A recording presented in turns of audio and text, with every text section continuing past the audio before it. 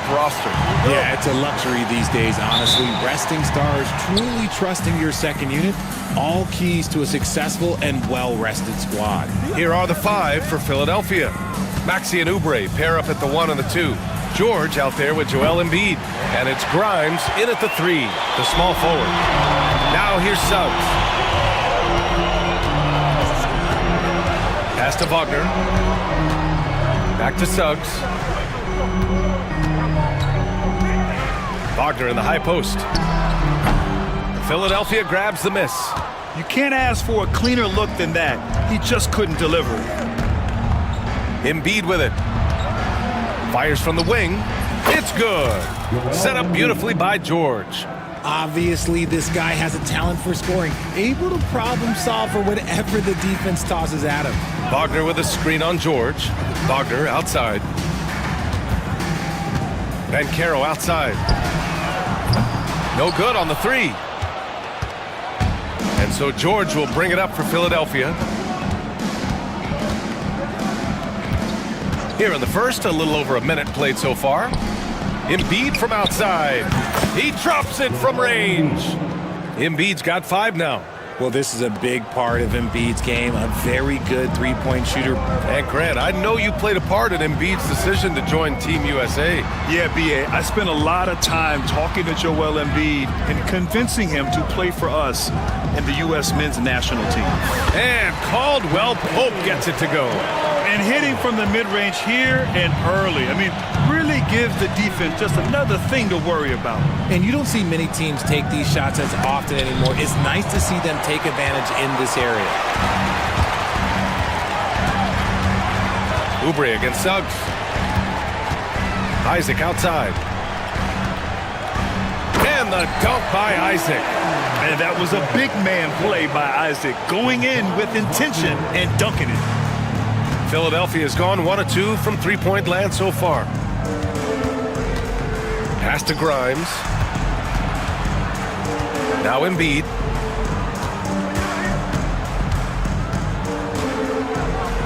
Pulls it from the top of the key, and that one's good.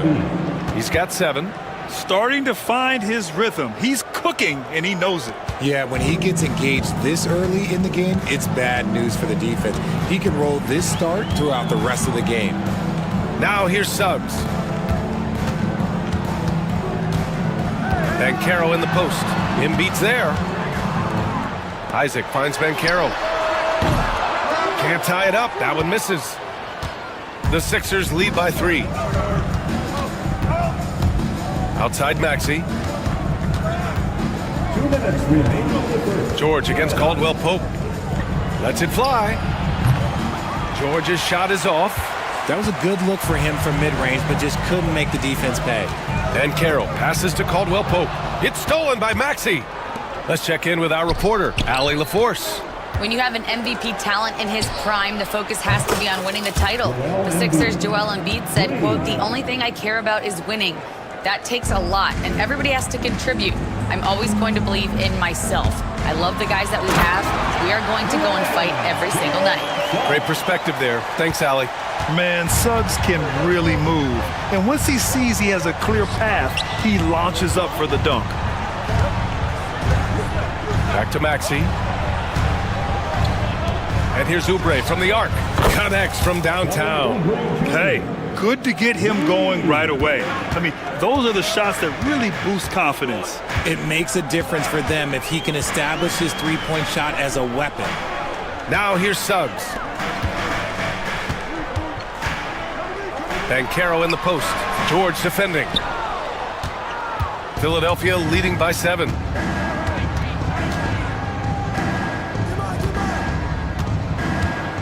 Oubre, a screen on Banchero. George outside. And George with the jam. And you see the creativity George has. Just comfortable operating in screen and rolls and taking what he sees. Yep, that one goes. Just owning the painted area. If it's working, no need to change. And so it's Maxey with it. He brings it up for the Philadelphia 76ers. Embiid finds Maxey. Again, the Sixers score. You see how creative Maxey is, just dissecting the defense with his handles. And Carroll with a screen on Maxey. Now here's Caldwell Pope. 1 second left. Joel Embiid, he's feeling it tonight and has been the driving force for Philadelphia. He put...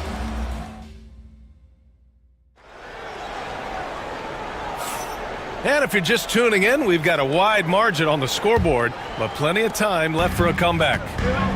A chance to catch up on some numbers here. The scoring breakdown for the 76ers.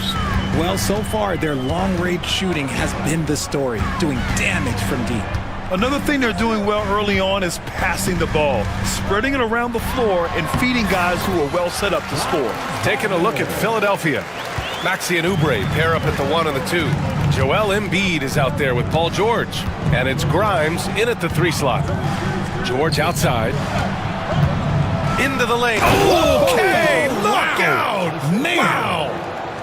You gotta like the momentum on George's drive, cutting into the defense and clearing himself a path. And it's Wagner off the drive. Banchero in the post. Embiid's there. And Banchero with a bucket on the assist from Suggs. Good execution. They're getting some short-range looks here. I'll say this, Banchero is a guy that opponents can't forget about for a second. And you see it in all the defensive attention he gets. Teams show him all kinds of different looks, and he draws a bunch of double teams in isolation. 4 on the clock. From the high post. George, no good. Magic trail by 7. To the inside. Pass to Isaac. Banchero outside. Off target with the 3. Philadelphia has gone 3 of 4 from distance in this game. And the jam by George. He's not going to take it easy when he gets to the bucket. George will hammer it home. And Carroll with a screen on George. And Carroll with it. Guarded now by George. Suggs, the pass to Caldwell Pope. 3-pointer. And it's Suggs with the 3. Suggs has got 5. And not wasting any time here. Suggs is quick on the draw off the catch. Pass to George. Here's Grimes. Now George. He has 6. Yep, that one goes. Give him 8. Yeah, muscling his way for the bucket. George doing what he does best. Here's Wagner. Sinks that one from the post. The value of good ball movement isn't lost on this squad. Philadelphia leading by 6. George, a screen on Suggs. George outside.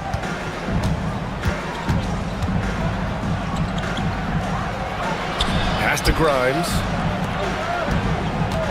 Embiid, a screen on Suggs. Maxey finds Embiid. It's hauled in by Isaac. Orlando has gone 1 of 2 from deep in the second quarter.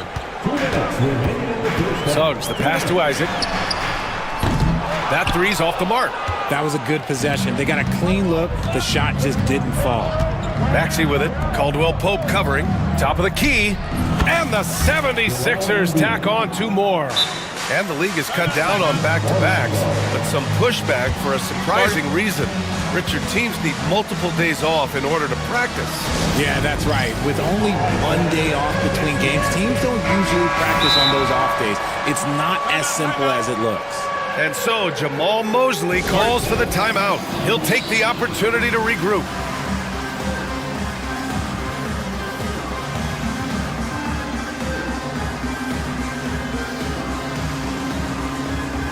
And timeout is called by Nick Nurse. A moment to rest and confer on the game plan.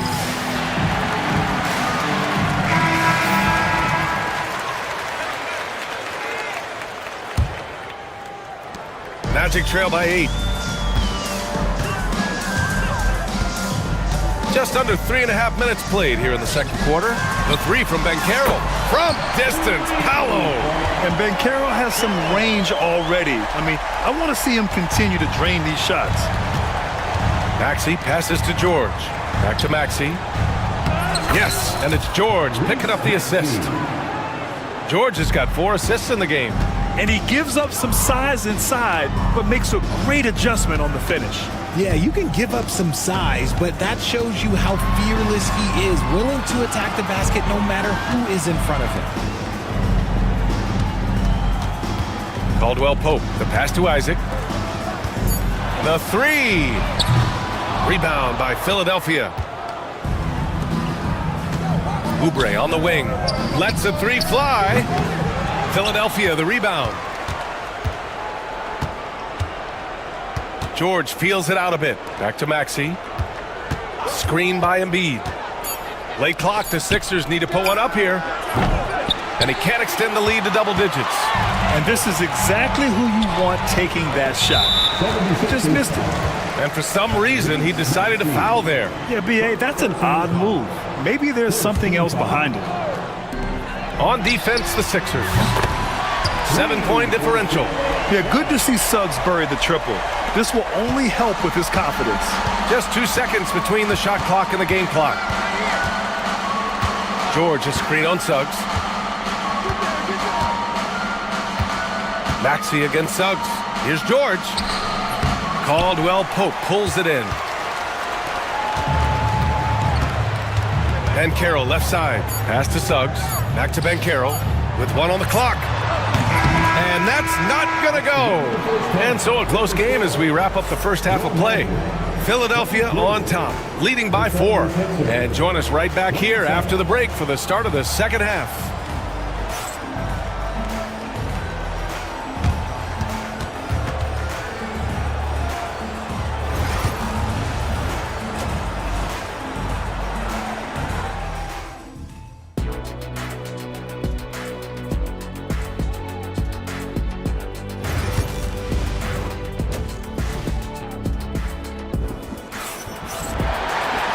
Second half of basketball is upon us, and we may be in for an exciting finish based on how close of a game we've seen so far. What else can you say? Joel Embiid, an impressive effort here today. They've leaned on him to provide a lot of offense, and that's how he likes it. He always wants to be a go-to guy for them. I'm sure he'll be calling for the ball even more in this half. And so it's Suggs. He brings it up for the Magic.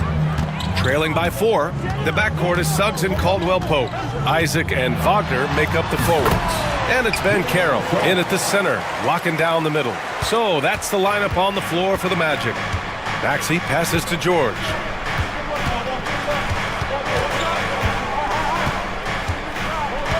They set the pick.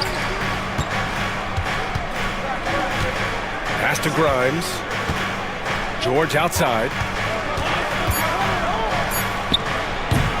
Can't hit the turnaround jumper. That's the shot they wanted. It just didn't fall. Tough to watch those miss. I'm sure they'll convert the next chance. Fast break, here we go. Here's Maxey. Throws it down, and the official calls a foul. It may be a 3-point play. It's going to go on Jalen Suggs. Philadelphia shooting their first free throw of the game here. That free throw's good from Maxey. What I love most about Maxey is his aggressive attitude. When he's out there, he keeps his foot on the gas pedal. Slam home, and they call the foul. He's headed to the stripe for one more. And you have to love it. The floor general taking things into his own hands. Just the aggression they're looking for, man. No doubt. That's the kind of play that can energize the whole team, and they will take it in a close game like this. And what I like about Suggs is that he does many things well, and that's because he plays with so much confidence. Here's Maxey. Oh, some serious power to finish that one off. What a finish. I mean, he just took over himself. What a show of power right there from the point guard. Man, sweet. A point guard getting up like that? Boy, that is special. Here we go. The Sixers on the break. George for 3, and that one goes. He's shooting 5 of 9 in this one. Gets the ball and takes the shot. It's that easy for Paul George. Wagner outside to the middle. Launches a 3 on target from range.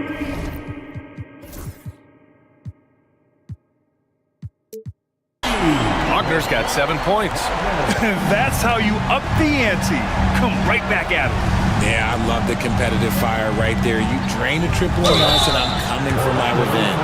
I don't mind that. I mean, they met him at the rim and temporarily prevented the points. And this is his second and third free throws tonight. And the first one at the line is good. Both free throws good from Maxey. Two-part equation. You have to be aggressive enough to get to the line, then talented enough to sink them. George against Suggs. Up top, Mancaro. Pass to Wagner. Shot from the low post is good. 9 points in the game. Yeah, nice dime from Bancaro there, wanting to work it over to his teammates whenever he can. Grant, you look at the development path of Franz Wagner. Not surprising he had an easier transition to the NBA. But think about this, B.A. I mean, he played against men very early in Germany, splitting time in Euroball, and at Michigan let him really develop in multiple ways. So he's seen it all and is still so young. The offensive arsenal of Embiid is phenomenal. He's capable of scoring in a multitude of ways. Kicks it out to Wagner.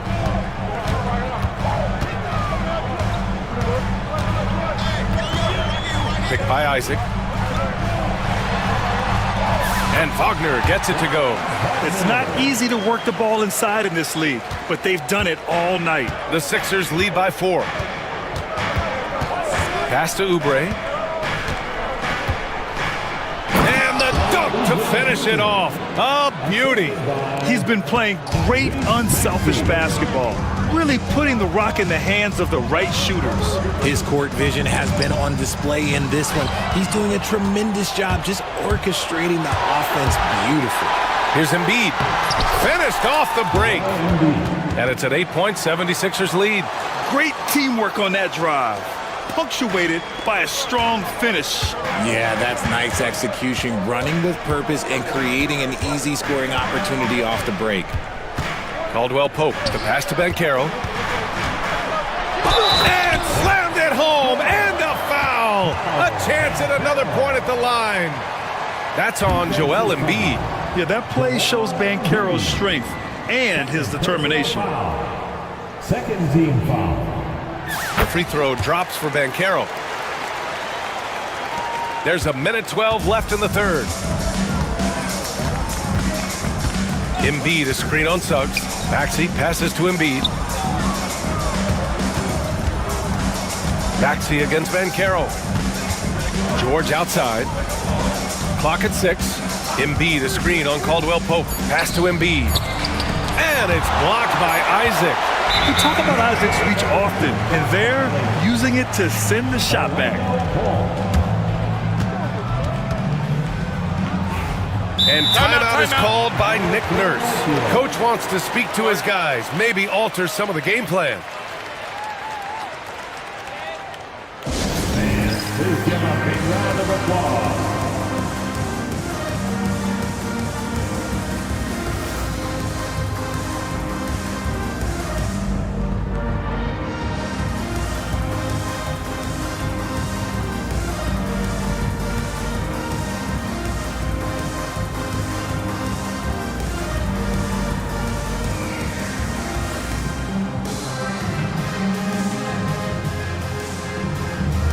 Orlando making some changes. Wendell Carter, he's checked in for Wagner. Houston comes in for Isaac. And Black subbed in for Suggs. Magic trail by 5. Here's Caldwell Pope. The shot goes down. Very quick possession right there. Caldwell Pope's got 6. That's how you draw it up. The defense just couldn't react in time. Maxey against Caldwell Pope. Puts it up from 17. And Drummond with the jam. Nice ball movement there. Delivered the pass right on time. Orlando has gone 4 of 9 so far from the perimeter. Down low. Here's Carter. And it's slammed in by Carter. You love the show of force from Carter Jr. He's not messing around when he gets the ball down there. 2-second difference between shot and game clock. Here's Maxey. And it's Orlando with a rebound. And they can run out the clock here. No need to rush it. Yeah, you don't have to be quick. You just have to be deliberate. Outside Carter. Bankero outside. Can't connect from short range. And we've reached the end of the third quarter. Just a terrific game thus far. Sixers ahead, up. And a worthy candidate tonight as we take a look at our State Farm assist of the game. Yeah, just shredding the defense with that feed. Zero chance to stop that. That's an unguardable pass, flat out. Give him credit for possessing that type of vision. And with these teams locked in a very close contest, this fourth quarter promises to be a good one. Taking a look at Philadelphia. Maxey and Oubre pair up at the 1 and the 2. Then it's Andre Drummond. Then there's Eric Gordon. And it's Yabusele in at the power forward position. 5 to shoot. Maxey passes to Drummond. And timeout is called by Nick Nurse. He's looking to make some very important adjustments here. If you see yourself on the big screen, then you know what to do. Orlando making some changes. Wagner's checked in for Carter. Isaac comes in for Houston. And Suggs is subbed in for Black. A moment to hear from Allie LaForce. I had a chance to find out what Nick Nurse was discussing with his players. He was clapping in the huddle, saying to his guys, loving the effort right now, keep the intensity on them. Leave no doubt in their mind that this game is ours. Guys, back to you. All right, appreciate it, Allie. Here's Maxey, a 3 from the inbound. They get the rebound. George tries again. That won't go. 5 for 10 from the floor. He's as surprised as we are. Most nights, that bucket is automatic. Wagner with a screen on George. And Carroll with it. Picked up by Embiid. Suggs outside. Here's Wagner. Another basket. He's now 6 for 7 in the contest.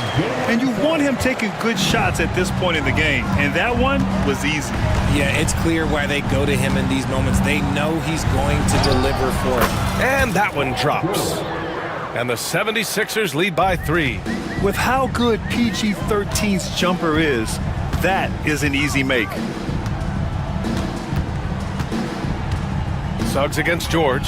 And Carroll with a screen on George. Suggs with the bucket. And this is just typical of him. Always making an impact at crucial moments in the game. And his team needs every bit of his production if they want to pull this one out. It is neck and neck here in the final period. Caldwell Pope against George. Unloads. Orlando with a rebound. Surprising he didn't bury that, but hey, it happens sometimes. And so they foul intentionally. You don't want to stop the clock right there. I'm not quite sure what he was thinking. First team foul.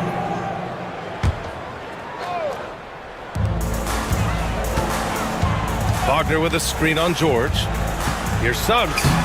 From down in the low post, it goes. Yeah, once Suggs gets hot, he's not easy to stop, especially when he's getting whatever shot he wants. Here's George. Count the basket and the foul. It's on Contavious Caldwell-Pope. And they're not happy with the call here. Coach has given the signal. He's going to use his challenge. Probably a good idea in such a close contest. People... Many close calls in every game. The NBA was smart to adopt this challenge policy in 2019. You know, one thing this does for a coach is let his players know he's got their back. If they're adamant that the call was wrong, he'll back them up and make the refs take another look. So they see clear evidence of a bad call, and they're going to overturn it. Probably the right decision. And give credit to the officials for recognizing the mistake and correcting it. Nobody likes to say they got it wrong, but they fixed it in a hurry. Wagner with a screen on George. Here's Suggs. Uses the glass on the layup. Suggs has got 6 in the quarter. And I like the shot selection. Suggs recognizes when to look to score inside. Maxey passes to Embiid. Shoots over Isaac. No stopping Joel Embiid. Wow. And no doubt the ball is going to go to Embiid there. Needing a bucket, and he gets it. Wagner with a screen on George. Wagner outside.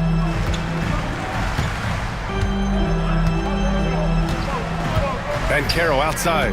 Shot clock at 6. Paolo Caro flushing it home. Oh, no holding back from Caro. He wants this team to be able to rely on him in these type of moments. It's George with the drive. Can't get it to fall. Orlando leading. Caro takes it. So it'll be 2 free throws. He was fouled. And with this game coming down to the wire, they're quick to use their coach's challenge, asking for a review. This could be a big call.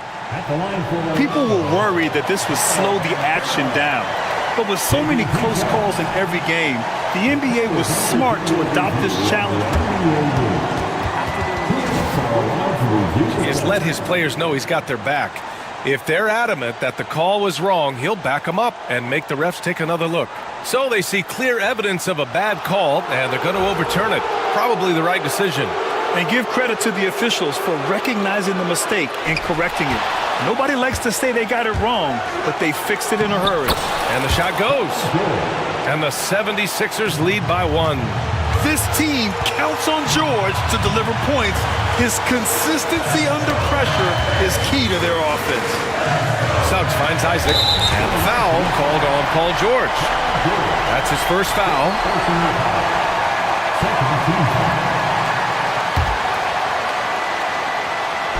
We played just over 3.5 minutes now in the fourth quarter. And he was fouled in the act of shooting. Opportunity for a three-point play here. Neither team able to build a lead and sustain it. After 6 lead changes, it feels like it could come down to one big play. Free throw good, Wagner. And in a close game like this, they can really rely on him to take care of business at the line. Out left to the wing. Embiid against Isaac. Embiid passes to Maxey. 6 to shoot. Back to Embiid. Oh, Embiid with the flush. And talk about stepping up in a big way. What a huge play coming through when it matters most. And stepping up when it's clutch time. That's a very mature play by the young big man. And no surprise here. At this stage of the game, they're going to use the coach's challenge. Make them take another look at the call. At the line for 1, People were worried that this would slow the action down. But with so many close calls in every game, the NBA was smart to adopt this challenge. The previous plays, after the review, Coach is let his players know he's got their back. If they're adamant that the call was wrong, he'll back them up and make the refs take another look. So they see clear evidence of a bad call, and they're going to overturn it. Probably the right decision. And give credit to the officials for recognizing the mistake and correcting it. Nobody likes to say they got it wrong, but they fixed it in a hurry. And Maxey's got the ball here for the 76ers. 2-point game. It's George on the wing. Out to Oubre.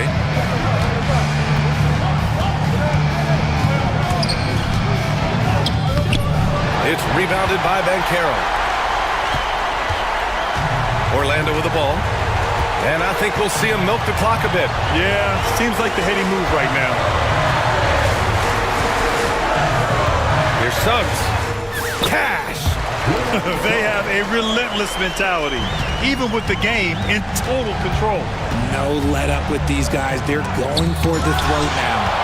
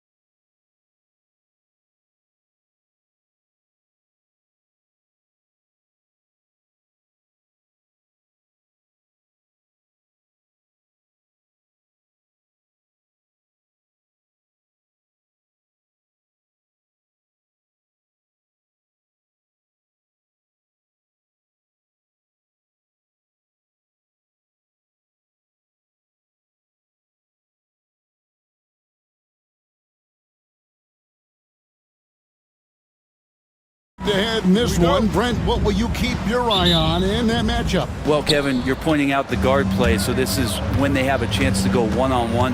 Which of these tandems can stand out against the other? Tons of pick and roll, tons of creativity, and we'll see which of these guys can pair off tonight to win this contest. So a look at our starters for the Knicks. They've got Hart, Jalen Brunson out there with Mikal Bridges. Then it's OG Anunoby, and it's Towns in at the 5, roaming the paint. Now the Knicks with it, out to the right wing. Brunson with it, George picks him up. Bridges, no one around him. Drills it from outside. Bridges finding his spot, and his team finds him with the ball. Good mechanics there, too. And so it's Maxey with it. He brings it up for the 76ers. It's a 5-point game. And George kicks to Maxey. George with the ball. Shoots. Bridges with the board. You almost have to assume he's going to knock those down when he is that open. And there's the drive. And you see the confidence Bridges exudes. Just gets right at the rim. And talking about the Knicks, GA, do you feel they took a step forward last season? I do. I mean, losing in 7 in the conference semis with all the injuries they had, that really kind of set them back. They ended that game 7 with the Pacers missing 4 of their starting 5. So, no doubt, expectations will be high. And that's a foul called on Kelly Oubre.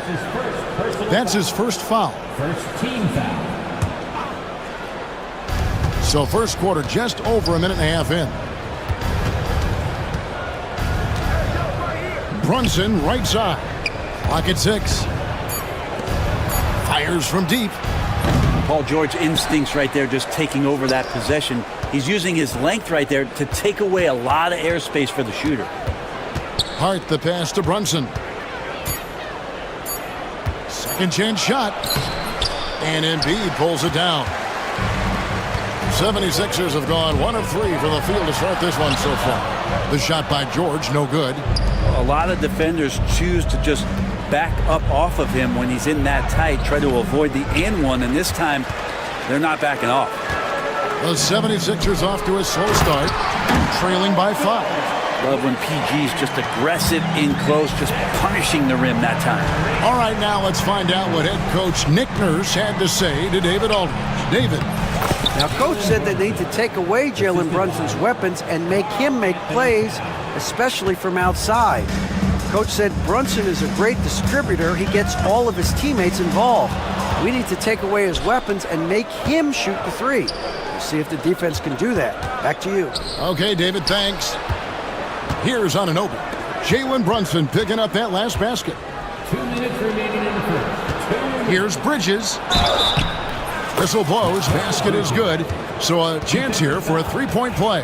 And it looks like, yep, it's a coach's challenge on the personal foul. That triggers a replay review by the officials. At the line for the Knicks. And this is the time now where the officials can review in closer detail what constituted the original. The officials will have 2 minutes to review the play. A lot easier to determine. Indeed, and the one thing. After the review, the ruling on the floor is overturned. Get a new appreciation for just the immense speed at which these players are moving and how fast the action really is and how hard it can be sometimes, you know, Greg, to make the right call. And the announcement on the review is that the foul was called in error. So they have determined to overrule the original call. And guys, this is what it's all about, getting the call right. And I think in this case, the video review showed that while it was a tough call to make on the floor, they got it right with the review. And here's Brunson after the three-pointer from Joel Embiid. Brunson kicks to Anunoby. Oubre against Hart. Bridges inside the three-point line. Oubre pulls it in. He's going to be shaking his head on that one. No, he missed an easy one. Yeah, you can't make them all, and you for sure you'll want him taking that kind of shot. New York leading by 4. Anunoby with it. George picks him up. And so they foul intentionally. really no idea why you're fouling in a situation like that. You know, maybe there's some bad blood between those two. 1:07 left in the first. Bridges for three. Trying to find Towns. Gets it to him. And the dunk by Towns. Plenty of power on that slam. Towns was not messing around. Anunoby against Maxey. High post, Embiid. Oubre against Hart. The three from George. Rebounded by Hart. And he didn't punish them for the weak coverage there, but they can't count on him to continue missing. Out to Brunson. Here's Anunoby. Offline with his three. The 76ers trail by 6. Bridges with the steal.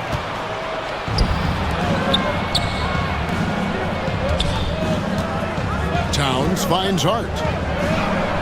Good, and the assist goes to Towns. Hart's got 5 now. And he can hurt you from there. The D must be up on Hart when he has the ball. Maxey passes to Embiid. Shoots over Towns. He knocks it down. This one. And it looks like they are going to review the play. The question, did he get the basket off in time? And to me, guys, it looks pretty clear-cut on the instant replay. I mean, the ball was out of his hands in time. I think they'll confirm this one pretty quickly.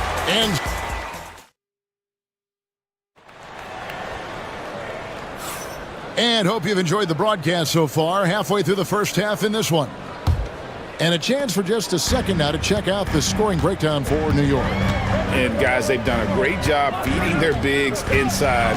They are just punishing the opposition in the paint. And they've sort of assumed control of this game with their pressure defensively. They've been into the ball handler. They've done a great job of swarming. So they're creating some turnovers.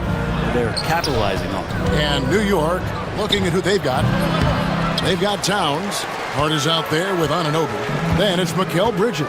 And it's Brunson in at the 1 spot. Ren, I don't want to put words in your mouth, but I think it amazes both of us that Jalen Brunson fell to the second round, the 33rd pick back in 2018. So with that in mind, how has he overcome the doubters? Well, the first thing he got was opportunity, Kevin, and that's all you can ask for as a young player. What he was able to do in Dallas opened up the eyes of a lot of people to what he was capable of as a point guard in the league.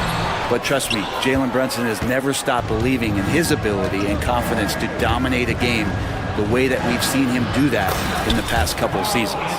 And you see Big Cat has the size and coordination. Hard to bump him out of his rhythm. George sets a screen for Maxey. Front past the arc. On that shot, with that, the Knick lead is cut down to just 6 points with the basket from Paul George. Such a critical part of how their offense is going to flow. Things are only working when he seems to be on the floor. And the timeout called here by Tom Thibodeau. He wants to talk to his guys. Yabusele, he's checked in for Embiid. Mitchell Robinson's checked in for the Knicks. P.J. Tucker comes in for OG Anunoby. Robinson a screen on George. Brunson the pass to Robinson.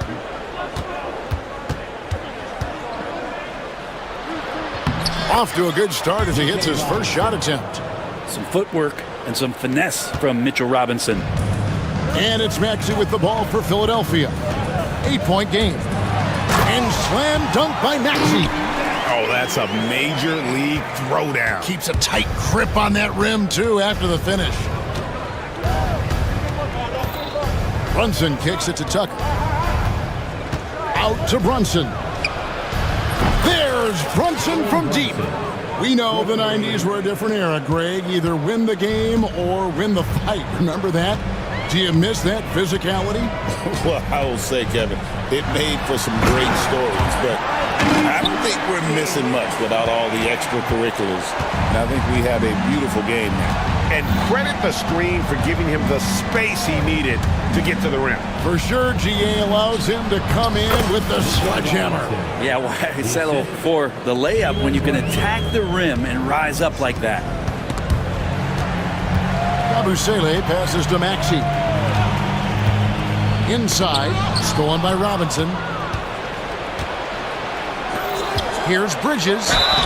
Shooting foul as the whistle blows. He'll shoot 2 free throws. Well, Bridges doing a good job fighting hard past the foul, even after the release. And he sinks the second. 3 minutes of action so far in the second quarter.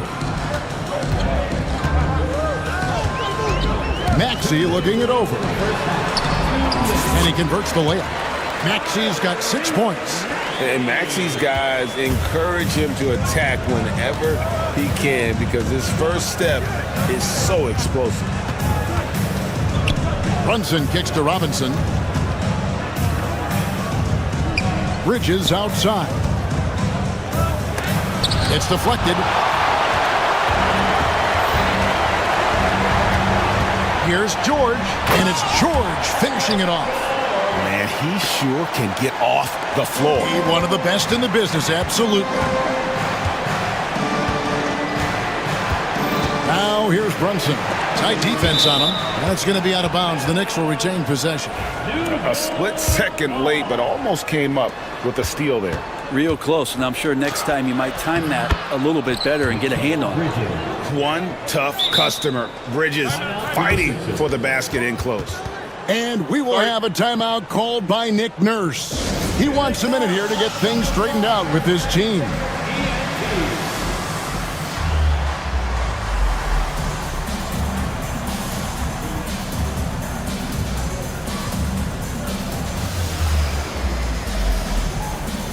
And some changes here for the 76ers. Embiid comes in for George.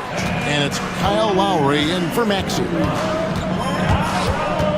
Pass to Embiid. Lets it go with the 3. Joel showing off the range. And Embiid being assertive offensively, wasting no time in getting that one. Here's Brunson. And to get open is Robinson. And Brunson gets it to go. He's got 7. And they've repeatedly probed inside in the first half, guys, and it's paid off. Lowry setting the pick for Embiid. Into the lane. And that one drops for him. Looming large on the interior. Embiid hard to deny. Lowry against Brunson. To the inside. Here's Robinson. That one's rebounded by Embiid. Embiid's got rebound number 5 here tonight. Embiid with a screen on Brunson. And Lowry gets it to go. That's Kyle Lowry just putting it all on the line, just outworking guys to get in that close. The Knicks leading by 3. Here's Brunson, and the rejection by Embiid. Oubre on the wing. With 4 seconds on the clock, that's in, coming off an assist from Lowry. Oubre's got his first 2 points. Now that's the kind of passing right there that makes a difference, not just in that possession, but maybe on your play for the entire game. And the timeout called here by Tom Thibodeau. He wants to check in with his team and regroup.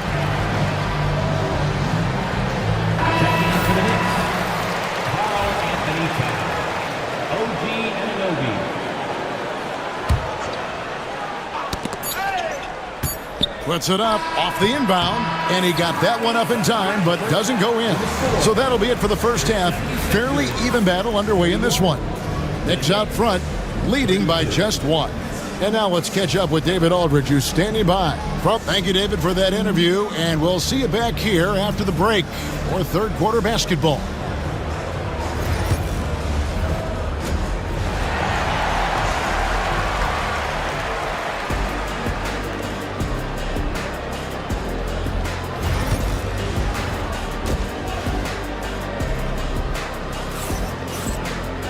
And we're halfway through this one. Plenty of basketball left in a game that's been fairly even so far.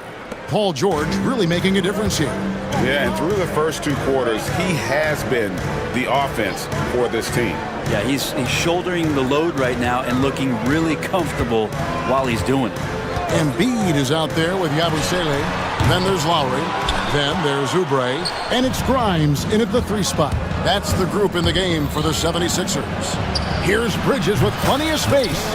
It's good, only a few seconds into the shot clock. And Bridges playing with extreme confidence, is on fire right now.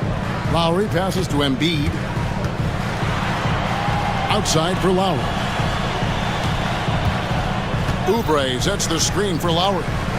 And the layup is good. And that solid play in the paint continues here, guys. To the left wing. Towns against Embiid. Anunoby passes to Towns. Out of bounds, Philadelphia takes possession. On the 76ers with some changes. George is checked in for Yabusele. And Maxey subbed in for Kyle Lowry. Maxey passes to Embiid. Oubre, a screen on Towns. Here's Embiid. And trying for the go-ahead basket. It doesn't go in. Bridges kicks to Brunson. Bridges inside. Defended by George. The dunk and the foul. A powerhouse move, and he's got a chance for one more. And here we go with the coach's challenge. Not surprised in a competitive game like this. And he's disputing the personal foul call. At the line for one.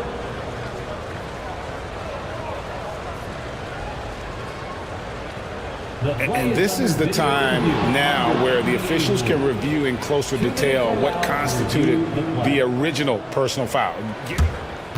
After the review, ruling on the floor is over To determine. Indeed, and the one thing with replay review is that when you see the slow motion replays, you really get a new appreciation for just the immense speed at which these players are moving and how fast the action really is and how hard it can be sometimes, Greg, to make the right call. And the announcement on the review is that the foul was called in error. So they have determined to overrule the original call. And guys, this is what it's all about, getting the call right. And I think in this case, the video review showed that while it was a tough call to make on the floor, they got it right with the review. To the paint, here's Grimes. Not that one. That's the kind of aggressive and assertive play they need as we get closer and closer to crunch time. Brunson surveying the D. Here's Anunoby. That falls. Nice feed that time from Brunson. Brunson's got his 7th assist of the game with that last one. Brent, when you survey Jalen Brunson, going from role player now to all-star, what a rise. What's been the key for him? I just think it's confidence, Kevin. I mean, simple confidence. I don't think there's one point where Jalen Brunson didn't believe that, not that he was the best player on the court, but that he was going to be the best leader. And that has translated into him producing some massive scoring and assist nights for any team that he's played on. This guy is a winner. Oubre passes to Maxey. Here's Embiid. Embiid just overpowers the defense inside. And right there, Embiid showing he's just too big and too skilled to stop. Really left alone that time. Towns has got 9. I love the unselfishness, and coaches do as well. Well, not just coach, but you can see it in the teammates, the way that they look at him. They appreciate it when he shares the ball like that. And that one's good, George. With his feet set, you expect Paul George to knock that down. On deep, Brunson. It's hauled in by the 76ers. Embiid's got his 6th rebound on the night. Outside, Maxey. The shot by George, wide open. That doesn't go in. Had a chance, though, to take the lead. Down low. Here's Towns. Pass to Hart. And Tom Thibodeau decides to call a timeout. He wants to make some adjustments to the game plan, clearly.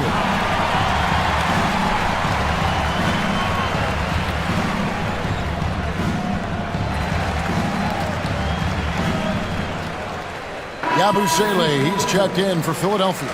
Then for the Knicks, Mitchell Robinson's checked in for Towns. DeLon Wright comes in for Mikal Bridges.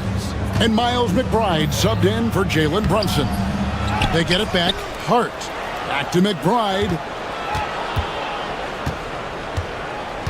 Shot clock at 6. To the middle. Oubre with the steal. Hart, no good. Those are chances almost always you can rely on him to get you 2 points, but the D, just enough to keep him out of rhythm.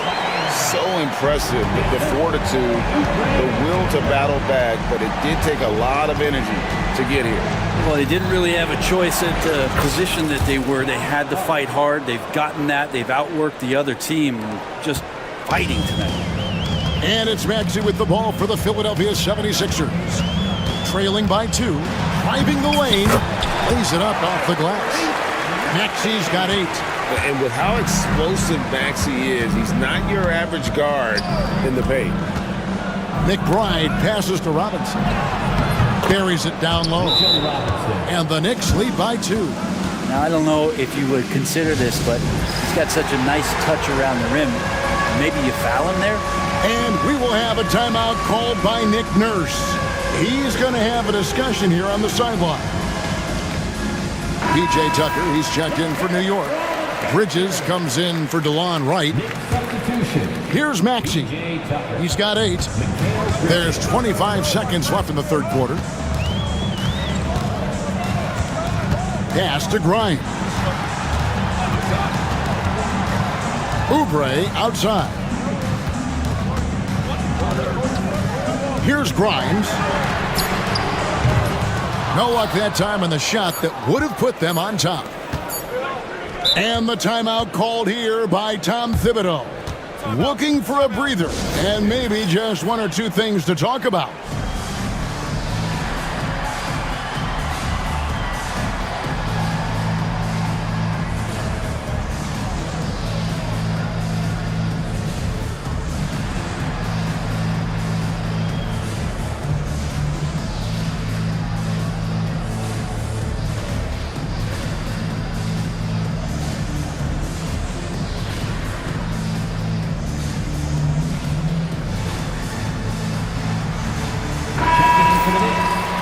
Number 32, Carl Anthony Towns.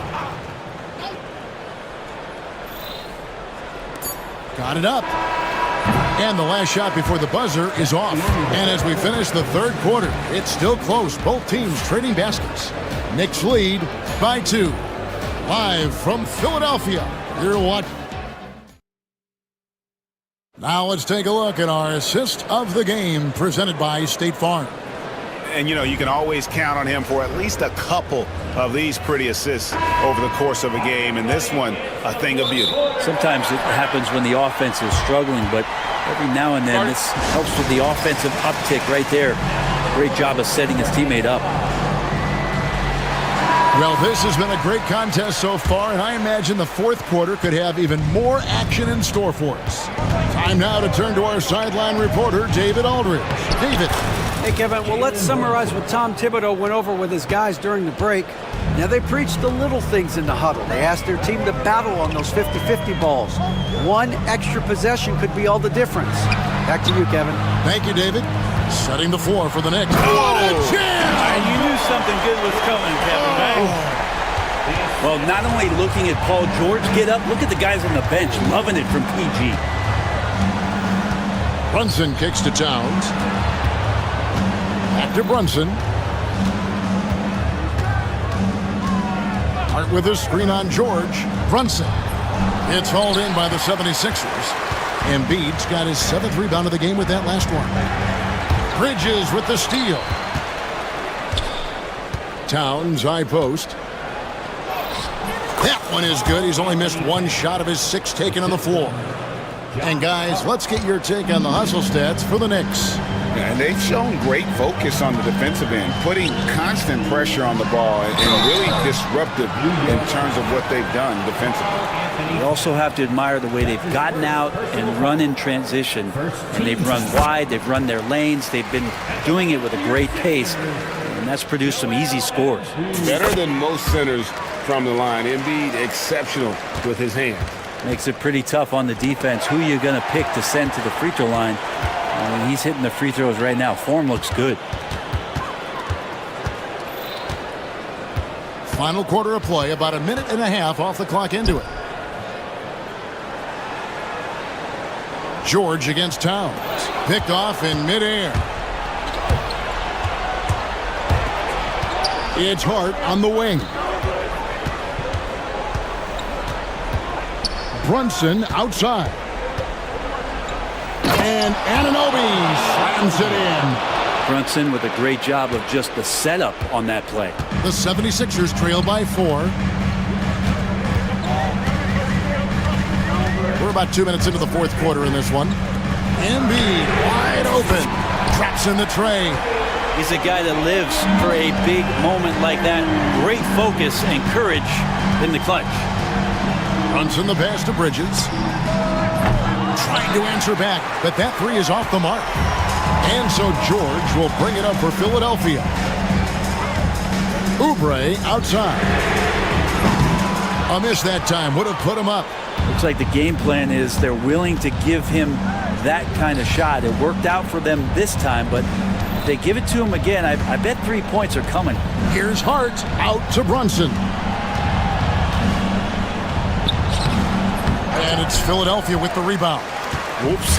Got caught in between moves there on his way to the rack. And the foul is called. He intentionally grabbed him there for some reason. I don't know. Kevin, all I can think of is that he's trying to slow the game down a little bit. Right. That's a stretch, though. Definitely a strange move on his part. Pass to Towns. The shot's good on the assist by Brunson. Towns has got 4 points in the quarter.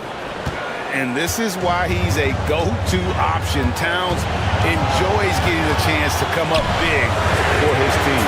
A nice shot by George. That's why you turn to Paul George. These moments are for PG. Brunson kicks to Bridges. And there's a whistle. That goes on Mikal Bridges. That's his first foul. Yeah, way to get there first and be willing to absorb the contact.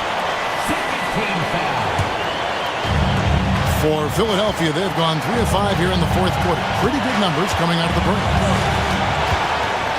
Pass to Embiid. With force, Embiid takes it to him. And in the big moment, Embiid is your guy. He's always ready to go on the attack. Runs in the pass to Towns. They get it again. Count that as his 7th field goal, 9 tries. He's shooting 78%. And great intensity here down the stretch. He's not one to shrink in the moment. Take a look at it. Locked in right now in this moment. Wants the ball in his hands and feels real comfortable with the shot he's taking. And it's George finishing it off. Yeah, Paul George sharpening his swords now. Love to see him take that shot. Here's Brunson. Out to Bridges. Second shot opportunity. It's in! A huge shot to tie it up. Remember that one. Guys, a difference maker. I'm wondering, is that the biggest shot of the game? Embiid with the screen on Anunoby. Pass to Embiid. 6 to shoot. Takes it inside. Yes! And there is no back down in Joel Embiid. He is ready to rise to the occasion in the big moment. Towns, a screen on George. Buries it from outside. Oh, huge moment from JB. Brunson knocking it down. Philadelphia with the ball. Pass to Embiid.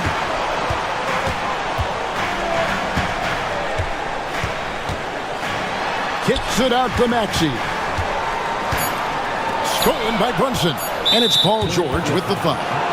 That is his first foul of the game. And you know what? Smart foul. You got to try and extend the game.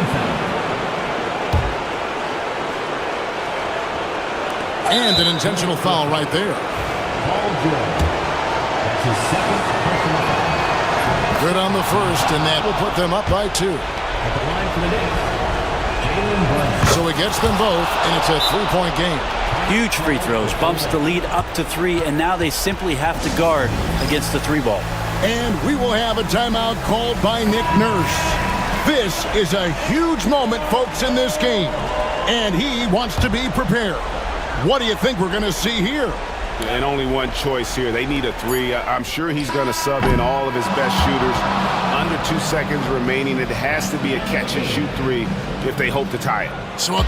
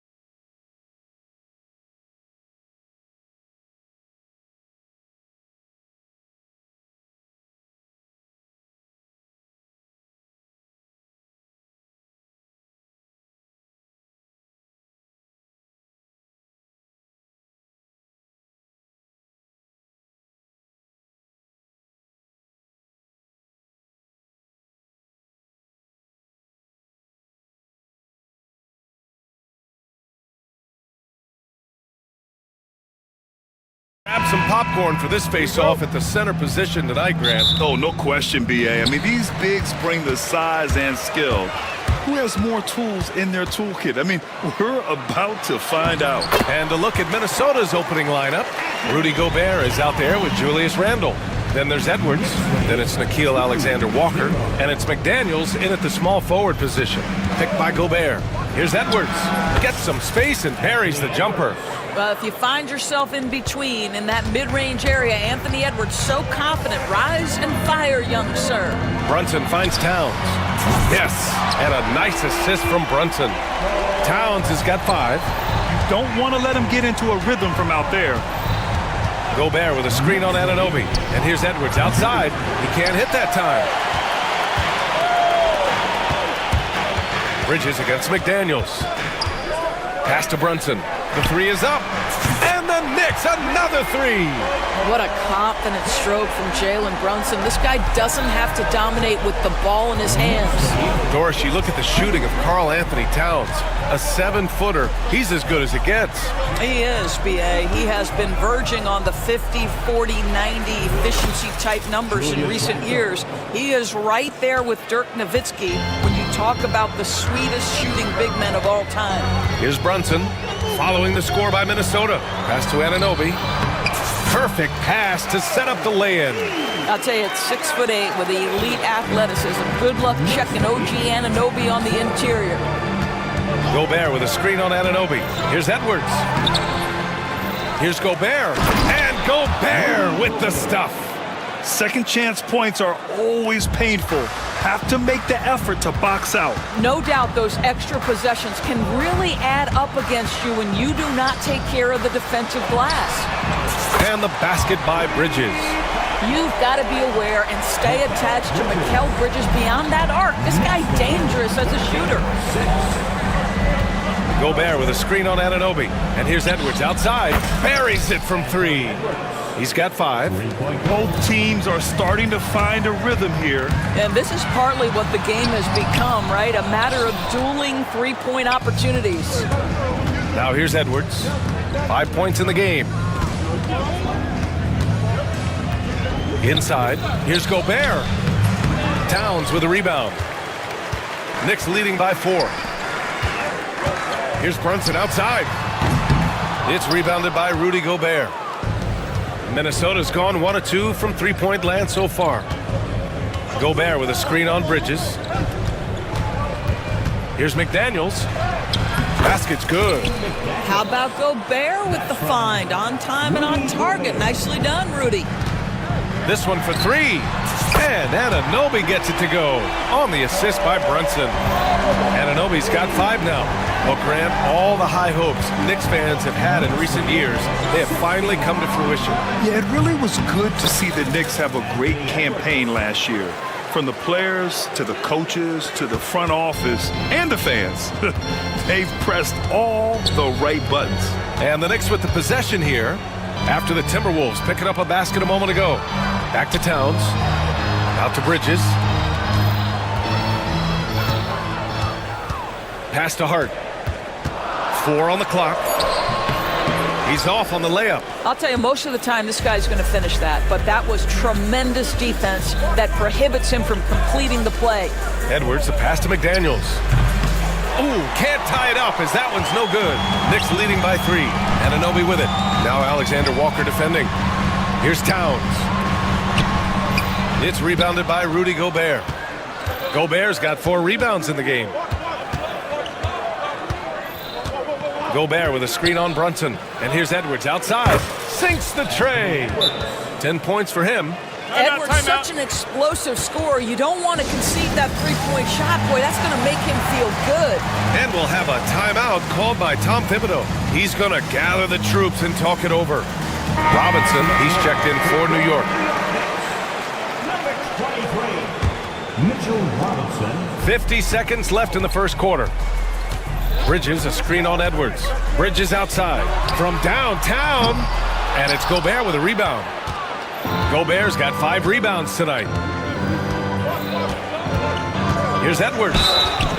And the officials whistle a foul on the shot. The bucket is good, and he'll go to the line. That is big-time strength from Anthony Edwards. He's got the perfect basketball frame. And he'll be shooting his first free throw. Well, Doris, we've heard Anthony Edwards declare himself as the best player in the league. Well, BA, when you got the game to back it up, you don't mind putting yourself out there. And Anthony Edwards has charisma, highly skilled, and he's fearless when it matters most. Look out for the Ant-Man. Yeah, just masterful use of the pick and roll by Jalen Brunson. Shot ready as soon as he wants to let it fly. 1 second separating the shot clock and the game clock. It's Edwards on the wing. Anunoby covering. Listen, offensively, they're very comfortable with him taking that shot. It's a good look under very little pressure. He just can't convert.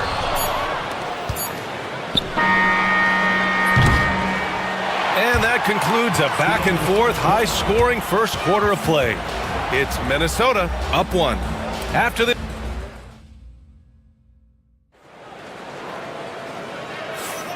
And close game underway so far. We'll see if either of these teams can jump out ahead in this second quarter.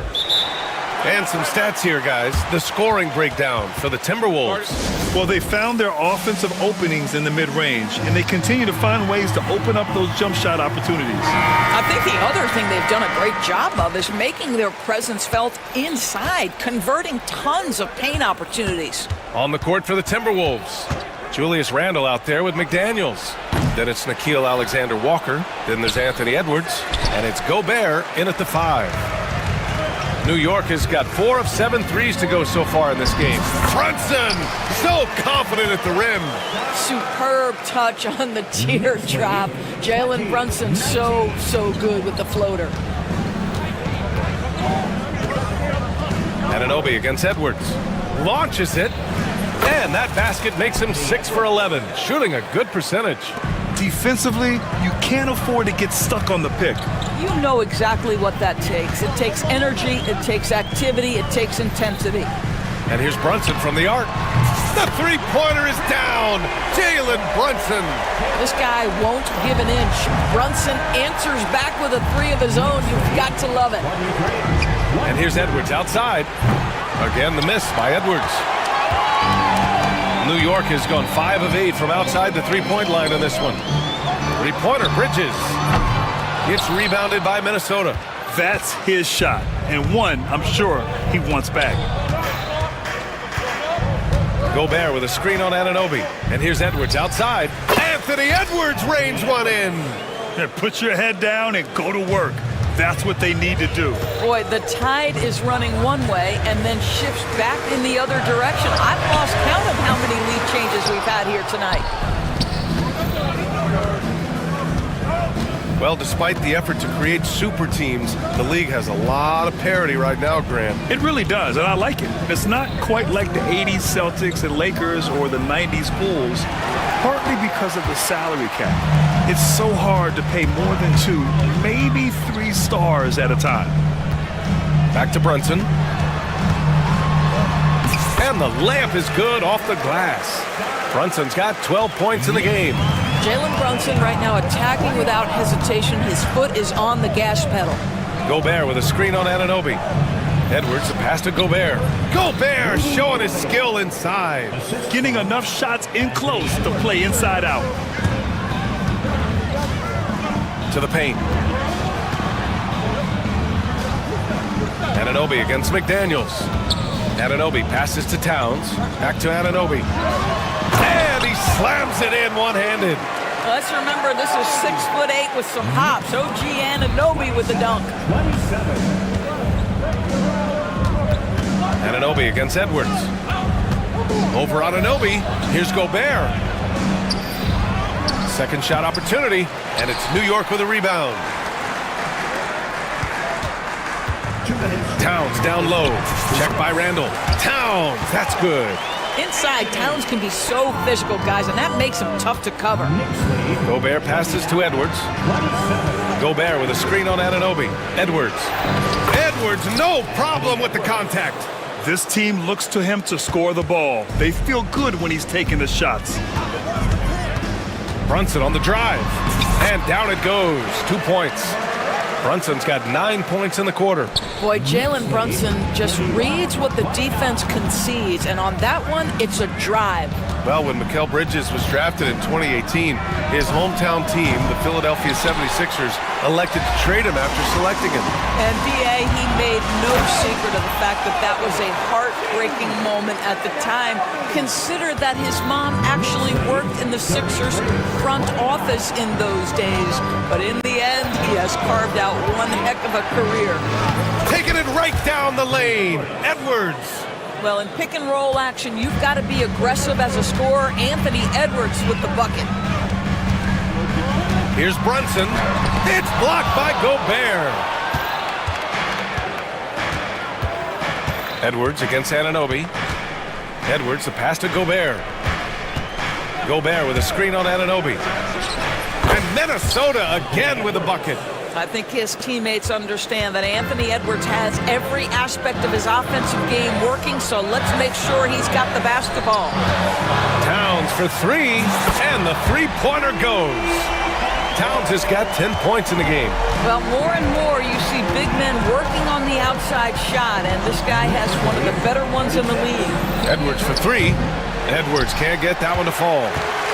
And so it's Towns with it. He brings it up for the New York Knicks. 3-point lead. And Brunson gets it to go. You know, some threes look better than others, and Brunson's lefty stroke from three is a beautiful thing. Edwards finds Randall. McDaniels with it. Three-pointer. That's in. Coming off an assist from Randall. He's got 5. Man, this is just fun. These teams are trading threes back and forth. Well, that three-point shot just gives you so much room to operate on the offensive end. It's been all about Jalen. Thanks very much, Allie. We'll be back soon to start the second half of basketball.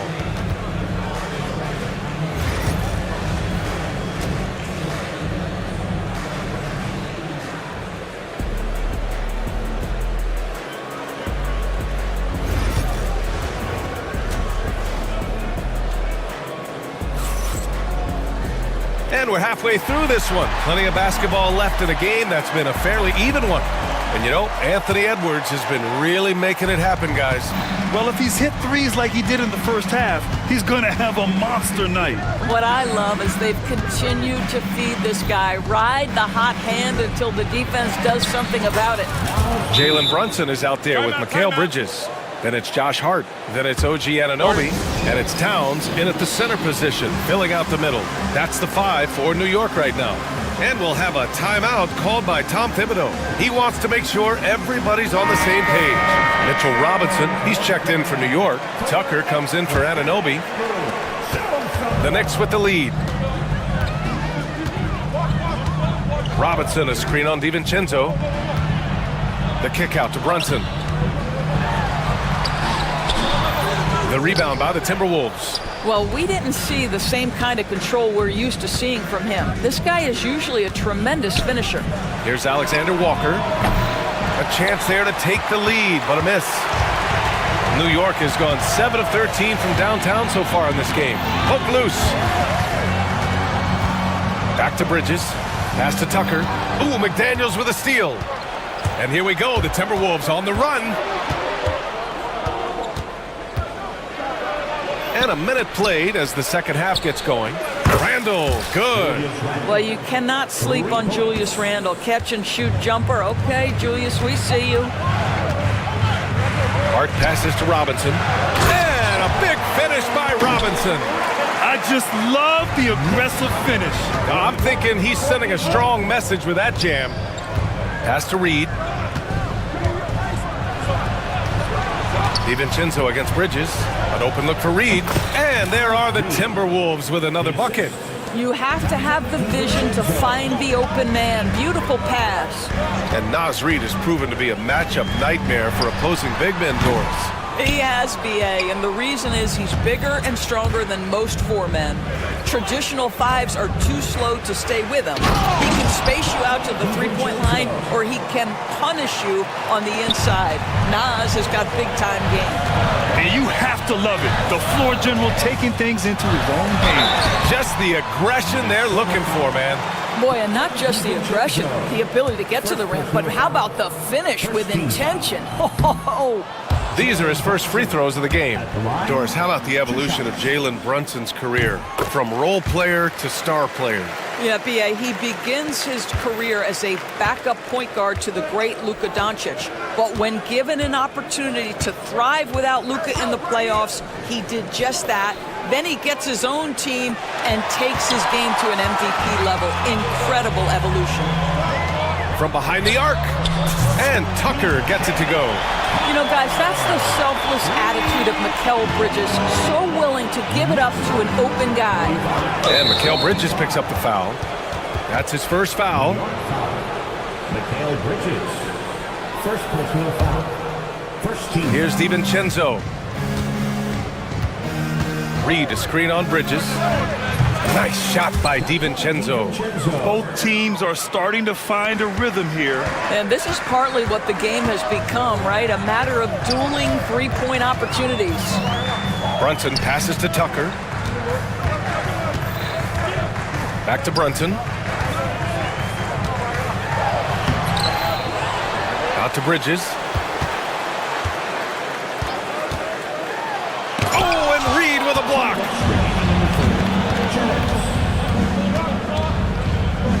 McDaniels finds Reed. Alexander Walker with it. Back to Reed. Nice assist and nice finish. Solid play all the way around. And now a 5-point Minnesota lead. And timeout is called by Tom Thibodeau. He's going to talk it over with his guys.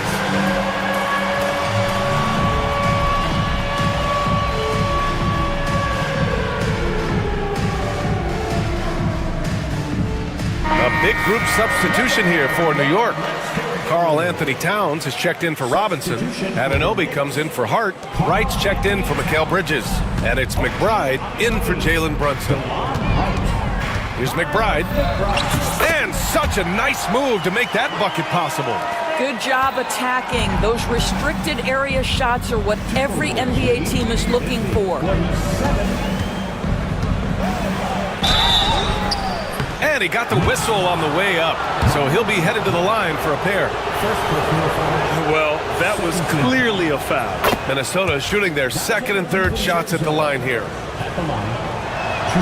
Both free throws good from DiVincenzo. We've got 1:23 left in the third quarter.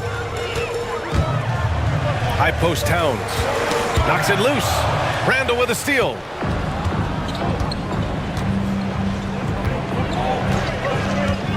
Down low. Here's Reed. McDaniels up top. Pass to Randall.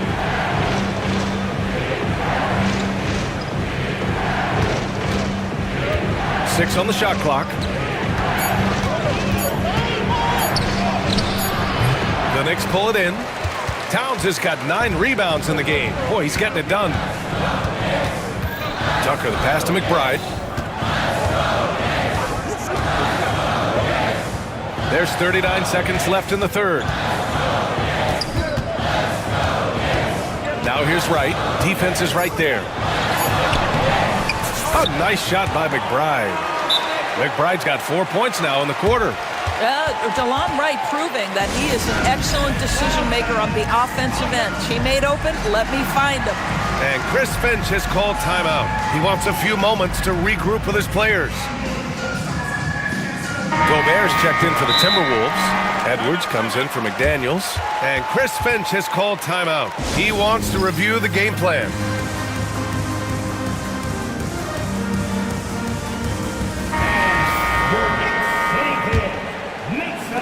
The Timberwolves lead by 3. 4 seconds separating the shot and game clocks. Gobert with a screen on Anunoby. Edwards, the pass to Reed.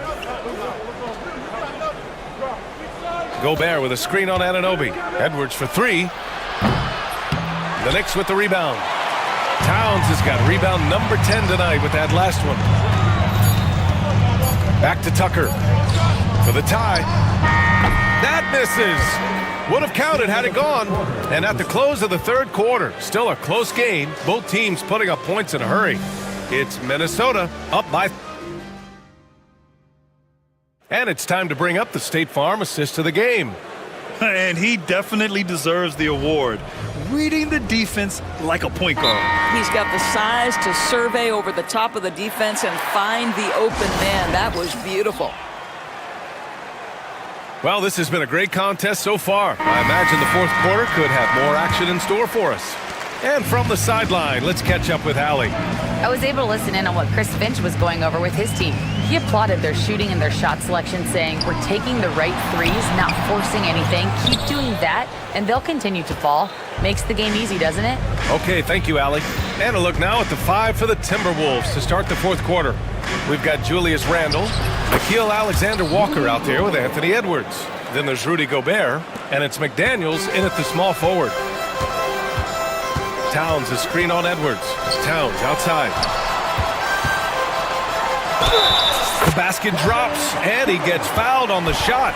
One free throw coming his way. Oh, that's a strong finish. And Karl Anthony Towns will go to the line, try to put the cherry on top. Minnesota in the lead. Now here's Edwards.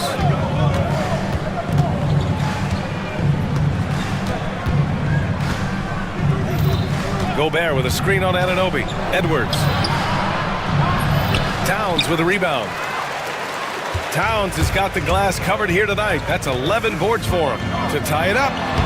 Wow, Brunson so quick down the lane. Yeah, don't let Brunson's size fool you. This guy operates consistently on the interior. And here's Edwards outside. Gobert passes to Edwards. Shoots over Anunoby. And Edwards with the basket on the assist by Gobert. Edwards has got 27 points. Inside goes Brunson, and a nice finish on the layup. And that was the right decision. When you're in need of a bucket, you go to your most trusted guys.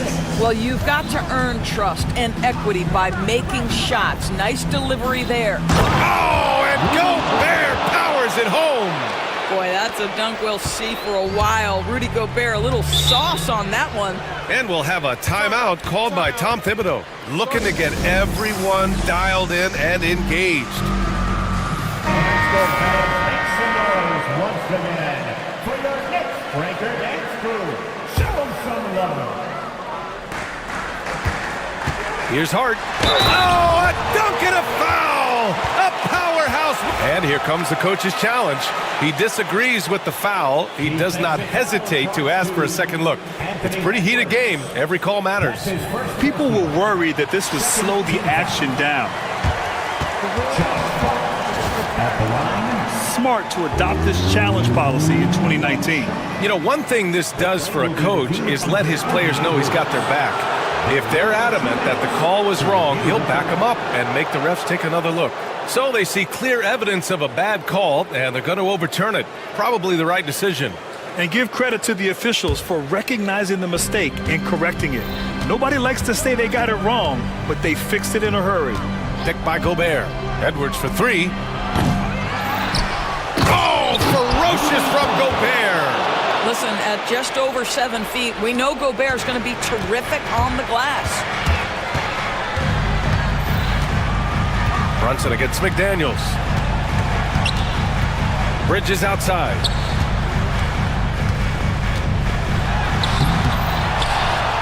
Kicks it out, Towns. And it's Towns with the power finish. Big time slam by Karl Anthony Towns. Love when he's playing with this sort of aggression. Gobert with a screen on Anunoby. Anunoby against Edwards. It's McDaniels on the wing. Pass to Gobert. And stolen by Bridges. And here we go, the Knicks in transition. Anunoby with it. Now Alexander-Walker defending. For three, Bridges. Good D by Gobert. I think he's gone completely dry. Nothing is hitting. And this is where you hope that he can find something easy so he can see the ball go through the net. And plays like that one can make the difference in a close game. And it definitely got the bench on their feet, too. Well, credit him for going for it, not settling, saying, I'm going to attack. Brunson misses. And it's Edwards with the ball for Minnesota. 2-point game. Gobert with a screen on Anunoby. Here's Edwards. And again, it's Minnesota converting. That's one of those clutch shots he's known for. When the pressure is high, he seems to be the most locked in. Brunson passes to Anunoby. Outside Hart. Kicks it out to Anunoby. The three. Hey, in 6 attempts, he's made 5. Talk about efficiency. You can see that OG Anunoby wants the opportunity to deliver in a big moment and does. Stick by Gobert. Here's Edwards to the inside. Oh, sweet move. Oh, and Gobert powers it home. Gobert is not fazed by these moments. He wants to be the man.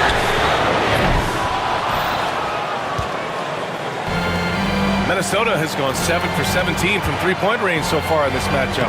Anthony Edwards relishes big-time moments, and he delivers right there. And New York has possession. Trailing by 5. Outside Brunson. 4-3. And it's Gobert with a rebound. He's trying to find his shot, but at some point you have to start making these.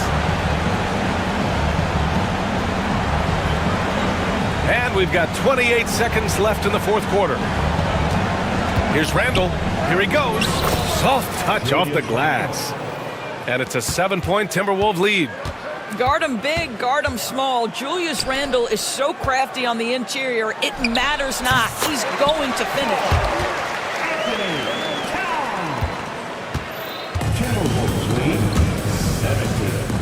Edwards with it.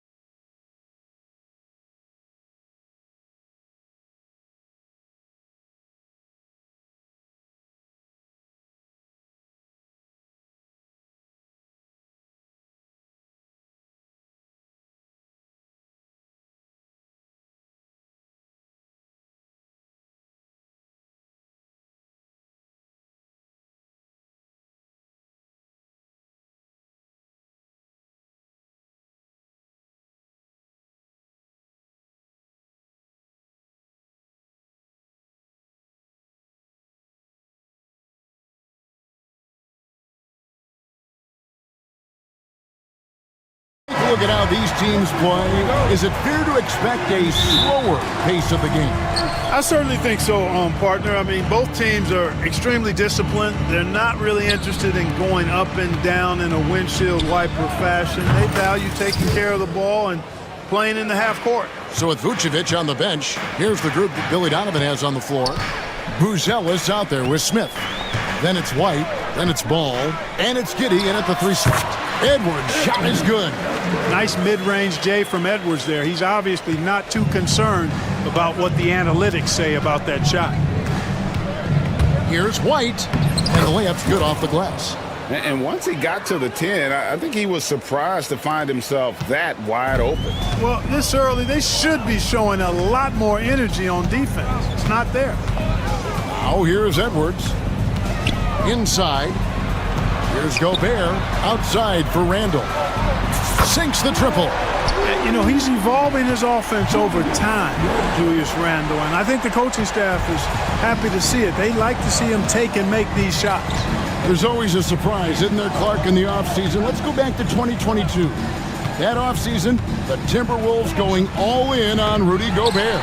Basically, Kevin, they traded 5 firsts plus a bunch of good players for Gobert. It was derided at the time, and I can understand why, but Rudy's defense has taken them to another level, and he's actually been a little better offensively than people thought he would be. Here's Ball. Anthony Edwards making his last shot, and good that time.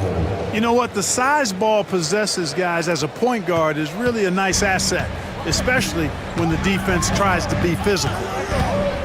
Now here's Edwards. To the inside. Here's Gobert, and the rejection by Smith. Ball against Edwards. Here's Buzelis. Off target with his 3. The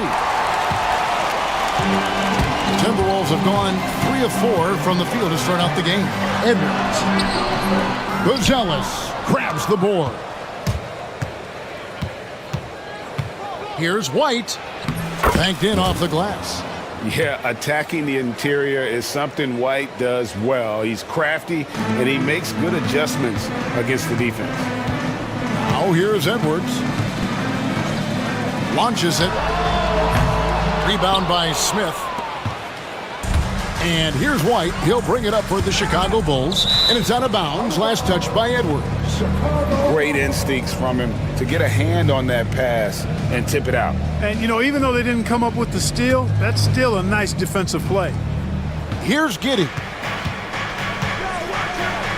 And he throws it down hard with one hand.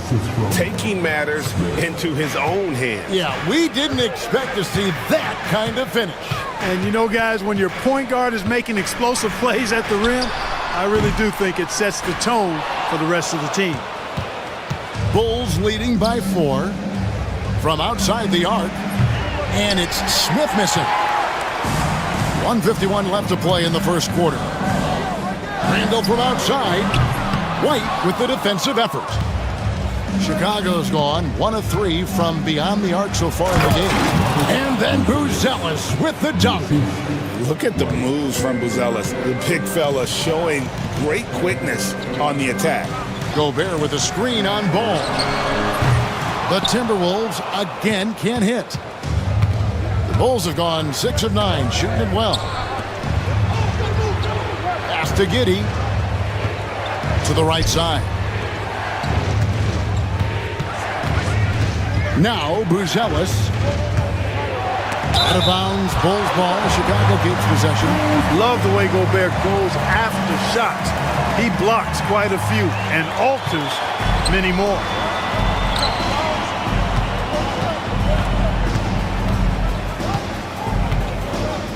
Back to Edwards. Gobert with a screen for Edwards. And he's good on the 3-ball.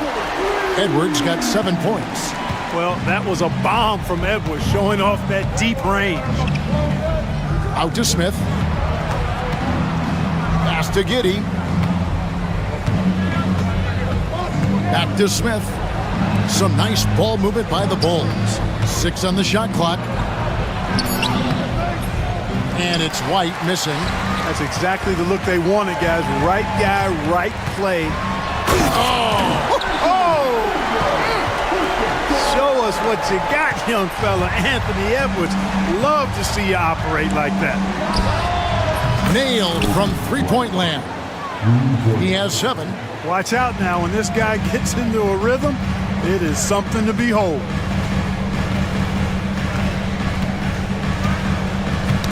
Got a piece of it.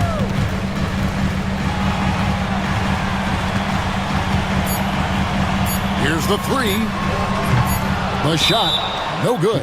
And Billy Donovan decides to call timeout. He's ready to talk things through with the team.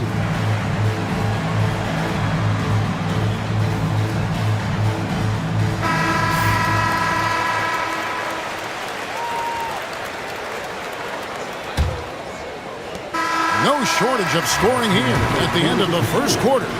Bulls ahead, up by 4. From target set.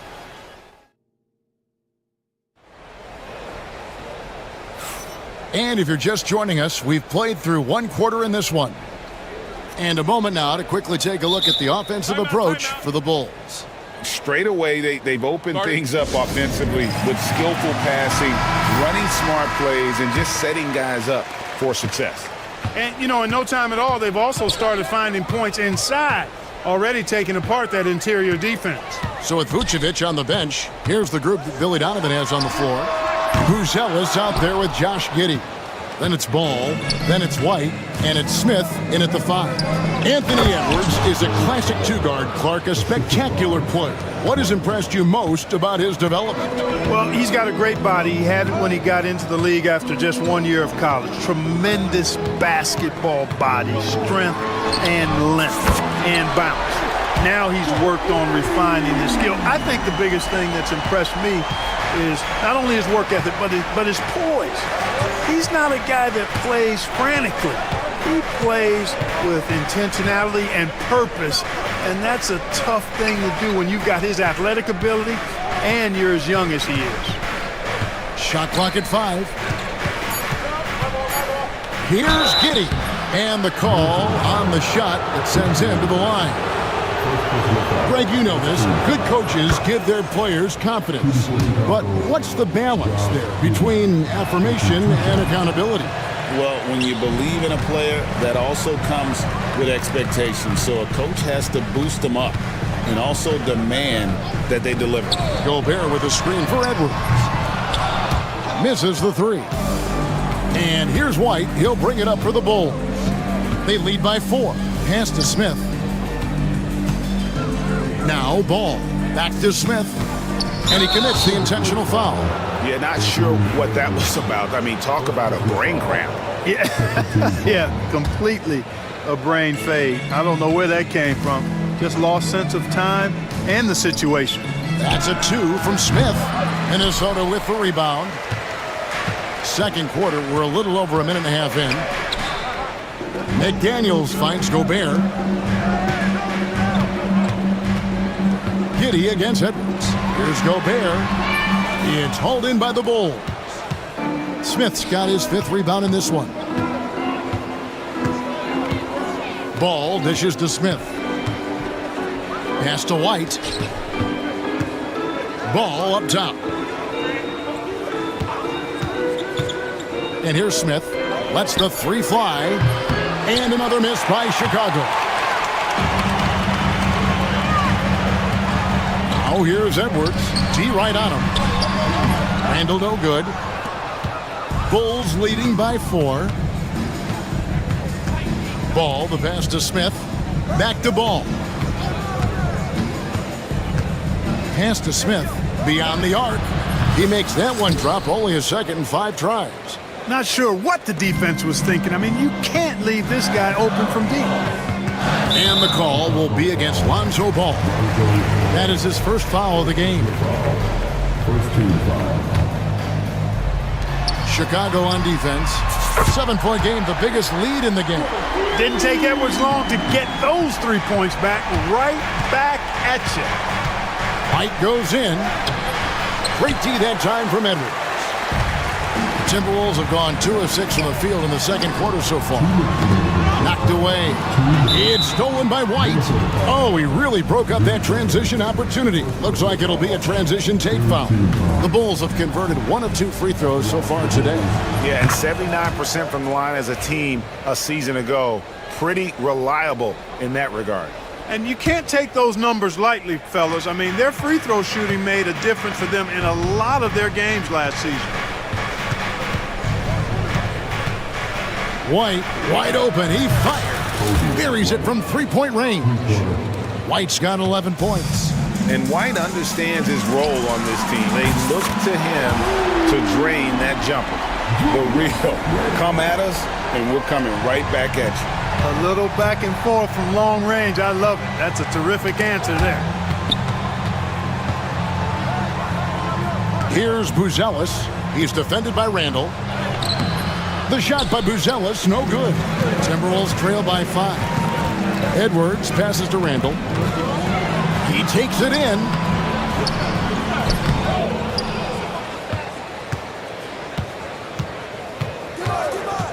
Another shot down low. Gobert. And finished off by Gobert. What a move by Gobert. Closing that open space in the pick and roll. White inside. Edwards there. Here's Buzelis. Off the mark there with the three-point shot. Timberwolves have gotten a little under 50% of their second quarter shots to find the mark. 4 of 9 all told.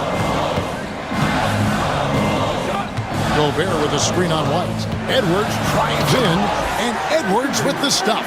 Well, I tell you what, once Edwards accelerates, I mean, he looks like he's playing at a different speed than those around him. And out of bounds as the Timberwolves gain possession. And some changes here for the Timberwolves. Reed, he's checked in for Gobert. And it's Dante DiVincenzo in for Edwards. Shot clock and game clock separated by less than 6 seconds. And the call will be against Lonzo Ball. That'll be his second foul of the game. 26 seconds left to play here in the half. Here's DiVincenzo. Pass to McDaniels. Clock at 6. Randall with a screen for McDaniels. And there are the Timberwolves with another bucket. Big forwards like Jaden McDaniels who can pull up for a jumper from anywhere. Those guys are a luxury to have. Driving in, and then Buzelis with the dunk. Oh, just solid on the one-handed slam. And guys, when it's a tight ball game like this, he's the guy they want with the ball. Somebody you can count on. He is an extremely reliable finisher. And that's it for the first half of action. What's been a very... Thanks so much, David, and we'll step away briefly, but get you right back out here for the start of the third quarter after this break.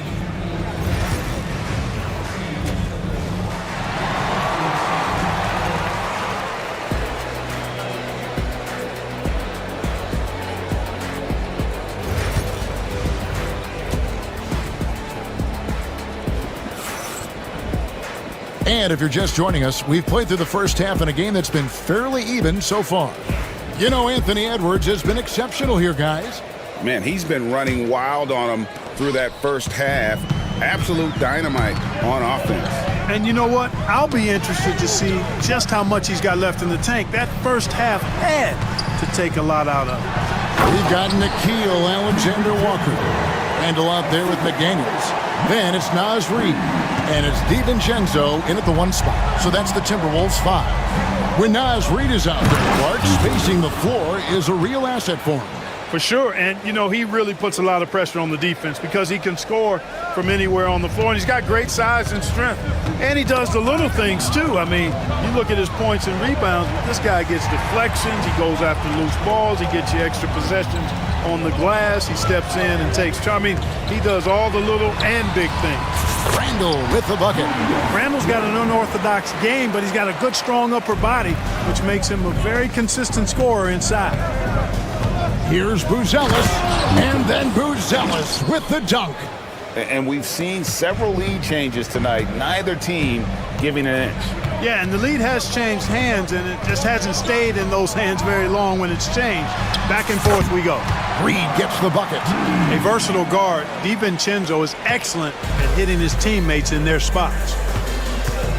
Here's White. And the jam by White. And not even 3/4 out of the way. So many lead changes.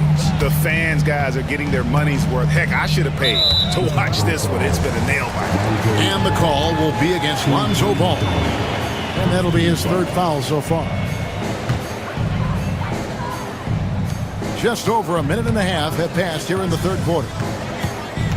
Here's DiVincenzo. McDaniels. Back to DiVincenzo. Reed kicks to DiVincenzo. Just 3 to shoot. A good finish at the rack off the slick feed. Reeves got his 2nd bucket of the game to go. For Chicago, they've gone 3 of 3 from the field since halftime. And Ball slams it in. And I tell you what, Ball has excellent speed. He's got good size, and his savvy shows up right there because he's cutting right into the heart of the defense at just the right time.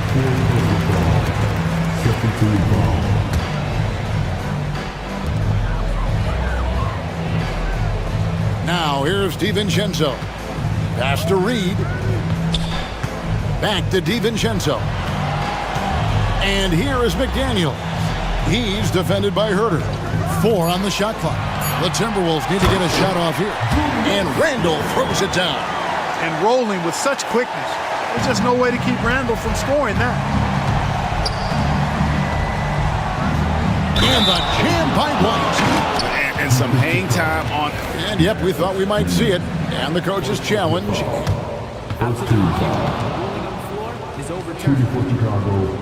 Now, where the officials can review in closer detail what constituted the original personal foul. Getting a different angle can sometimes make it a lot easier to determine. Indeed, and the one thing with replay review is that when you see the slow motion replays, you really get a new appreciation for just the immense speed at which these players are moving and how fast the action really is and how hard it can be sometimes, you know, Greg, to make the right call. And the announcement on the review is that the foul was called in error. So they have determined to overrule the original call. And guys, this is what it's all about, getting the call right. And I think in this case, the video review showed that while it was a tough call to make on the floor, they got it right with the review. Here's McDaniels. Reed the pass to Alexander Walker. Shoots over White. Without that one, the Bulls' lead has been cut down to just 1 on the bucket from Alexander Walker. And so White will bring it up for Chicago. And he drives in, and White with the stuff. Hot off the drive, White is so explosive, leaping off the floor and throwing that one down. And that assist got him a little nod from his teammate after that one. Stolen by McDaniels. He dents the rim with a 2-handed slam. Wow. Gotta take care of the ball. They'll punish you if you're that careless. That's right, and that's severe punishment right there. Exactly. I mean, when you're running neck to neck, those kinds of mistakes tip the scales. White setting the pick for Williams. Count that bucket. Williams has got his first basket. And a solid playmaker, White has a great sense for when he should look to give it up. And the call will be against Lonzo Ball. That will be foul number 5 on him.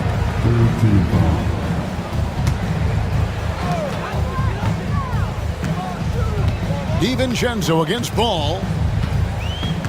Pass to Reed. Shoots the 3. Rebound by the Bulls. Clock management. This is where they can get a 2-for-1. And Kevin, every opportunity counts. The length of McDaniels, a big factor at both ends. Rebound by Williams. Chicago leading. Just 1 second between the shot clock and game clock. And now they decide to foul intentionally. And so Chris Finch calls for the timeout. He's made the decision. He wants to huddle up with his guys.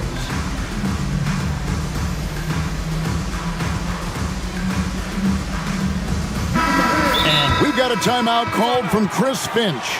Wants to talk some things over. Might be seeing some things to adjust.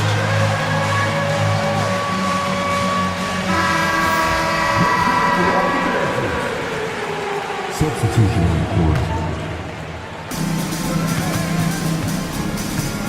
Edwards against Giddy. And he banks in the layup. Giddy's got 5 points so far. Important points there. Got him on a nice play, getting the ball inside and right to the bucket. Connects from three-point range. He's found his rhythm from deep, and you can see the confidence. Yeah, I'd be confident too. As a matter of fact, I mean, if you're stacking up threes the way he is, I mean, he's doing all this work from behind the arc. Some impressive scoring, and we still have... And how about a look now at our assist of the game? Brought to you by State Farm. And I'm glad this was the pick because I love this pass. Such a great dish. That's what I call court vision. Yeah, and with the accuracy to go along with that vision. I mean, he put the ball in the absolute perfect spot. That's how you orchestrate it. And with these teams locked in a very close contest, this fourth quarter promises to be a good one. And let's head over to the sideline and catch up with David Aldridge. Hey guys, here's what Chris Finch went over with his guys during the break. He told them he liked the way they were working, but he said we have to really get after it. All we need is a couple of stops. Keep your focus. We'll see if they can close it out. Kevin? Thank you, David. So with Vucevic on the bench, here's the group that Billy Donovan has on the floor. We've got White. Josh Giddey is out there with Buzelis. Then there's Lonzo Ball. And it's Smith in at the 5 down low. The kick out to Ball. Pass to White. Ball is screen on DiVincenzo. Here's White. Drills the three-pointer. Now it's a 5-point Bulls lead. And right now, White red hot. Just everything he puts up seems to go in. And Edwards launches it from deep. And he can't answer back. The three-pointer offline. Chicago's gone 5 of 9 when they put up the three-point shot tonight. And he's going to get...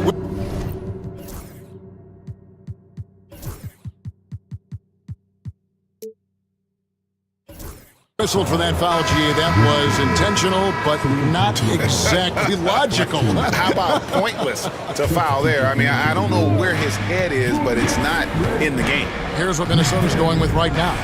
Julius Randle's checked in for Reed, and it's McDaniels in for Dante DiVincenzo.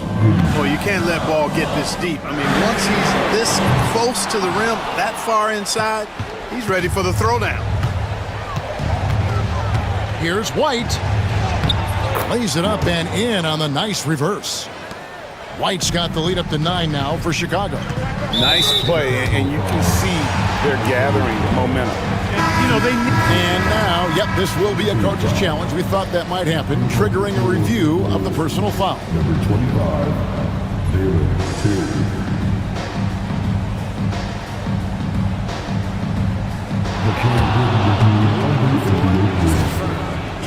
closer detail what constituted the original personal foul.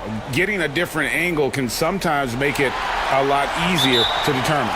Indeed, and the one thing with replay review is that when you see the slow motion replays, you really get a new appreciation for just the immense speed at which these players are moving and how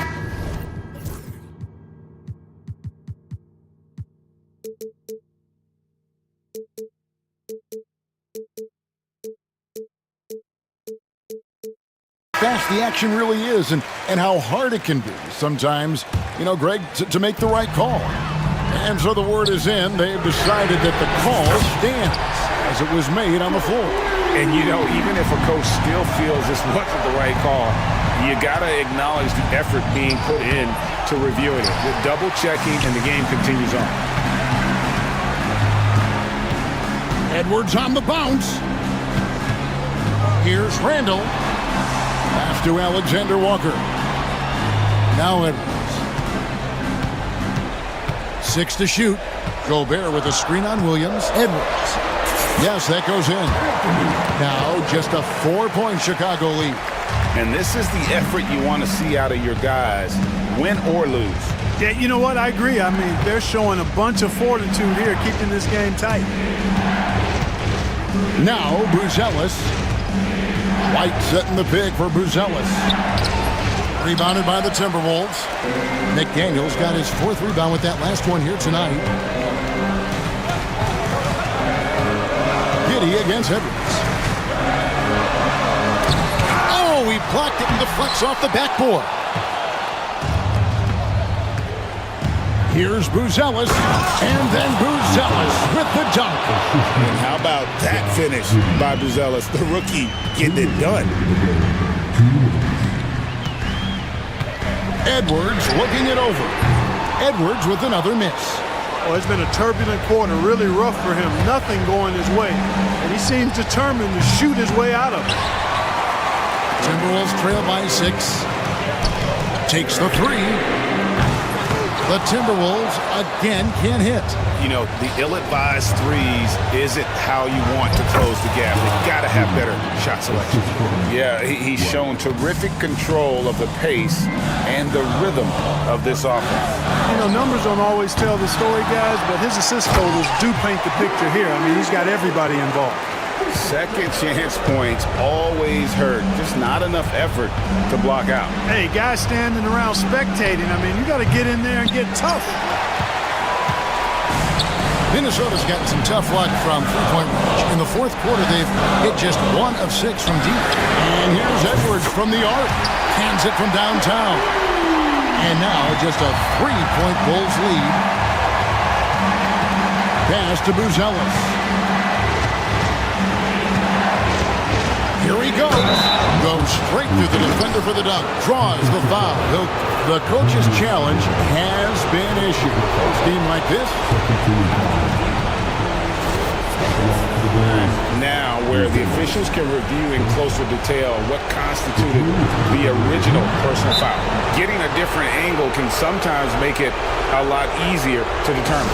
Indeed, and the one thing with replay review is that when you see the slow motion replay, you really get a new appreciation for just the immense speed at which these players are moving and how fast the action really is and how hard it can be sometimes, you know, Greg, to make the right call.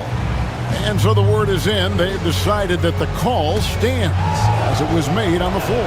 And, you know, even if a coach still feels this wasn't the right call, you got to acknowledge the effort being put in to reviewing it, the double checking, and the game continues on. Edwards from deep three-point territory. Wasted no time on that shot, but it's off the mark. This may be their most important possession. No doubt about it. As long as they don't make any major mistakes, this one's in the bag. White, good. And credit the whole team. It was a focused, concerted effort to put this one away. Yeah, what a time to put the hammer down. Any hope of a comeback? Diminished. And here's Edwards from the arc. Knocks down the 3-ball. Edwards got 31 points. And so White will bring it up for Chicago. Their biggest lead of the game was 9.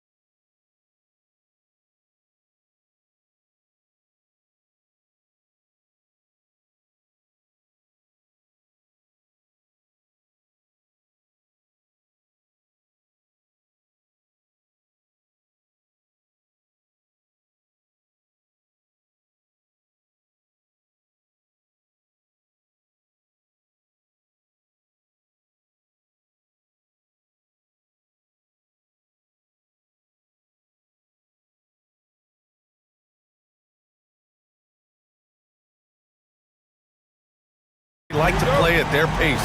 Yeah, and there's not many teams like that anymore, but it's all about the details and execution for these teams to maximize their possessions.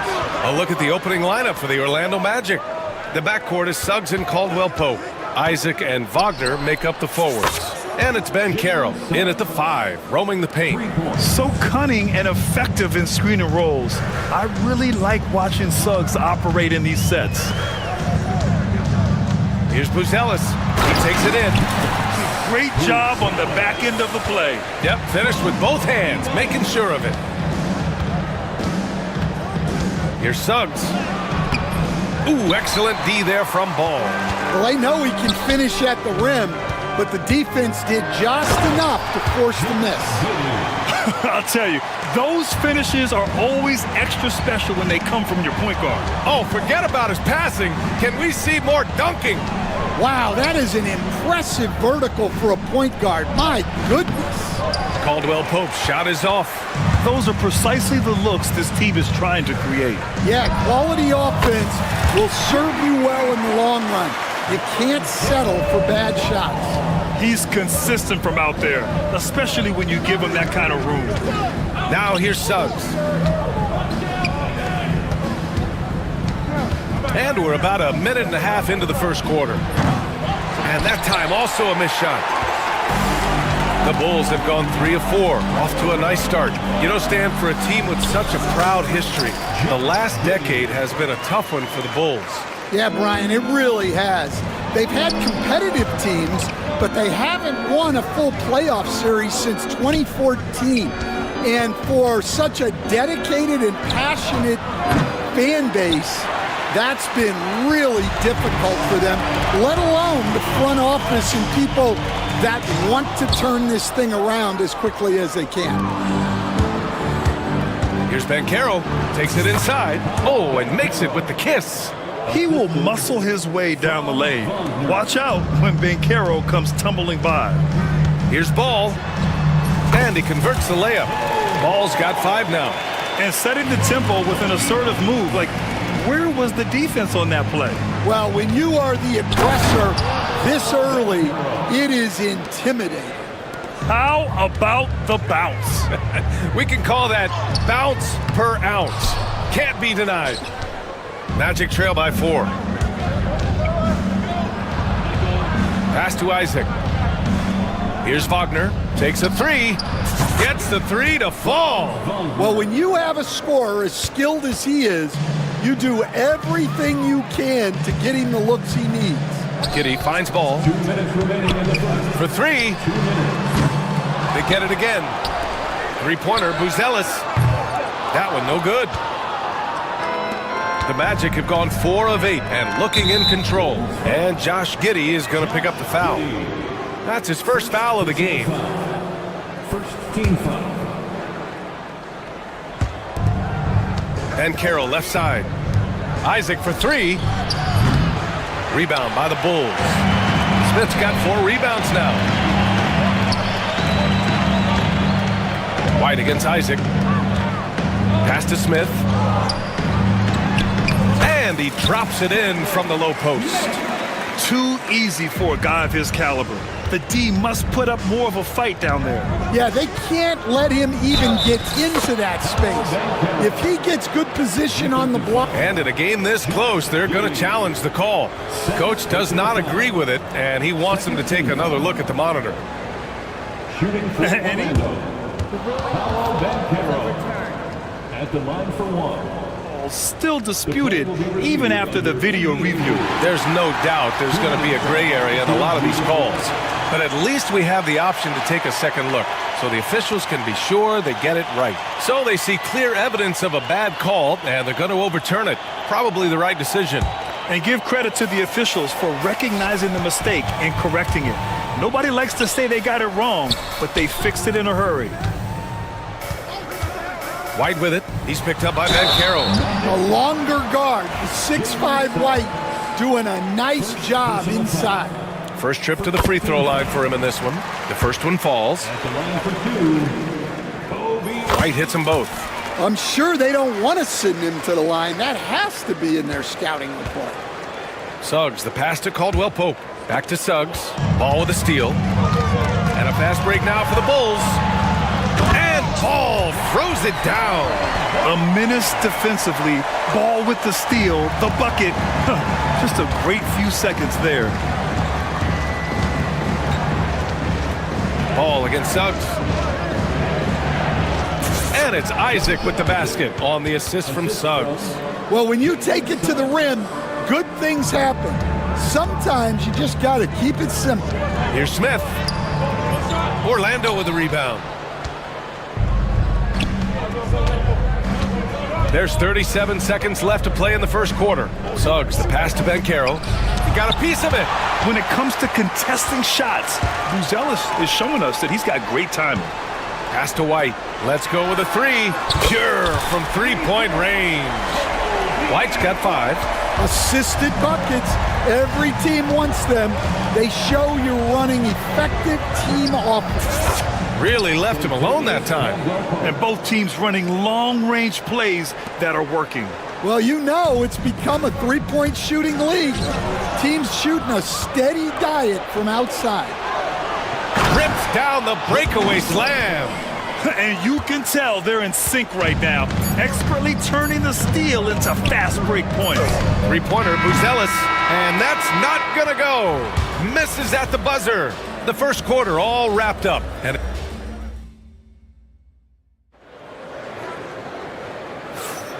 some good action in the books as we get back to a game that's been pretty close so far here.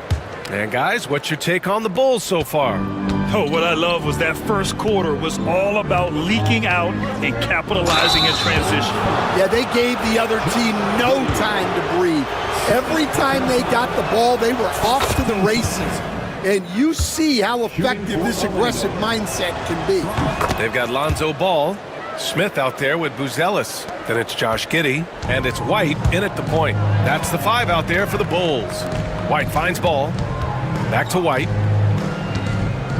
Ball outside.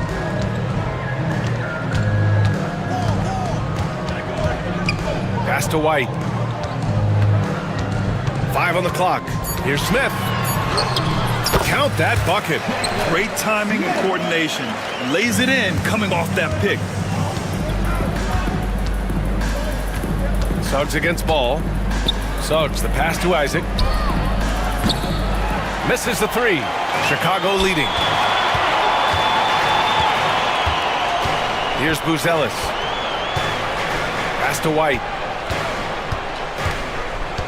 Up top Ball. The shot's good. Ball's got 9 points. And with today's switching defensive style, versatile wing players are tremendously in demand, Coach.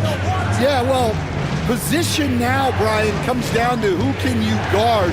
And guys that can guard 3, 4, 5 different positions, those 6'7", 6'8" guys are often able to do that, and they are extremely valuable. Inside, here's Buzelis. Goes back up. And good work on the boards as they picked up the second chance points. Buzelis has gotten his second bucket of the game. And so it's Suggs. He brings it up for the Orlando Magic. It's a 5-point game. Lets it go from the wing. They get it back. Here's Isaac. Kicks it out to Wagner. Back to Isaac. 6 to shoot. Here's Caldwell Pope. And it's flushed down. A nice jam. And plays like that one can make the difference in a close game. And it definitely got the bench on their feet, too. And guys, you cannot allow that in a close game. You have to make it harder than that. And wrestling for it there, but no one has possession. We'll have a jump ball.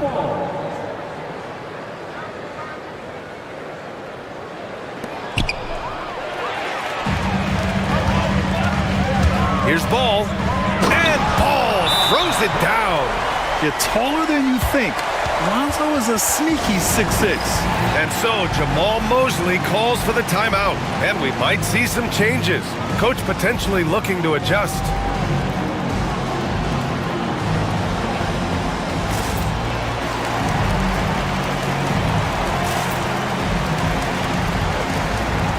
Williams is checked in for Chicago. Herder comes in for Giddey. Quarter 2 and just under 2.5 minutes gone by. Here's Black. He's guarded by White. White with the steal. And now the Bulls in transition. And a foul called on the way. And they're not happy with the call here. Coach has given the signal. He's going to use his challenge. Probably a good idea in such a close contest. At the line for Chicago. Many of these personal foul calls still disputed even after the video review. There's no doubt there's going to be a gray area in a lot of these calls. But at least we have the option to take a second look, so the officials can be sure they get it right. So they see clear evidence of a bad call, and they're going to overturn it. Probably the right decision. And give credit to the officials for recognizing the mistake and correcting it. Nobody likes to say they got it wrong, but they fixed it in a hurry. Here's Wagner. Oh, and there's the whistle on the shot. So 2 free throws for him coming up. It was a strong move. The shot's just a little off. All right, well, a look at how the points have been generated so far. A scoring breakdown for the Bulls. Well, they're playing with great pace, pushing the ball up the floor and attacking before the defense can get set. Yeah, we got to talk about how pestering they've been on defense, forcing turnovers and finding ways to score off them. And there's the call on Lonzo Ball. That's his first foul. And so Jamal Mosley calls for the timeout. He wants to give him a breather and talk things over. And we've got a timeout from Jamal Mosley. We might see him looking to make some tweaks to the strategy here.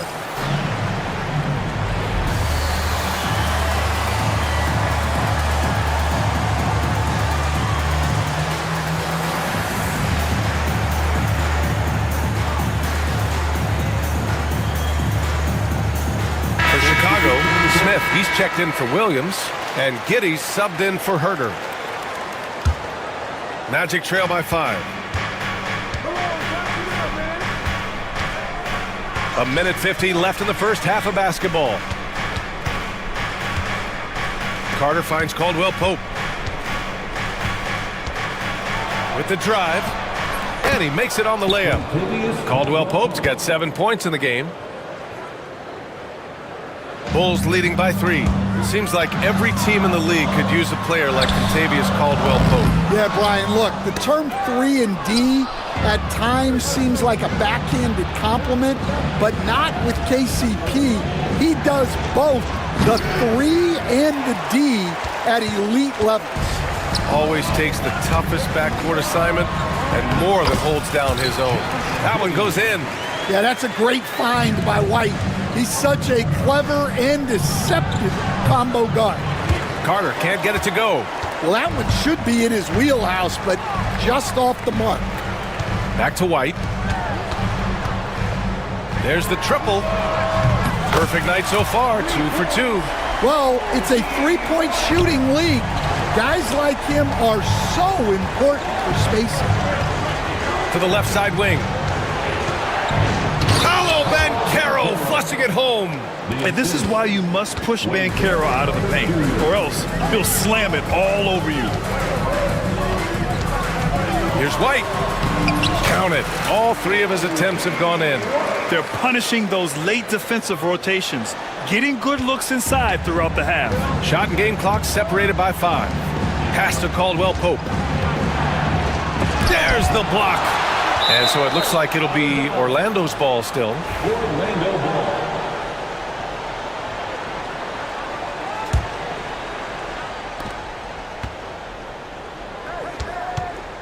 16 seconds left to play in the half. Down to 5 on the shot clock. The baseline J is on the way. Off the left rim and out. White with it. Buzzer beater is good. Makes his selection just in time. Well done. Well, it's good to have a player on the floor with that kind of awareness. He recognized the situation. And so it's Chicago, earning this break in the action, up 10. Just pounding the painted area. That's helped them build an advantage. We'll be back in a moment.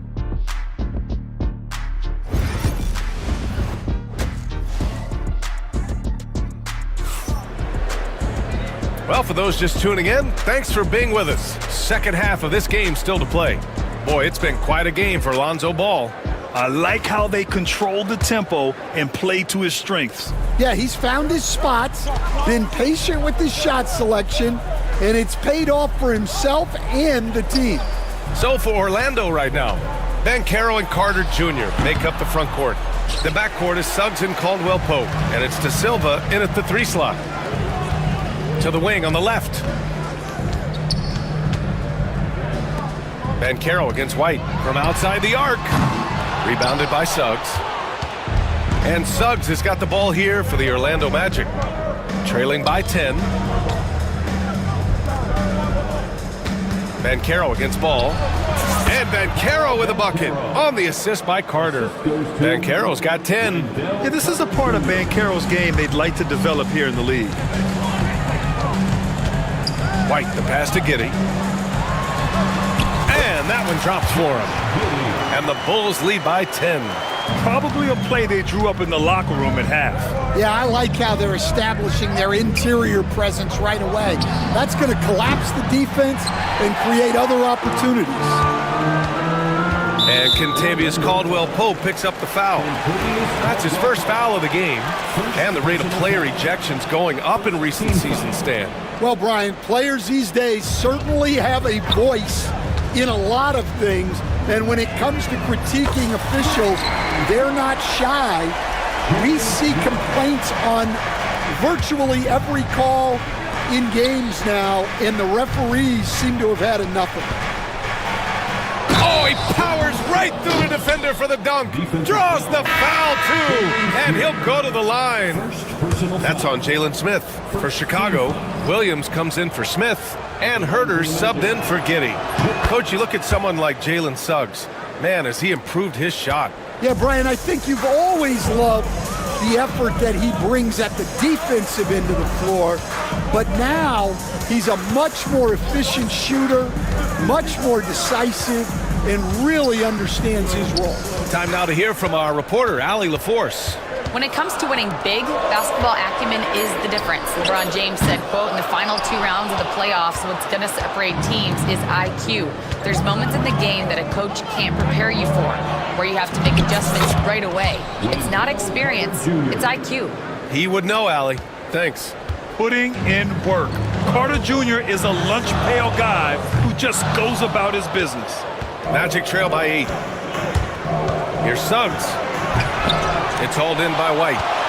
White's got 4 rebounds now. To the middle. Here's Williams.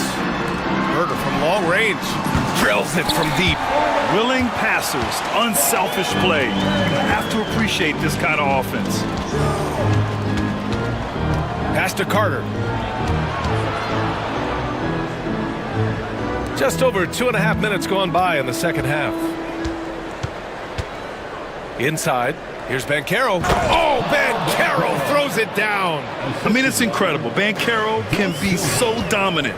A young player with such a promising future. And that one's good.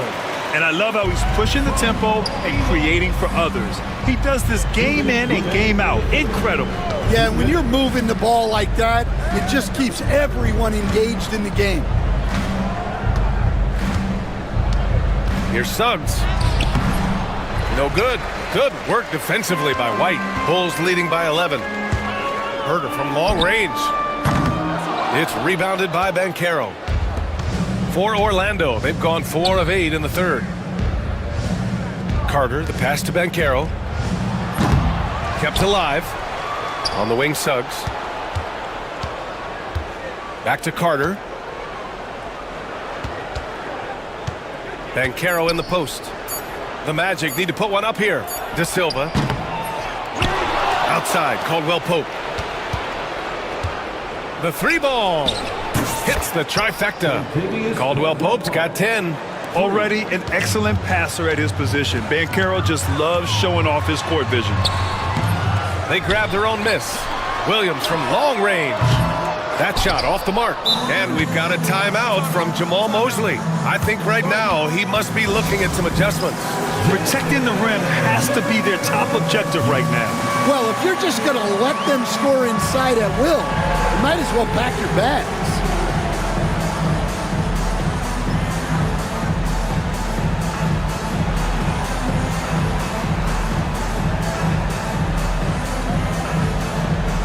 Smith, he's checked in for Chicago. Giddey comes in for White. Substitution on the court. Magic trail by 8. Wagner outside, and Franz Wagner picks up the foul. That's his first foul. And this kind of selflessness is great to see. Textbook positioning to draw the charge. There's 48 seconds left in the third. Here's Giddey. And count it. Now 5 for 7. Reliable approach. Getting the ball in the paint and going to work. Here's Black. Giddey defends. Kicks it out to Wagner. Over Herder. And once again, off the mark by Orlando. Bulls leading by 10. Pass to Buzelis. Outside Giddey. And give him another one. He's 6 of 8 and looking solid. And it gets even worse for them. I mean, he just waltzes down the lane, extending their advantage. Not good. Well, it's not going to get any easier if they can't improve their defensive intensity. They got to show some fight. Controls the rebound and the putback. I always love the hard work on the glass. Just great activity. Here's Black with the putback. Yeah, I can't tell you what a difference second chance points make in a game. That can be the factor that swings the outcome. And we'll have a timeout called by Billy Donovan. And we might see some changes. Coach potentially looking to adjust.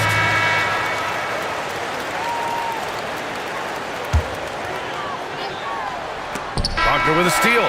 And so it's the Chicago Bulls up by a healthy 8 points at the end of the period. What has them in front? It's time. Fourth quarter action is upon us. Thanks as always for joining us.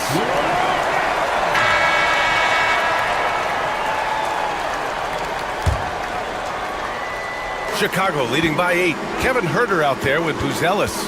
Then it's Ball. Then it's Josh Giddey. And it's Smith in at the center position. That's the 5 out there for the Bulls. Boy, that foul looked intentional. Not exactly what you'd expect here. Yeah, I know. It just doesn't make sense given the situation.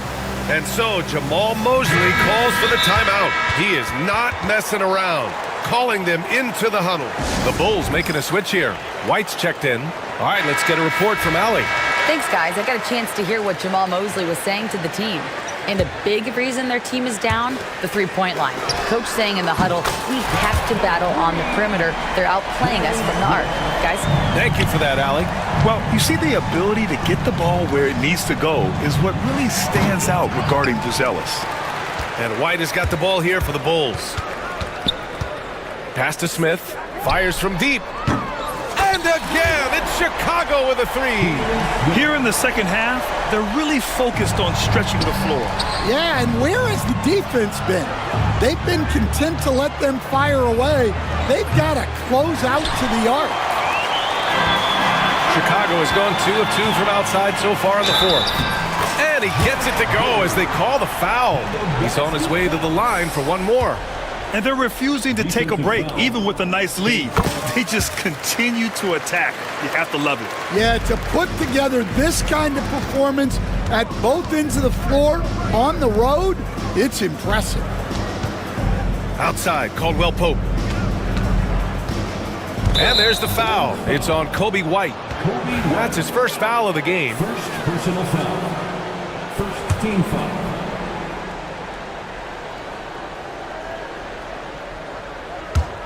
Chicago on D. A 17-point lead, their biggest. Suggs, no good. And here again, the Bulls in transition. Up the court they go. And an intentional foul right there. I mean, I'm just not sure what he was thinking right there. I mean, he needs to get his head in the game. A few possessions into the fourth. Just over a minute played. Giddey passes to Smith. The 3 from Ball. Rebounded by Suggs. Magic trail by 17. Pass to Caldwell Pope. to halt the run, and he scores it. Now 5 of 9 from the field. And, Coach, you've been lauded by some of your former players for your pregame preparation. I've seen it myself in the broadcasting world. Well, I've also been cursed by some of those players for my pregame walkthroughs, Brian. People thought they were way too long, but I just wanted to be as prepared as possible and was one that always believed I'd rather do too much than too little. The Magic have gone 1 of 4 since the fourth quarter began. And Carroll with a screen on ball. Suggs with the bucket. Yeah, good to see Suggs bury the triple. This will only help with his confidence. Here's Giddey. That one falls. 8 of 10 and scoring with confidence. And trying to put the game away, he's been nails all evening. Yeah, but you can't let up now. We've seen too many wild comebacks in this league. Isaac for 3. And it's Chicago with a board. Giddey's got rebound number 7 tonight. Bulls leading by 15. Here's Buzelis driving to the basket.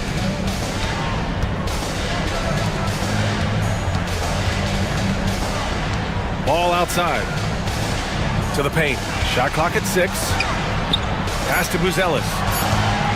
The 3 is up. Rebound by the Magic.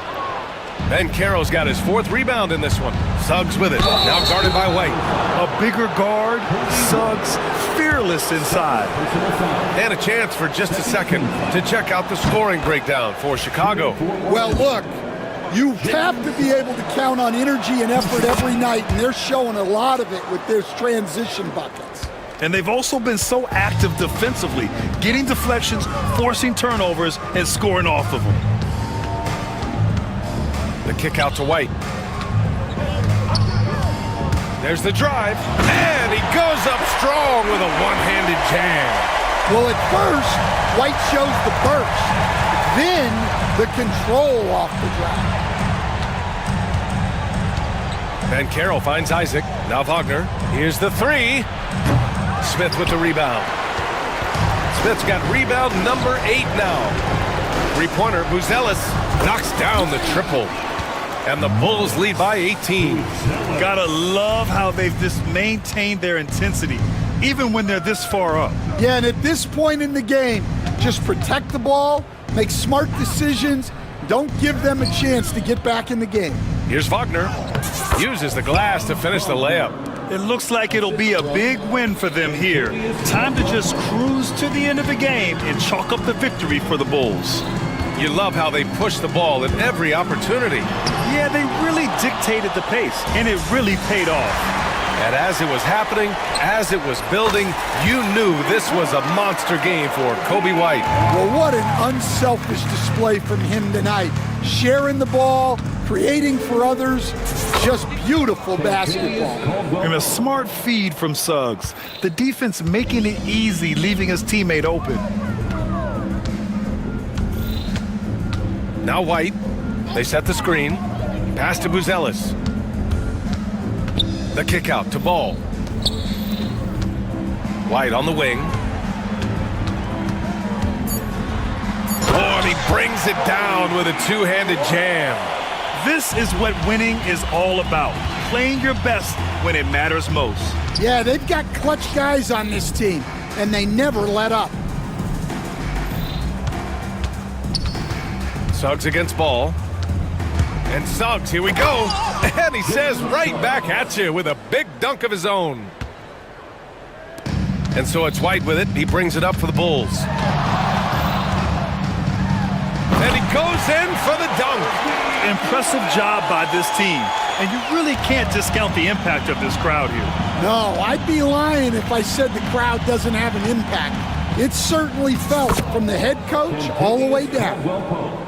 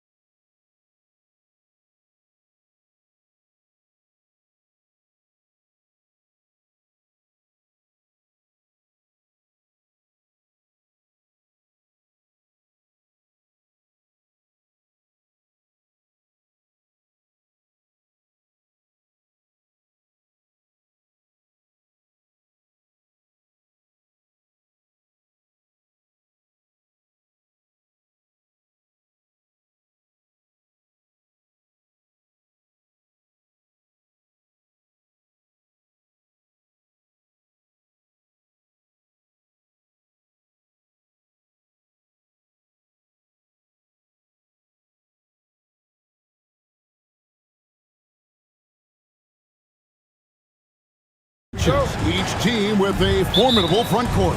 Yeah, both these teams are loaded with a lot of skill down low. Kind of old school. Should be a physical contest. A look at the Magic starting group. In the backcourt form, it'll be Suggs and Caldwell Pope. Isaac in the front court along with Wagner. And it's Bancaro in at the center, filling out the middle. That's his first personal foul. First team foul. Here's Suggs. Off target from outside. And they're on the break. Stops. Pops. George, no good. Bancaro outside. Maxey against Suggs. And Suggs throws it down. Get up, Jalen Suggs. This guy also a terrific football player in high school. And Greg, the way Orlando ended last season, it's really fueled their fire for this year. Yeah, I mean, a tough loss to Cleveland in Game 7 of the opening round, but it's hard to win in this league without first incurring some battle scars. And here is Suggs after the three-pointer from Joel Embiid. And there's Suggs on the assist by Caldwell Pope. Oh, bigger than your average guard, Suggs can score all around the floor, including down low. Here's Maxey. Embiid wide open. And the three off target. And on an open look like that, he's very gifted at making the weak coverage pay. Bancaro passes to Isaac. And it's blocked. Pass to Oubre. Here's Embiid. Again, Embiid missing. Credit the defensive effort there, not giving him room to operate. And Isaac throws it down. Yeah, you gotta push Isaac out of the paint. Once he's got that position, he is going to be all over the rim. And there it is for him. Yeah, another nice bucket down low. They've really been able to work the ball into the post effectively here so far. And the whistle blows. It's going to be on Tyrese Maxey. That'll be his second foul of the game. Second team foul.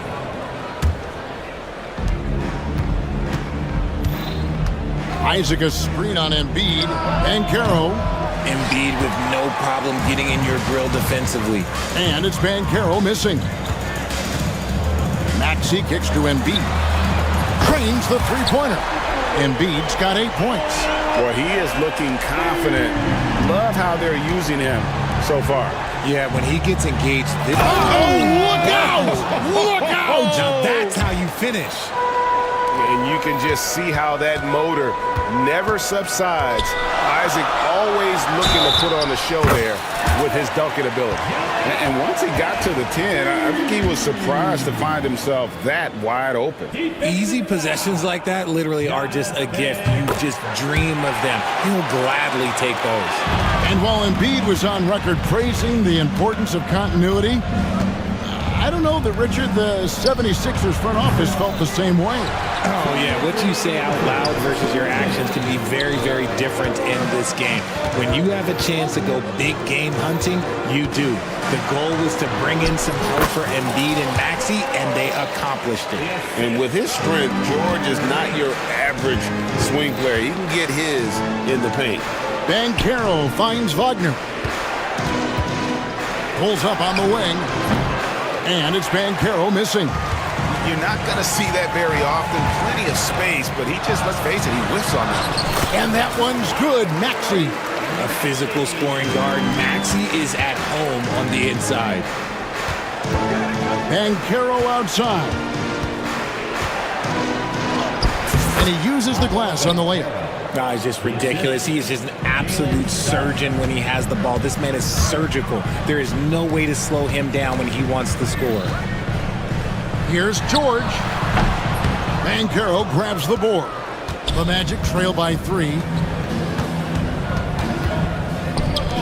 Isaac with the ball. Bancaro passes to Isaac. Misses the layup. He had him with that pump fake. That is a disaster. Honestly, I'm embarrassed for him. Embiid sets the pick for Maxey. Over Caldwell Pope. Another miss by Philadelphia. Orlando's gone 0 of 2 from deep here. A steal. There's a 4-second difference from the shot clock to the game clock. Grimes with the bucket. Well, that's why they're in front. Aggressive play at both ends. Nicely done. Isaac. And Isaac throws it down. Now flying high and throwing it down with the one-hand. One of his favorite moves right there, guys. Now, here is George. Here's Maxey. The lead pass was put in just the right spot. Yeah, and there it is again. On a lot of their possessions this first half, they've established great inside position. Here's Banchero. And finished off by Banchero. I'll tell you what, I'm not sure these guys can keep this up. There will be some letdown at some point, but these teams, they are good. The officials will have 2 minutes to review the review here. That was pretty close. And indeed, they're going to look at it again. They need to be certain he beat the buzzer. And the footage relayed to the officials from the replay center. And so it's the Philadelphia 76ers with a 6-point lead at the end of the quarter. They're pounding the ball inside, and that's where they've gotten their best production tonight. We've got more in store for you right after this. And for those of you just tuning in, the second quarter of action is where we're at right now. And a moment now to look at the scoring approach in terms of where the points are coming from for the 76ers. The ball movement has been outstanding so far. They've come out of the gate looking for that extra pass. And they've also been feeling it from beyond the arc. Good start for them so far. This is how the floor looks for the Magic starting the second. In the backcourt form, it'll be Suggs and Caldwell Pope. Isaac in the front court along with Wagner. And it's Banchero in its center. He gets it in there. And they keep hammering away at him inside, forcing the ball into the paint. Banchero dishes to Suggs. Back to Banchero. Puts up a 3. That's good. The Philadelphia lead is cut down to 5 on the bucket from Suggs. And as we see Suggs develop his game, you'll see more of this. Jalen with the ability to operate off ball. George, no good. And here's Isaac. He'll bring it up for the Orlando Magic. Caldwell Pope with a wide open look. And again, it's Orlando converting. And Caldwell Pope able to hit those mid-range shots consistently. But that's one the defense will live with. George with the ball. Now guarded by Caldwell Pope. Richard, we've seen how far basketball has evolved from 10 years ago to 5 years ago to now. What is it looking like when you go ahead 5 or 10 years? I think in 5 to 10 years, we're going to see more and more centers that are just so skilled. Taller players, more Kevin Durant's. You're going to see more Wembys. You're going to see more Chet Holmgrens because they're not just putting the tall guy underneath the basket. They're giving him the ball and teaching him how to run pick and roll now. When Banchero gets in tight, that's how he likes to finish. No layups for this big guy. He's all about the finish. Yeah, gets a finger on it, but just can't quite come up with the steal. That's fine. You love the effort, not making things easy for the opposition on offense. Three-pointer by Embiid. And on defense, Isaac using all of his height and wingspan, and it really creates a situation where the offensive player is uncomfortable. That evens the score. Banchero's got 10. And the lack of effort to fight over the screen there makes that an easy shot. Yeah, as soon as these guys feel contact, they are just disappearing like they're not even there. You got to show some fire and keep defending. Here's Wagner, and finished off by Wagner. And he's an automatic finisher when he gets into that area. He is, and he picks the simple one-hand stuff to get the 2 points. George looking around. Chalk up 2 there. George has got his second bucket. Used the pick to perfection and got all the way to the rim. And for those of you just joining us, we're almost 2.5 minutes into the second quarter. Suggs passes to Banchero. Caldwell Pope outside. Shot clock at 6. Suggs dishes to Banchero, and the shot goes in. Banchero's got 6 points in the quarter. And this is what everyone wants to see. Banchero is attacking without hesitation on the offensive end. Oubre, a screen on Isaac. Embiid, no good. I'm trying to think of the last time I saw him miss a shot like that. It's been a while. Stolen by George. Lob pass to George. Up high to stuff the alley-oop. And a little verticality there from George, not to mention the timing between those two on the alley-oop. Wagner wide open. Gets the three-pointer to fall. Wagner's got the lead up to 3 now for Orlando. GA, when you look at the development of Franz Wagner, what now is the next step for him? Kevin, for me, it's the three-point shooting, specifically becoming more efficient out there. And I also think he's going to have to become a better passer, ball mover. I got total confidence he'll get there because the rest of his game is complete. Isaac finds Caldwell Pope, just 4 to shoot. His second shot goes.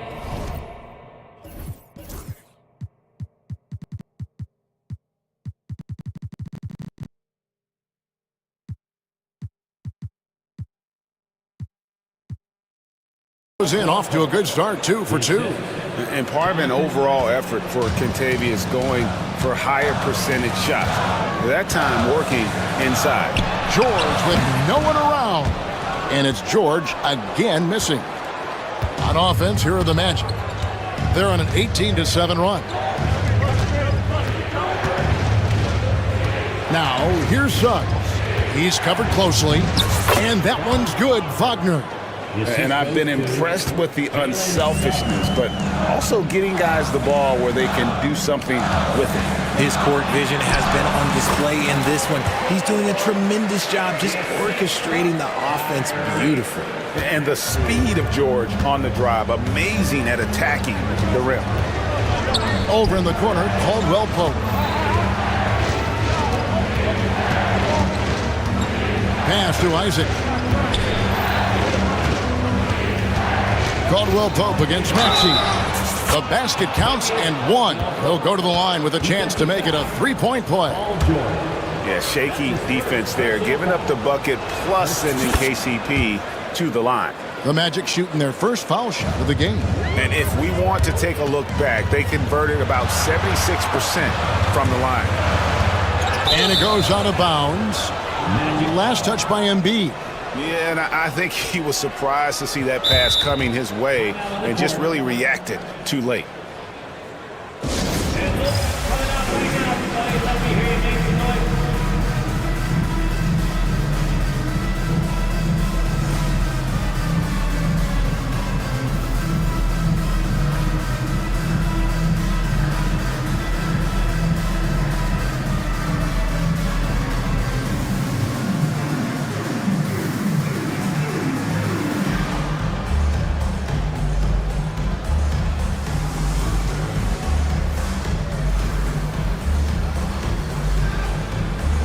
So it's both teams making substitutions here.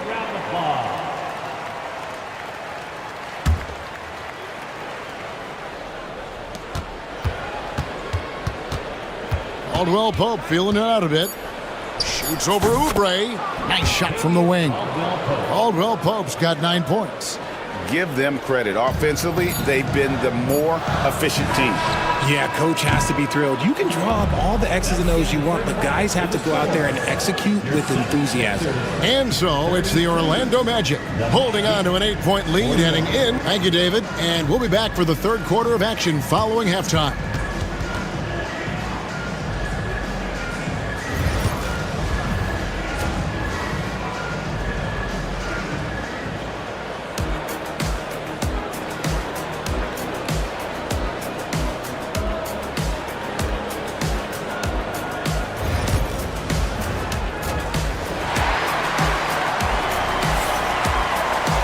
And if you're just joining us in this one, first half is in the books, 1 half to go.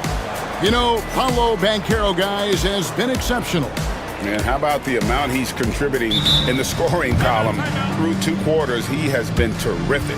He always wants to be a go-to guy for them. I'm sure he'll be calling for the ball even more in this half. And Jamal Mosley has called timeout. He wants to regroup and go over the strategy. Way to go, everyone. Let's hear it for you. Magic leading by 8. Maxey and Oubre, they have the guard duties. Paul George is out there with Embiid. And it's Grimes in at the 3 spot. That's Nick Nurse's 5 as we get into the second half. The Magic have shot just 1 free throw earlier. 1 for 1 in the game. Taking 2 shots. So he comes up empty, missing both. It's not often you see him fail to deliver at the line like this. Takes it off the glass. 9 points in the game so far. Oh, strong move by Suggs inside, not allowing the contact to hold him back. There's Embiid. And contact on the shot, so he'll be shooting free throws here. The 76ers have gone 2 for 3 at the foul line in this game. And one of the highlights last year for this group was the fact that they were so efficient from the charity stripe. That's a huge factor. A scoring machine. There's just no shot Embiid's afraid to take. And it's been a really good day for him at the line. Some other bigs have well-documented problems on their free throws. He's not one of them. Maxey against Caldwell Pope. Wagner outside. For the 3, it's good from long range. Wagner's got the lead up to 11 now for the Magic. Yeah, becoming better at setting up his teammates, and KCP delivers that pass on target. Orlando's gone 3 of 5 from beyond the arc so far tonight. Here's Wagner. Will not go. This is off the front iron. Here's Philadelphia. Embiid. Oh, wow. What a slam from Embiid. Woo, throw it down, big man. You gotta love seeing Embiid rise up and just throw it down. With a short break in the action, gives us a chance now to send it over to David Aldridge. Kevin, thanks. With the CBA and new broadcasting deals both completed, league talk now turns to expansion. Commissioner Adam Silver says if you're a successful organization, I think it makes sense over time to continue to grow. There's no doubt that there are a lot of great cities we're interested in having in the NBA. Kevin? So right, David, we could lay out 3, 4, 5 cities right now that would beg to have professional basketball. And it's Nick Nurse calling timeout here. This will give him a chance to discuss some potential alterations.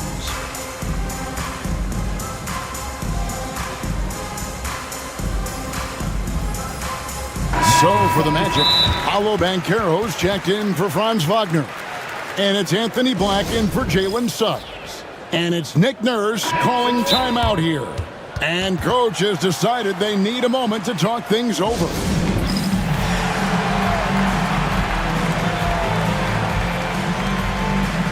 Suggs, he's checked in for Orlando. And we will have a timeout called by Nick Nurse. This will give him a chance to discuss some potential alterations. Sixers, ENT. Give it up for your Sixers, ENT. Orlando with the ball. The 12-point lead, their biggest of the game. Banchero finds Caldwell Pope. Over Maxey. And Caldwell Pope gets the basket. Caldwell Pope's got 11 points. And so it's Maxey with it. He brings it up for the 76ers. From deep, George. And it's Wagner with the rebound. Orlando leading by 14. Banchero passes to Wagner. Off target from three-point range. Philadelphia's gotten blank from three-point land so far in the third. Still 0 for 3. Embiid sets the pick for Maxey. Over Banchero. And Embiid throws it down. Yeah, Embiid is getting everything he wants on the offensive side. He's playing some aggressive basketball right now. Here's Wagner. And foul on the shot. He'll shoot 2 at the free throw line. That's his second. That one on George. All the officials are all over that one. Shooting for Orlando. He's off on the second. The 76ers trail by 13. Here's George. top, Embiid. He's covered by Isaac. Embiid throws it down. What a dunk by Embiid. He's just doing big man things the way big man should. Kicks it out to Wagner. Back to Suggs.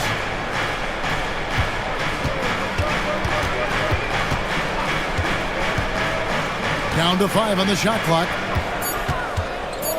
Here's Wagner. The Magic again can't hit. To the paint. Here's George. And it's George finishing it off. And holding nothing back there. George gives the dunk his all. Pass to Caldwell Pope. And there's the whistle. 3-second violation.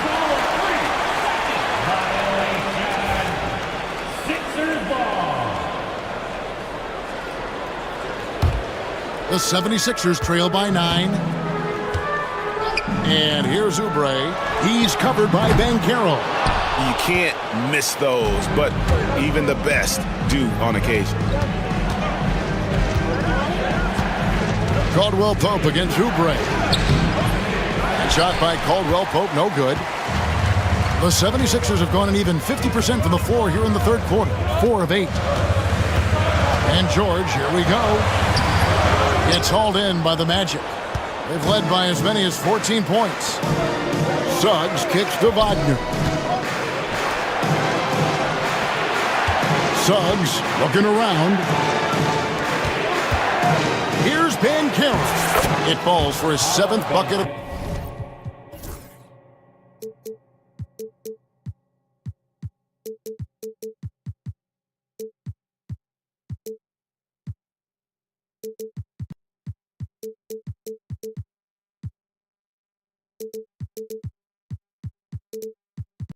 The contest. He's 7 for 9.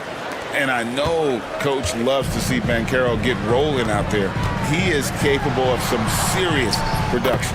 That's good, and the Orlando lead is cut down now to just 9 in the bucket from Paul George. Got it in close, and unless it's an open 3, that's the key to efficient offense. Now, here's Suggs. Not a lot of room.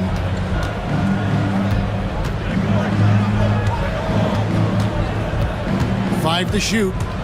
Pass to Banchero. An easy 2 points on the layup. 16 points for Paolo Banchero. Unwilling to let up even for a moment. That's his killer instinct, just fanning the flame. Always plays hard until the final whistle, no matter what the situation is. And so it's the Orlando Magic holding on to an 11-point. While we have the chance now, folks, let's go to our State Farm assist of the game. And how about the big fella here showing us he's got some point guard skill here with the tremendous setup.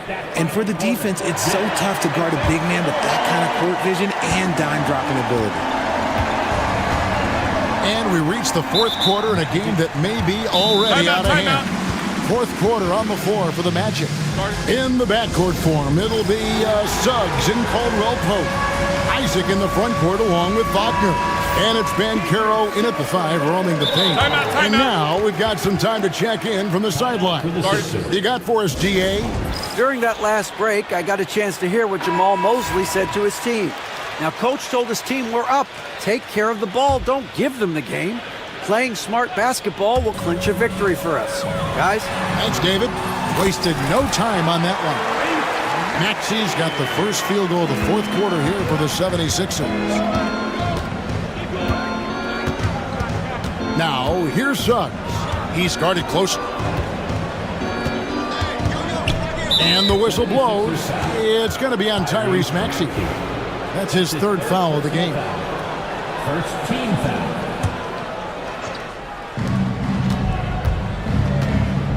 And here is Suggs. It's in, and he's a very efficient 5 for 6 on the game. When you allow good scorers to get uncontested shots at the rim, no wonder you're losing. That's a great possession. Put your best players in a position to succeed. And that'll be 2 free throws coming up. Officials on the call with the foul.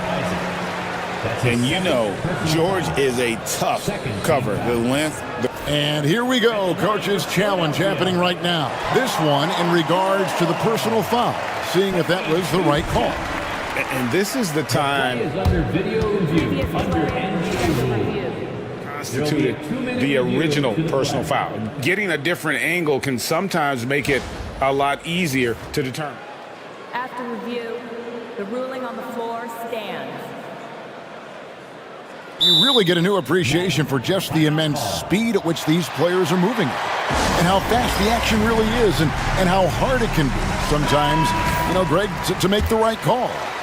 And so the word is in. They've decided that the call stands as it was made on the floor. And, even if a coach still feels this wasn't the right call, you got to acknowledge the effort being put in to reviewing it. The double checking, and the game continues on. Wagner passes to Suggs. Fourth quarter of basketball. We're about a minute into it. Back to Wagner. It's in, and he's a very efficient 5 for 6 on the game. He's earning his keep offensively, a key part of their winning effort at this point. Embiid. And Embiid throws it down. Heads up on the money pass by Maxey. Great vision. Poked away and stolen by Maxey. And now Philadelphia on the break. And it's George finishing it off. That's a double whammy, guys. That's right. A great defensive play, then the emphatic stuff. Yeah, once he poked it away, you knew what was on his mind. Caldwell Pope on the wing. He's covered by Maxey. And it's Wagner missing. And here's Embiid. He'll bring it up for the 76ers. Back to Oubre. Pass to Embiid. And the dunk by Embiid. Yeah, he just punched the ticket on that one. That'll get the job done. Powerful two-hand jam. Grimes passes to Embiid. And the dunk by Embiid. The adjustments they've made offensively, they're putting guys in a position now to succeed. But it took them a little while to get there. Just goes to show as long as you persevere, you'll figure your way out.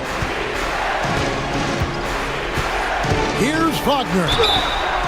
And foul on the shot, so he'll get a chance at the line. That one on George. Second team foul.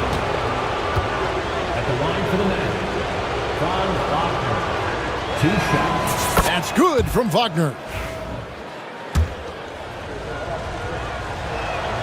And so he makes both from the line. Now he's perfectly comfortable doing work at the line.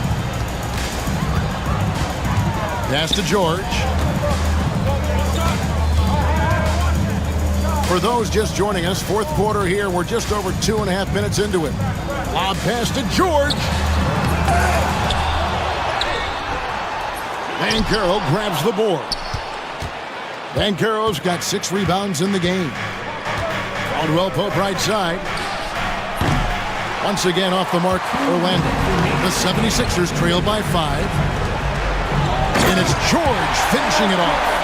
And guys, George takes pride in hitting big shots. Just get him the ball and let him do his thing. Here's Banchero. Good for the basket, number 9. He's only missed 2 shots from the floor all night. He better get used to these late game scenarios. Banchero getting a nice taste of it right there. And they call an illegal screen here. When a pick like that is questionable and creates that much of an advantage for the offense, you have to blow the whistle. You gotta blow the whistle when it's that obvious. Great call there by the official. Here's Suggs. Banchero up top. Good on the triple. And it's an 8-point Magic lead. And he's got a nice fluid motion on his long-range shots. I think Banchero will be a consistent three-point shooter at the NBA level. And that one is good. It's been like this all night for both teams. The offenses having their way. Yeah, but I think it's going to come down to who can get the stops down the stretch, because that's who's going to come away with this one. Wagner passes to Isaac, and Isaac throws it down. He finds a shooter in motion and is confident he can thread him with the lead pass. Well done. Here's Embiid. Goes back up. Oh, muscling it home, Embiid. Never one to turn down the big moment. Joel Embiid knocks it down. Kicks it out to Banchero. No good on the triple. The defense just giving him the easy look there. He's not going to miss that. And now Banchero pushing it up, and no one has to stop him. Relentless in their approach, even with the game firmly in hand. No let up with these guys. They're going for the throat now. Out of hand on it. And when Banchero turns it up, he can be a factor at the defensive end. Fires the three. It's hauled in by George.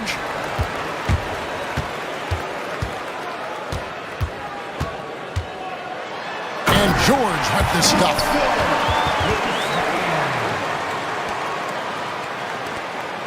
Eight seconds left in the fourth quarter. Isaac outside.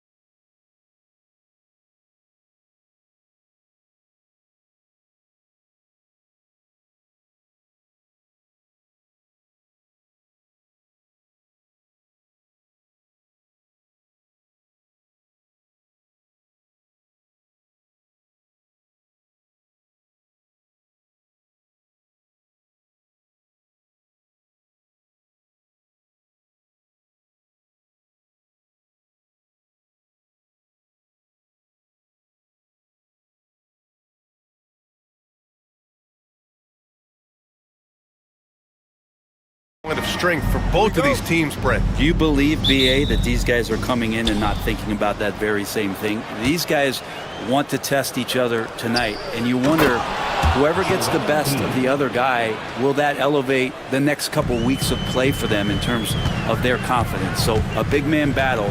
Let's keep a close eye on it. Here are the 5 for Philadelphia. Maxey and Oubre pair up at the 1 and the 2. Paul George out there with Joel Embiid. And it's Grimes in at the small forward. And it's blocked by Embiid. Yeah, imposing his will. Embiid sending a message with that rejection. I just love how he runs the floor with energy and intensity, but still stays under control. Yeah, you think he's comfortable at that speed? He's done it so many times before. Just an absolute blur in transition, and that helps get the rhythm going. Now here's Maxey. Buries it down low. Oh, a high motor in close to the rim. Maxey finding a window and converting. Brunson passes to Towns. And it's Towns with the power finish.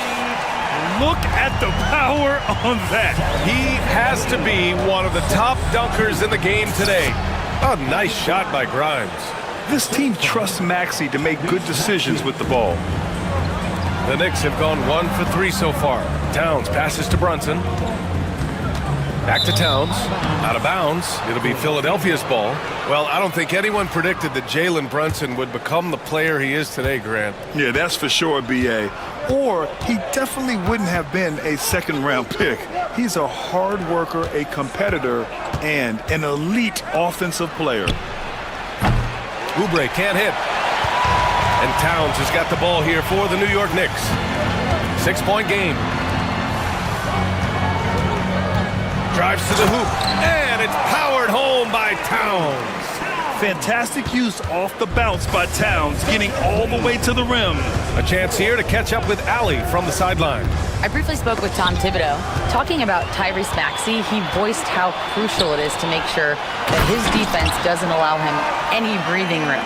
He told me, quote, Maxey can get hot in a hurry, so we can't afford to give him open looks. And with his speed, we definitely want to limit his opportunities in the open court. We'll see if the defense can slow his pace, guys. Allie, thank you. Brunson passes to Hart. Basket is good. Off the assist from Brunson. Hart does a little bit of everything on the offensive end. He creates, he can score. This time knocks down the 3. George outside. On the take. The kick out to Maxey. Beyond the arc. George, that one's good. Defensively, you have to stay connected to him on the perimeter. Brunson passes to Towns. And the Knicks, another 3. And both teams running long-range plays that are working. Well, both of them looking towards the three-point line. And I like to see that, especially when the results are made buckets. Now here's Brunson. Hart from long range. Joel Embiid with the board. 1:53 left in the first quarter of the game. George outside. Driving inside. And the jam by George. Yeah, Paul George, look out. Hammers that one home. Here's Brunson. And he drops in the layup off the glass. The defensive effort was lacking a bit, but hey, give him credit for finding a weakness there. Just really smart basketball and exploiting whatever holes that he's seeing right now in the defensive squad. Here's Grimes. Outside Maxey. Count it. All 3 of his attempts have gone in. I love this approach. Getting him involved early, and it's already paying off.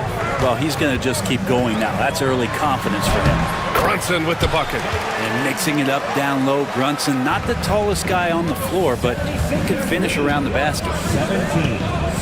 Maxey passes to Oubre. Here's Grimes. Maxey with a screen on Brunson. And there's the drive. Yep, count it. And that's how you draw it up right there. A screen to shed the defense, a quick move to the bucket, and you get the lay-in. Brunson. They shoot again. Joel Embiid with the board. And so George will bring it up for Philadelphia. 3-point lead. That's good from Embiid on the assist by George. Embiid's got 6. The control and focus from Embiid, able to absorb hits from the defense and still finish. And they keep trading punches, both teams in a groove early. Who's going to miss first? Every time one team scores, the other team right back at you. Embiid against Towns. Now here's Embiid. Not a lot of room. And he drives in. He's off on that one.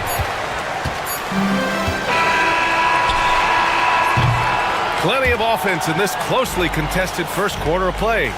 Philadelphia on top, up 2.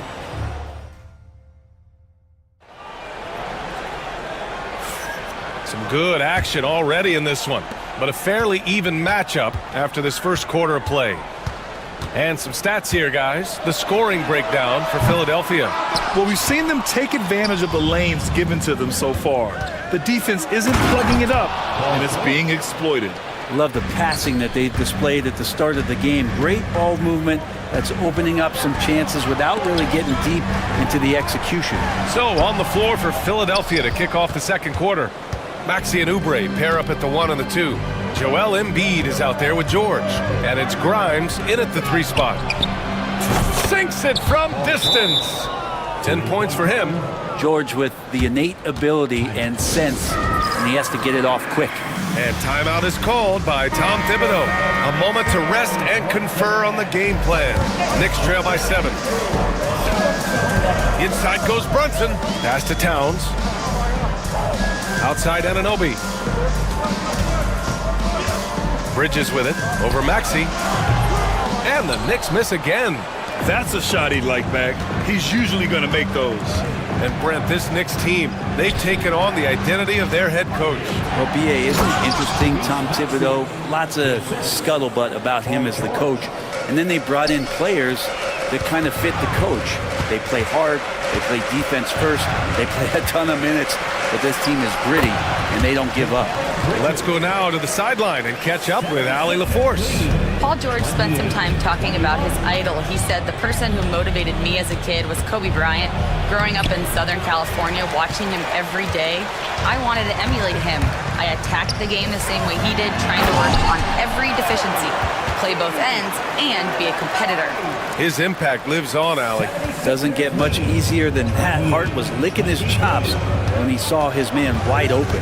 Maxey attacking. Good on the shot. Maxey's got 10 points in the game. That's just tremendous scoring instinct. So fun to watch him work in the half court. And Anunoby gets it to go. And vision, such a key part of Brunson's game as the point. The Sixers lead by 5. Embiid, a screen on Anunoby. Pass to Embiid.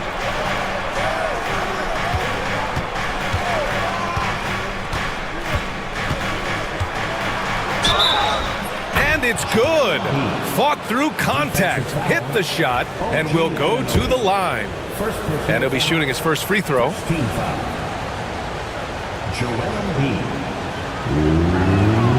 Well, Grant, you played on some very tight-knit teams. Talk to us about chemistry. Well, BA, you know, in some sports, chemistry is not a big issue, but in basketball, it is huge. You have to trust and believe in your teammates, and it has to be a unit, not 5 separate individuals. For him, it's harder to miss that shot than it is to make that shot. I think he was anticipating a bit of a bump there.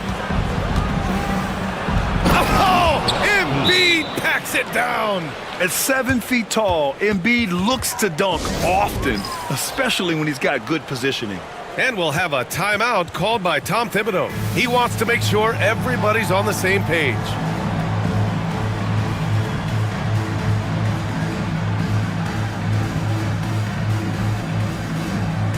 For the Knicks, Mitchell Robinson, he's checked in for Towns. Tucker comes in for Anunoby, and it's McBride in for Jalen Brunson. McBride attacking. It's stolen by Drummond. And here in the second quarter, about 3 minutes played. 2 minutes remaining in the first half. There's the screen. Bridges against Maxey. Oubre on the wing. Knocks down the long J. Oubre's got his first 3 points of the game. So big for this offense and crucial that Oubre can continue to knock it down from there. Oh, come on, B.A. I mean, where's the defense? That's just too easy. Yeah, they got to do a much better job in help. Yeah, we see this all too often. The team gets a huge lead, and then their guard gets let down. Maxey surveys. Back to Drummond. And Drummond with the jam. That's what happens if you don't do your work early. Andre Drummond's going to hurt you like that. McBride passes to Bridges. Ooh, a little luck that time as it drops. I just don't think they want him taking that kind of shot. Again, his teammates are just laughing, shaking their heads there on the bench. Here's Maxey. And the 76ers tack on 2 more. And capable of sticking it from the mid-range. I like seeing Maxey go to work from this area. Up top, Robinson. Tucker against Gordon. Tucker, the pass to McBride. Outside Tucker. Clock at 6. Up and over Gordon. Tucker, no good. Well, it's a make-or-miss league. Sometimes the Jays just don't fall. It wasn't a bad shot. Philadelphia shooting their second attempt at the line tonight. That free throw's good from Maxey. You really can't understate the energy Maxey brings to his game. Not just effort level, but his attitude and how that spreads to his guys out there. Now 8 seconds separating the 2 clocks. Goes up from the top of the key. And it's New York with a rebound. I know it's about defending the post and the three-point line these days, but still got to be active in the mid-range area, and the defense gets away with one there. Offensive rebound, Bridges. And that one goes in as he's fouled. It'll be 3 points if he converts the free throw. New York shooting their first free throw in this game. First personal foul. First team foul. That's good from Bridges. 7 seconds left in the second period. Here's Maxey. Lays it up and banks it in. Maxey's got 9 points in the quarter. And just totally relentless, only increasing the intensity level. Yeah, he's the guy that you want to go to right now, trying to put this one away. And that concludes the first half.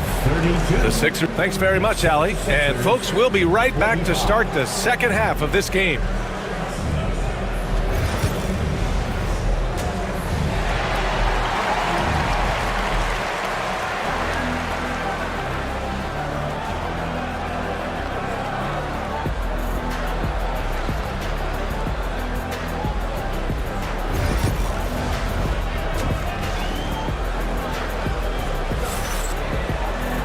And as we dive into the second half, we'll find out if the next 2 quarters are any different from the first 2. So far, it's been a runaway. Without question, Tyrese Maxey displaying all his skills today. Through 2 quarters of play, he's been an excellent source of points. Yeah, he's shouldering the load right now and looking really comfortable while he's doing it. Josh Hart is out there with Karl Anthony Towns. Then there's Jalen Brunson. Then it's Mikal Bridges. And it's Anunoby in at the 3. So that's who's on the floor for the Knicks. Oubre, a screen on Anunoby. Here's Maxey over to the left wing. Just 5 to shoot. And here's Oubre from the arc. Hart pulls it in. And so it's Hart with it. He brings it up for the Knicks. Trailing by 10. Towns passes to Brunson. Offensive board. And it's powered home by Towns. I mean, I'll tell you, Towns is so dangerous on the offensive glass. Here's Maxey. He's now 8 for 11 after that made shot. Well, this is a gravity game right now. Whatever he throws up must come down. He's having a great game. Here's Towns. Rebound by Philadelphia. They've led by as many as 14. Here's Drummond. And the jam by Drummond. You gotta love his unselfishness. And you know his coach does as well. Well, not just coach, but you can see it in the teammates. The way that they look at him, they appreciate it when he shares the ball like that. Drummond, the screen on Anunoby. Maxey finds Drummond. Now Maxey. He's got 17. And Drummond with the jam. Come on, B.A. He sure can rise. Graham, that's as good as it gets. One of the best in the league. And we'll have a timeout called by Tom Thibodeau. He wants to give him a breather and talk things over. Tucker's checked in for New York. Knicks trail by 14. Brunson taking his time here. Yes, sir! Brunson for three. Brunson just knows how to manufacture points. Right now being assertive. With Brunson being undersized, he has such a great feel for how to create space, Brent. Incredible footwork, BA, the way he puts the needle on the record and just scratches it and pivots around and makes defenders jump and move. Amazing manipulation skills at the point guard position for a guy his size to get it done in the painted area. And let's send it over to Allie LaForce.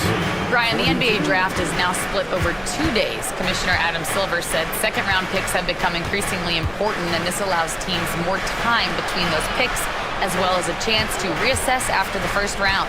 Also, given the level of interest, it merited primetime coverage and exposure. All right, Allie, thank you. It's been a hit. New York has gotten 2 of 4 threes to fall here in this third quarter. Here's Towns. And it's Towns with the power finish. And it's always great to see Towns in the zone, bringing a ton of energy to his offensive game. Embiid, a screen on Anunoby. Pass to Embiid. To the inside. Oh, nice shot by Grimes. Grimes has gotten 4 this quarter. Like a matador. Olay! There was no defense. That has to be one of the easier shots I've seen tonight. Yeah, feels like Christmas right now, just gift wrapping points. Here's Brunson outside. That one's good. And it's Towns with the assist. Brunson's got 10 points. This is what it's been since halftime. Remarkable results from downtown. Yeah, pretty infectious right here. Guys in good spirits and percentages from downtown on the rise in the second half. And the moment Embiid gets the ball anywhere near the hoop, it's over. Too strong to stop without fouling. And Embiid drops them both. Well, a great player on a great role at the charity stripe. The D has got to be careful about being too aggressive on him and sending him back for freebies. Brunson passes to Bridges. And it's Bridges with the jam. Great play to set up Bridges, allowing him to roll into that opening. Anunoby against Lowry. Pass to Embiid. And then Embiid with the dunk. And kind of par for the course here, right? Coming through with a solid offensive game to help them get this lead. Brunson with it. Guarded now by George. Brunson against George. And it's good. Off the back of the rim and in. He's got 12. And Brunson plays with a tremendous amount of confidence. Pass to Embiid. Inside, Embiid gets the advantage. That's as sweet as you're going to get it. Fluid motion, great lift, rolls right off the fingertips. And timeout is called by Tom Thibodeau. He wants a few moments to regroup with his players.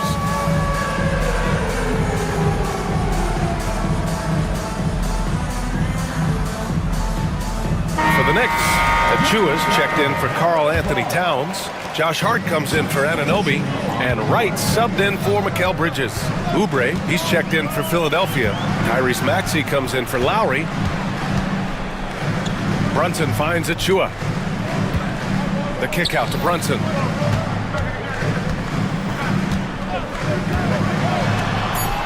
It's Brunson working inside. And Brunson capable here of having these binges, scoring the basketball.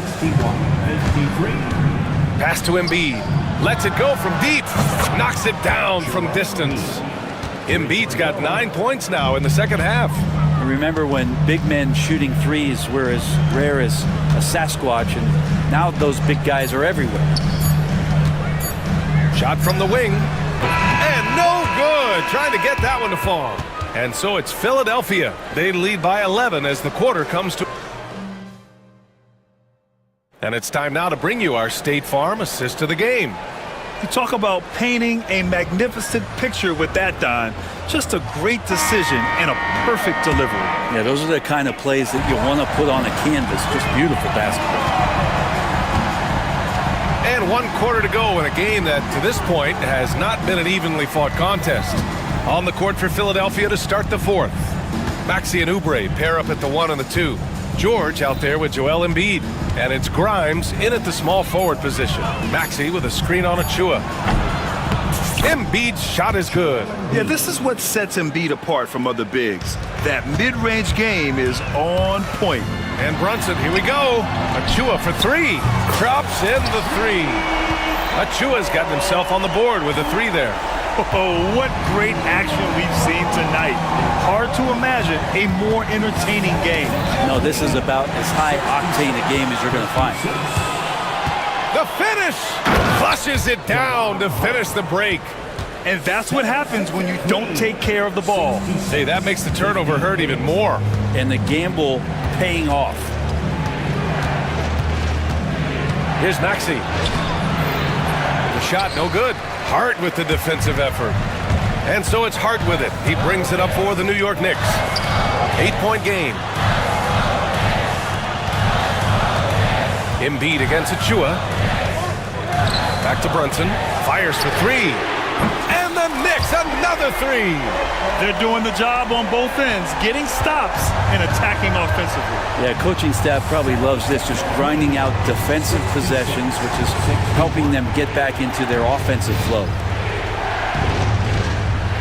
Down low. Here's Grimes. Powered down after the assist led him to the lane. And you can't leave the basket unprotected. Bad things will happen to you. Yeah, that was just way too easy. Will not find a higher percentage opportunity than that. And we'll have a timeout called by Tom Thibodeau. Coach clearly has something he wants to say to his team right now. And some changes here for New York. Towns, he's checked in for Achua. Anunoby comes in for Jalen Brunson. And it's Bridges in for Wright. And keeping us updated from the sideline, Allie LaForce. Thanks, guys. I was able to hear Tom Thibodeau coaching his team during that last break. He was very encouraging with his guys, saying to them, we are still in this one. Don't give up right now. Get out there and let's grab this lead from them. Guys, let's see if the intensity picks up here. And Allie, thanks. The Sixers lead by 7. Embiid inside. Checked by Tucker. Here's George. Oh, man. Oh! Well, not only looking at Paul George get up, look at the guys on the bench loving it from PG. And a moment here to take a look at the scoring breakdown for the 76ers. Well, not content to take what the defense gives them. I mean, they're attacking the gaps and getting the ball inside. Throughout the game, the mid-range area has been their bread and butter, continuing to pull up from there with a tremendous amount of confidence. Anunoby, he's locked in, drains his 5th shot in as many attempts. Oh, that's excellent. Get the ball down deep inside and cash in on a simple basket. Maxey against Anunoby. Now here's Embiid. Tight defense on him. Grimes, the pass to Embiid. Here's Maxey. And there's the slam! Dunk to finish it off.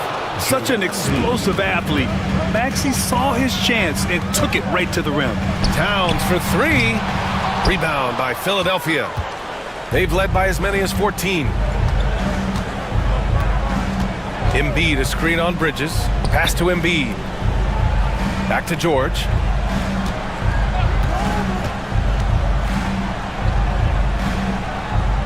Now here's Embiid. Jacks up a 3.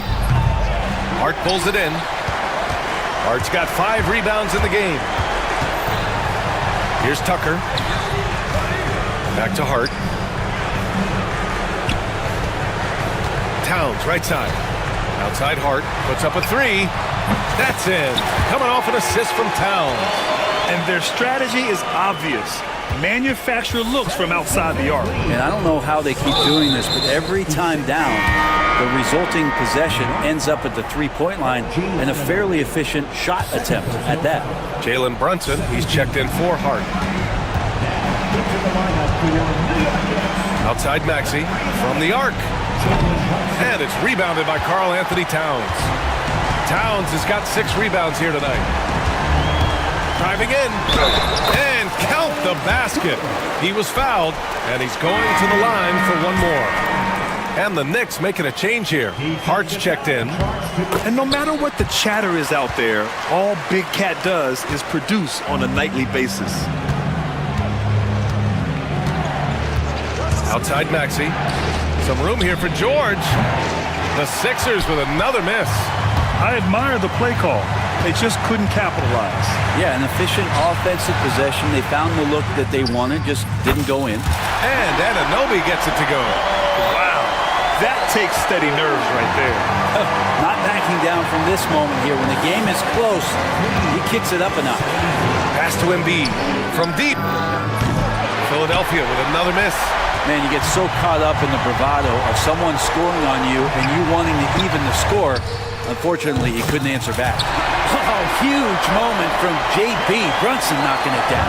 And this is so critical. They now have to score every trip up the floor. Nope. Every opportunity here to have flawless execution. Embiid, a screen on Anunoby. Now here's Embiid.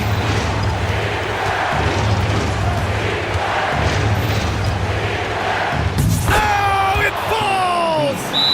And he's tied it up. What a shot! Ties it up with that one. You know, he's such a smart scorer. He doesn't force anything, lets the opportunities come to him.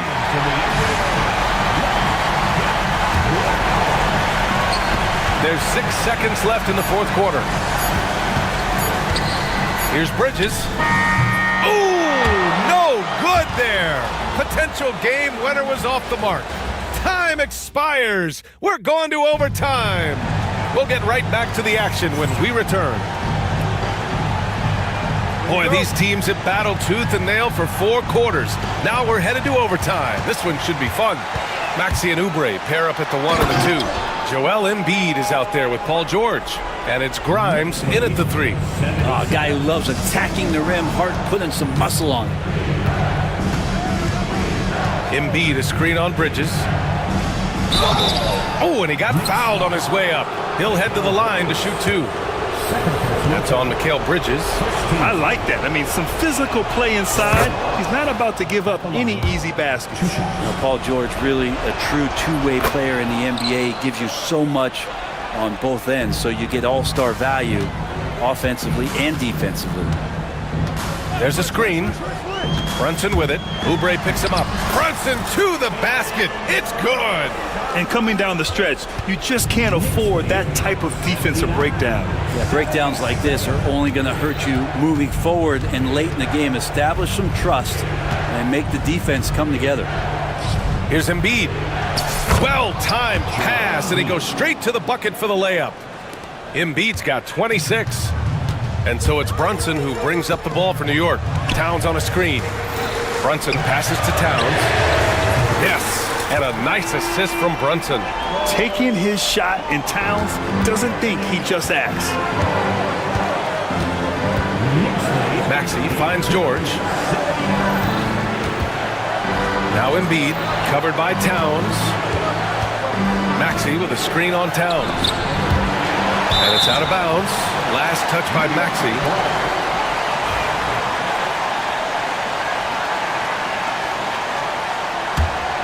Knicks leading by 3. Brunson with it. Guarded now by Maxey. Here's Bridges. He's got it. 6 of 10 now.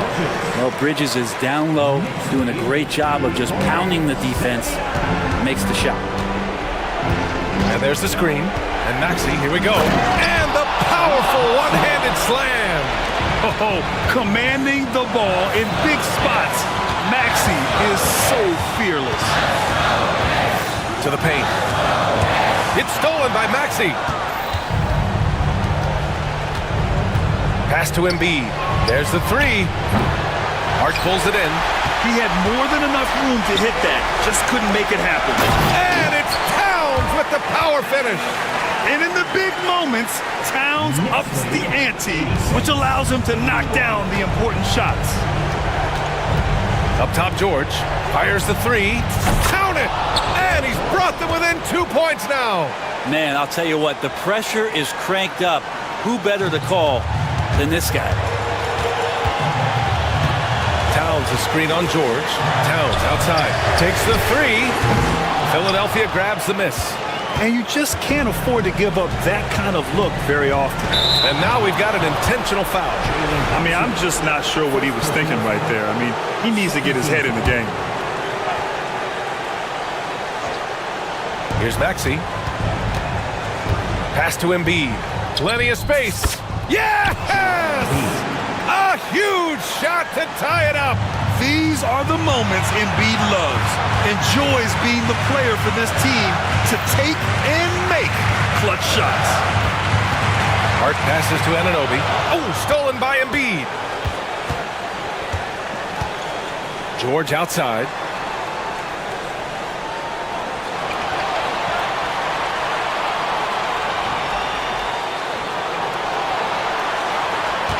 Six to shoot. Late clock, the Sixers need to put one up here. And timeout is called by Tom Thibodeau. And coach didn't want to take any chances in this situation, which is why he called the TO.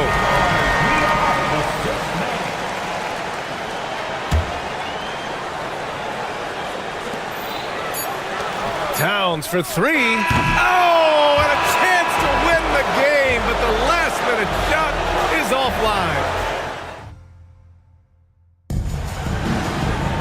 Hey, can't stop now. We're ready for another extra period. What a game of basketball this has been.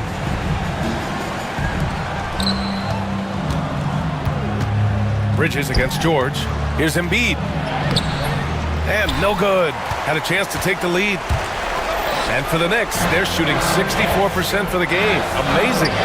And it's powered home by Towns. Yeah, going right for the iron. Towns muscling his way through. Outside Anunoby.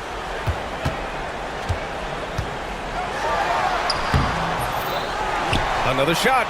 Kicks it out Towns. And there's the call on Karl Anthony Towns. That'll be a second foul of the game. And great job to establish position and square up. Here's Maxey. Embiid with it. And he gets the bucket. Embiid's got 30. I love the confidence Embiid plays with, especially this close to the rim. Brunson against George. Brunson passes to Hart. Basket is good. Off the assist from Brunson. Hart's got 4 points this quarter. That's the kind of passing you want there. Work the ball around, keep it moving, try to get an assist on every bucket. Maxey on the wing. Anunoby covering. Here's Embiid. It's hauled in by Jalen Brunson. The Knicks with the lead.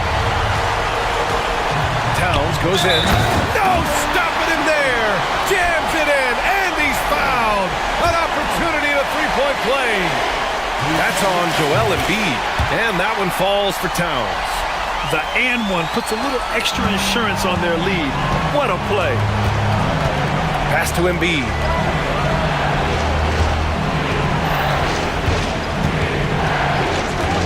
Over Brunson. Embiid misses.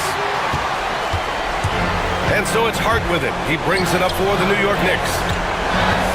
Towns outside. Here's Brunson. And the layup falls. And now it's a 7-point Knick lead. Yeah, and for Towns, great awareness at the offensive end. Maxey passes to Embiid. Another possession, another assist. That makes 15 assists. He has been one step ahead of the defense all game long. Brunson passes to Bridges. Good. Now 7 for 11 on the night. Yeah, nimble play by Bridges inside, navigating the contact and getting to his finish. Pass to George. Fires the three. It falls. And now they trail by just 4. Yeah, Paul George sharpening his swords now. Love to see him take that shot.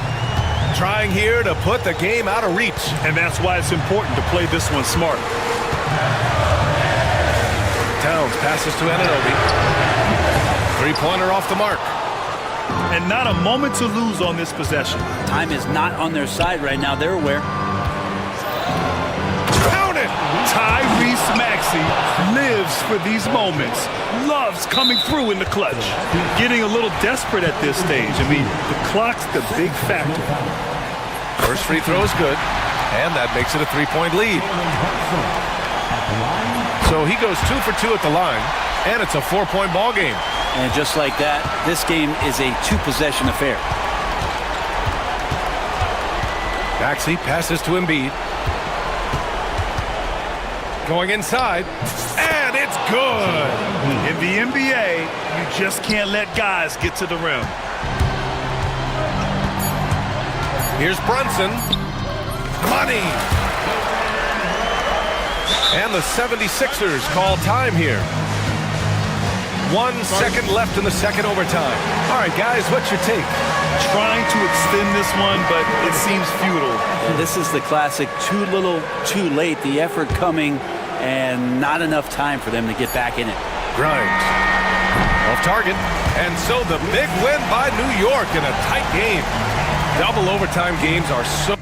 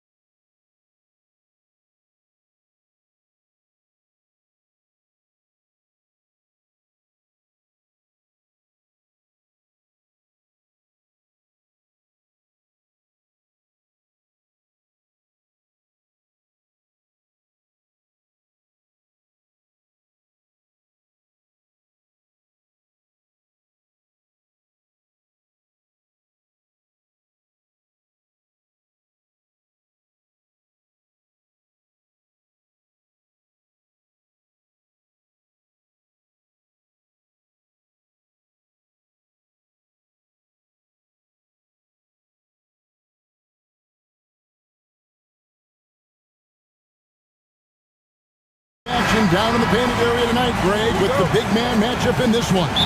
Yeah, I love to see skilled bigs dueling down low. Kind of a throwback in some ways, but there's still plenty of physicality in the modern game. So a look at our starters for the Knicks. Josh Hart out there with OG Anunoby. Then it's Mikal Bridges. Then it's Jalen Brunson. And it's Towns in at the pivot spot, manning the middle. Gobert's comfort zone, right? High percentage shots, easy money for Rudy. Not watching the line there. That'll be a backcourt violation. Let's take a second look at that fantastic block. And making a statement right away, letting them know they won't get any easy ones when he's around. Anunoby against Edwards. Gobert with a screen on Anunoby. Edwards passes to Gobert. Back to Edwards. Tries again. He takes it up and lays it in. And that strength and concentration from Anthony Edwards. Yes, there's contact. Doesn't bother him. Greg, this is some kind of note. Last year, Minnesota, for just the second time, had ever won a series in the postseason. Yeah, they've been bounced in the first round, 10 of 12 appearances. But last year's team was different. Their elite defense fueled the conference finals run. Now here's Randall. That one's off. He starts the game with a miss. Here's Hart with the drive. The rebound by Edwards. Boy, this guy is a good finisher, so he misses a chippy. That's tough to take. Oh, give me a little sauce. Anthony Edwards rise high and finish over the defender. And Hall of Famer David Aldridge spoke with Chris Finch. David? Now, I spoke to him about the plan for Karl Anthony Towns now. Coach said, we know Cat has size and power, so we're hoping we can match him there. We don't want to make ourselves soft targets for him. You can expect it to be intense and physical down on the block. Guys? Thanks so much, David. And Tom Thibodeau decides to call timeout. He's made the decision. He wants to huddle up with his guys. Robinson's checked in for Josh Hart.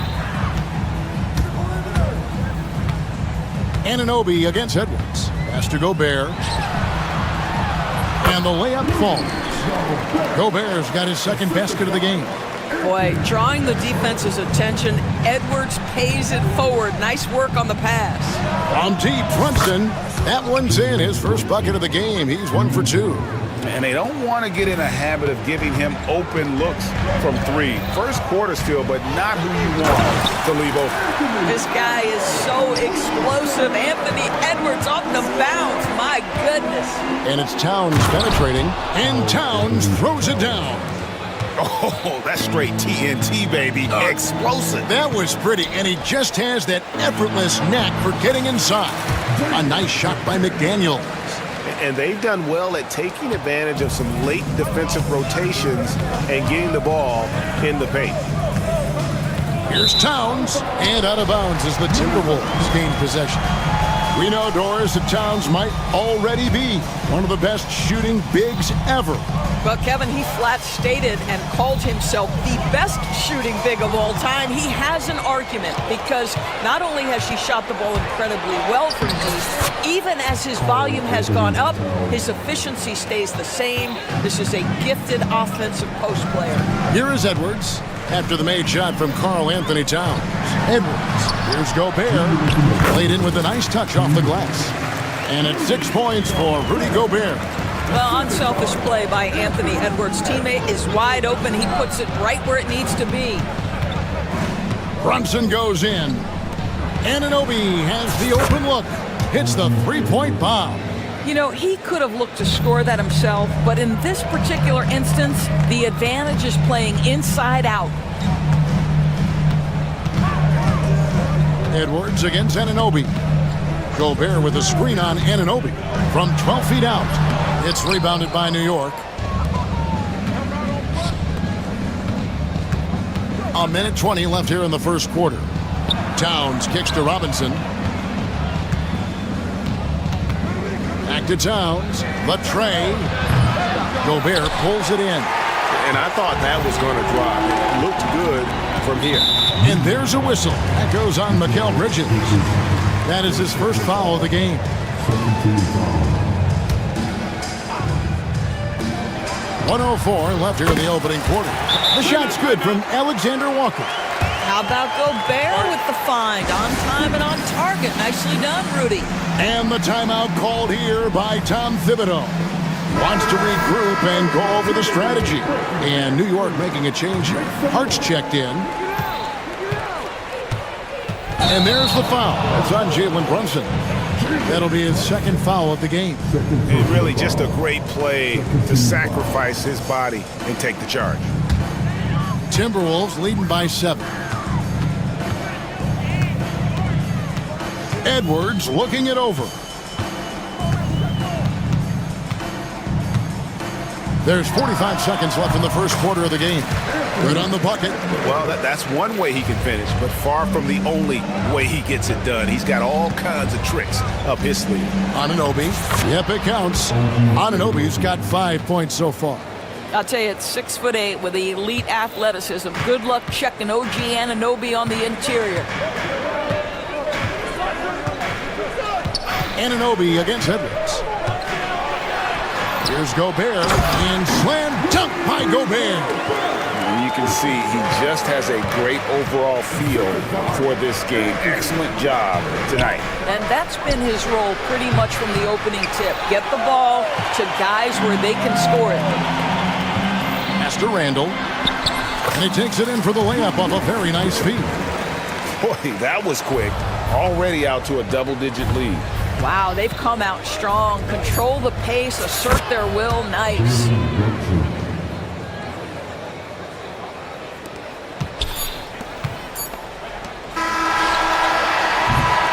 And so it's the Minnesota Timberwolves ahead by 9 as the quarter comes to a close. They're shooting the ball so well in this one. A great performance.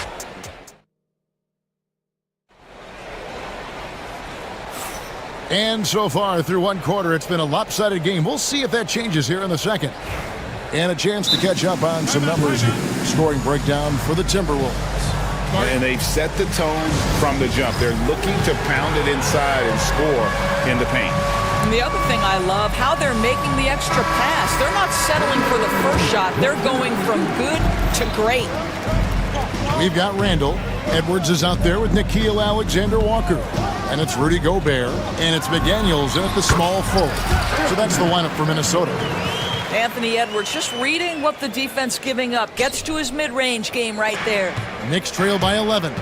And a fun run by the Knicks in the playoffs. But Doris, horrible injury luck ended their season. Kevin, borderline absurd bad luck for injuries. You think about it, Julius Randle goes down in the regular season. And then in the playoffs alone, Mitchell Robinson, OG Anunoby, and Bojan Bogdanovic all miss significant time. And who can forget Jalen Brunson getting hurt in that Game 7? Almost unreal bad luck. Timberwolves leading by 11. Knocked loose. Bridges with the steal. It's tipped. Anunoby with it. Picked up by Edwards. From deep, Brunson. Brunson drops it in from the arc. Wow! Outstanding pass, on time and on target.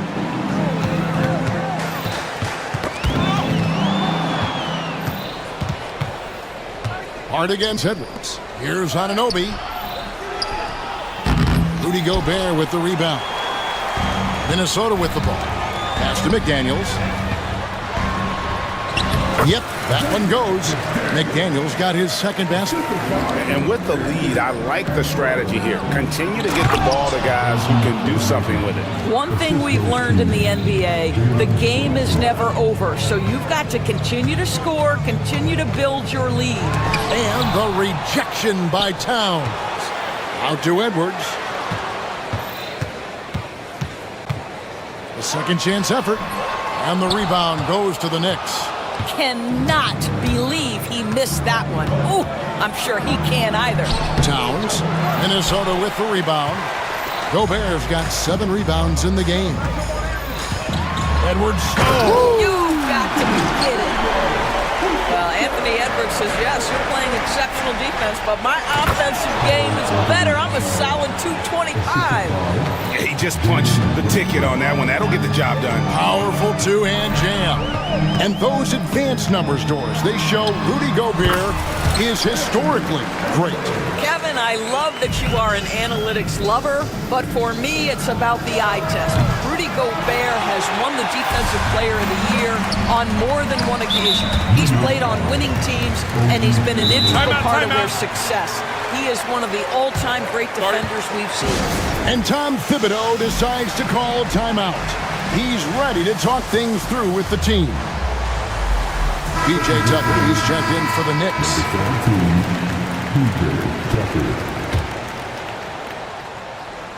Second quarter of play with almost 3 minutes gone. Good! Alexander Walker's got the lead up to 12 now for the Timberwolves. Big miscommunication on defense. He recognizes it and quickly takes advantage. And that's typical of this guy. He's always reading the situation, reacting quickly, and capitalizing. Let's check in with our reporter, David Aldridge. Kevin, thanks. These days in the NBA, no lead is safe. Timberwolves coach Chris Finch said there was a time where you weren't taking 20 triples in a game. It's all down to that. Momentum, too. These guys got into the league being offensive-minded. When they get hot, it's a sight, and it's really hard to stop. Kevin? Chris Finch is right. It's impossible to stop. Thank you, D.A. He's getting his first free throw attempt of the game here. And he was dialed in at the line a season ago, 87% from the line. Bridges against Edwards. And finished off by Gobert. And vertical threat, that is Rudy Gobert. What a ferocious finish at the rim. Nice. Brunson working inside.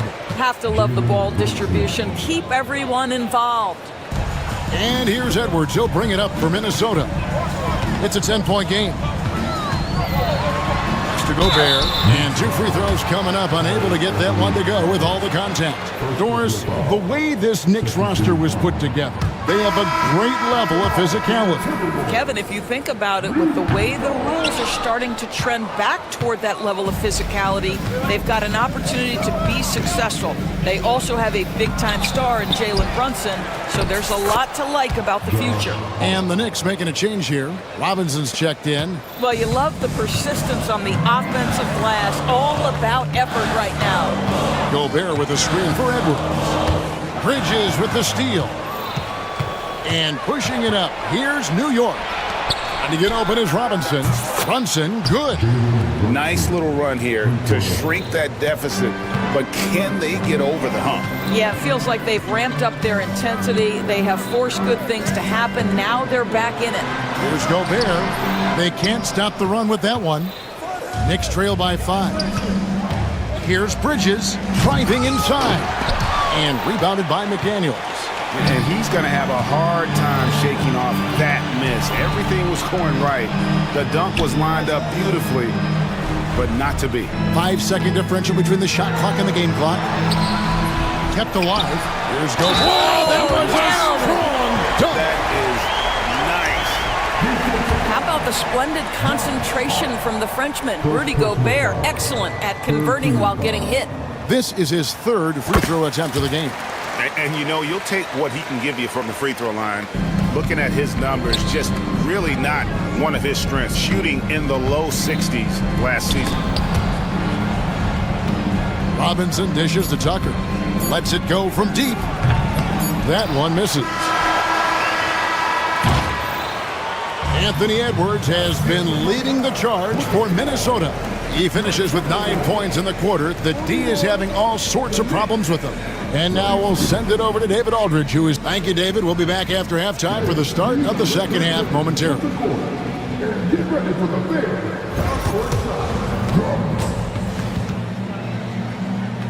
taking about your socks.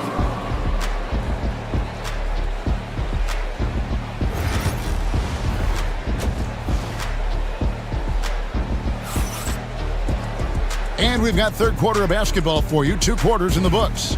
You know, Anthony Edwards has been exceptional here, guys. He's done a fantastic job of finding open space to operate within the first few quarters. Well, one of the things every player is after is efficiency at the offensive end. And boy, this young guy has done just that. And New York, looking at who they've got. Karl Anthony Towns is out there with Josh Hart. Then it's Jalen Brunson. Then it's Bridges. And it's Anunoby in at the 3. Rule adjustments, Doris, regarding the rip-through move. Do you think those have been effective?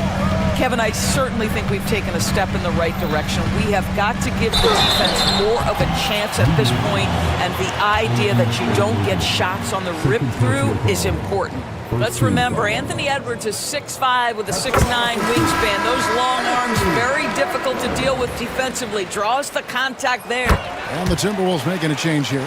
Reed's checked in.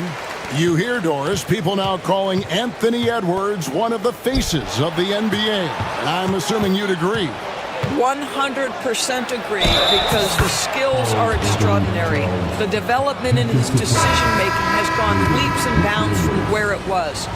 Beyond that, Kevin, he's a lockdown defender, one of the best competitors, fearless in the big moments, and one of the most charismatic young men in the league today. This guy is spectacular. Dante DiVincenzo. He's checked in for Minnesota. Knicks trail by 7. Here's Brunson. And he gets the whistle. And it looks like, yep, it's a coach's challenge on the personal foul. That triggers a replay review by the officials. After review, Action is so fast that it's really tough to catch everything in real time. The wonders of technology. We've seen replay reviews so effectively, and involving the coaches by being able to have a challenge like this is something a lot of people have been hoping for. And so the word is in. They've decided that the call stands as it was made on the floor. And you know, even if a coach still feels this wasn't the right call, you got to acknowledge the effort being put in to reviewing it. The double checking, and the game continues on.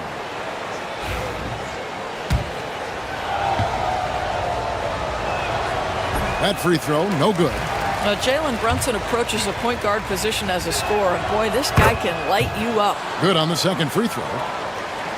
Little over a minute gone here in the second half. DiVincenzo against Bridges. Reed with a screen on Bridges. And it is flushed down with a nice jam. And there is no better way to add to the lead. Isn't that true, GA, especially when the slam is coming from the point guard? That's got to be a little bit deflating to the defense, guys. Getting kicked when you're down. My goodness. DiVincenzo can't hit it. You can't look at the result of that shot. They'll take that whenever they get it. And they should, because it's when you start turning down that kind of look that your offense can start to bog down a bit. Timberwolves leading by 5. 2 minutes gone in this third quarter now. DiVincenzo can't hit it. And it's Towns with the ball. He'll bring it up for New York. Pass to Hart. The 3. And it's Towns missing. Timberwolves have gone 2 of 5 shooting here in the third quarter. DiVincenzo finds McDaniel. And it's good for 2. McDaniel's got 6. Well, we see a lot of emphasis on three-point shooting nowadays, but you'll take that look right there any night of the week.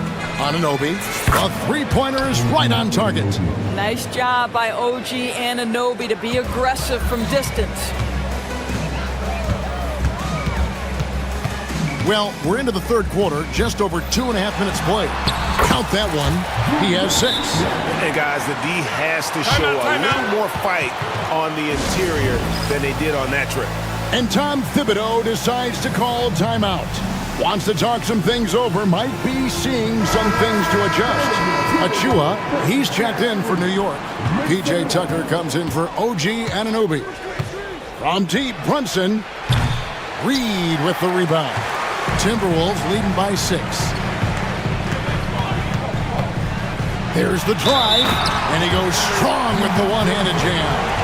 just rubbing it in their faces with that number.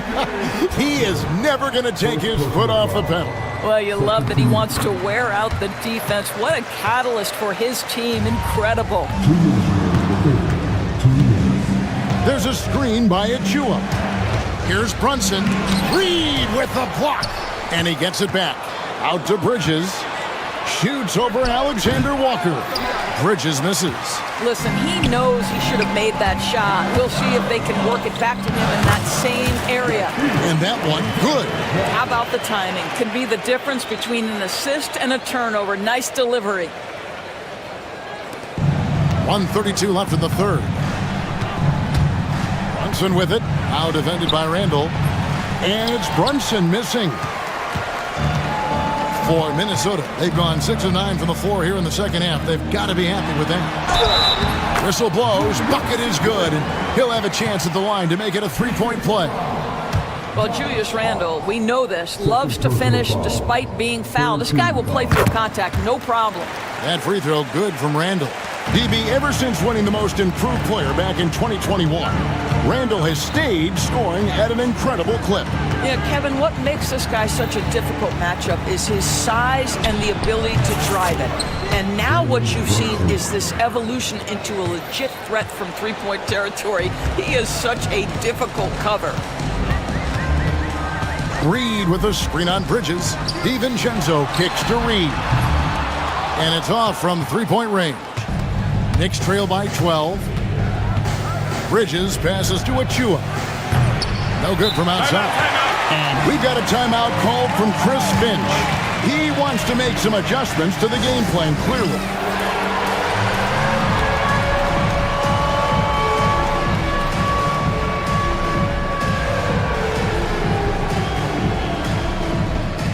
Edwards has come in for Minnesota. And then for New York. Mitchell Robinson's checked in for Josh Hart. And Miles McBride subbed in for Jalen Brunson. Reed with a screen for Edwards. And the wide open shot from Reed. Second chance shot. Inside, Edwards finishes strong. Well, with the size, frame, and athleticism, if you allow Anthony Edwards to get to the glass, look out. 1 second separating the shot clock and game clock. Robinson passes to McBride. That three off the mark. Here is Edwards. 1 point in the game. And Edwards slams it in. And when the score is as lopsided as it is, and you can see they smell blood in the water, my man is going for the jugular. Oh, and he just knocked down the buzzer beater. Big time shot to beat the buzzer there. My goodness. Well, that's the perfect end to the quarter for them. You have no idea how much of an effect those... And so it's the Minnesota Timberwolves looking at a 13-point lead heading into the next quarter. And their ability to get points in the paint has made all the difference in this one. We come back right after this. And as we head into the fourth, we'll see if there's a comeback in the works or if it's more of the same from the first three quarters. And now the latest from our reporter, David Aldridge. Hey, guys, I listened in on what Chris Finch was talking about with his players.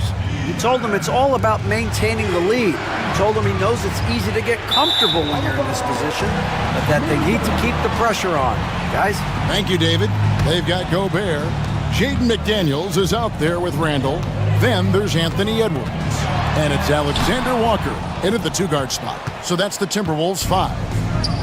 And so Anunoby will bring it up for the New York Knicks. Trailing by 13. And Edwards slams it in. Guys, you get a look at how dynamic a force Edwards can be. Makes both the defensive play and then goes ahead and scores it himself.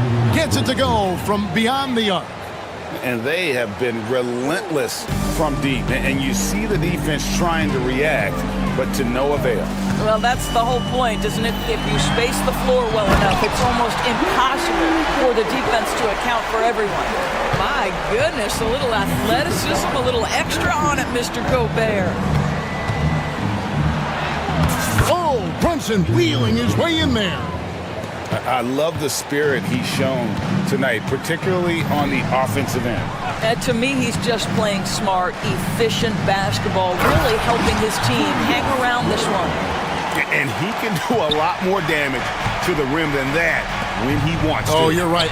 And with the lead they're enjoying, I'm surprised he didn't put a little something extra on that one.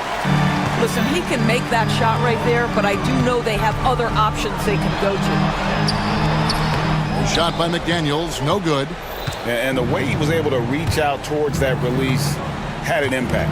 Well, no question. He altered that shot, and most of the time, that's just as good as blocking it. Basket is good. He'll get a chance for one more at the line. Boy, you have to love how Jalen Brunson orchestrates this offense. So good at getting the ball where it needs to be. And let's quickly check out the scoring breakdown here for Minnesota. I'm in love with how they're moving the basketball all game long, and also their ability to move without the ball. That style just makes it so difficult to defend. I also like how they've played in the painted area. They've made an effort to work on the inside and convert those chances. And the timeout called here by Tom Thibodeau. And clearly an important juncture. He's going to have some choice words with his team. Knicks trail by 13. Brunson surveying the D. Towns for 3. A rebound by the Timberwolves. At one point, they led by 16. Gobert with a screen for Edwards. Pass to Gobert. Out to Edwards. Gobert, the screen. Edwards, that's good. Edwards got 10 points in just the second half. Well, in pick and roll action, you've got to be aggressive as a scorer. Anthony Edwards with the bucket. Bridges shot, good. Yeah, he needs to take a lot more shots. He's been efficient, trying to get his teammates involved, but it's time for him to step up. And the shot goes down. And that's 10 points for Jaden McDaniel. The Knicks have gotten 4 of their 6 shots to fall so far here in the fourth. A pretty nice efficiency there. Timberwolves leading by 15. Pass to Randall. And he could not get that one to go. A lot of contact, and he'll go to the line for 2. That one goes on Anunoby. Well, there's a certain edge that Julius Randle plays with that allows him to draw contact. The first free throw is good.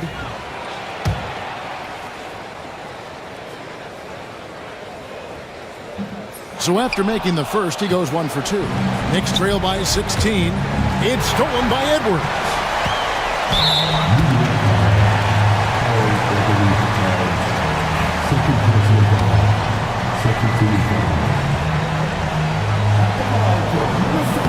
And the first one at the line is good.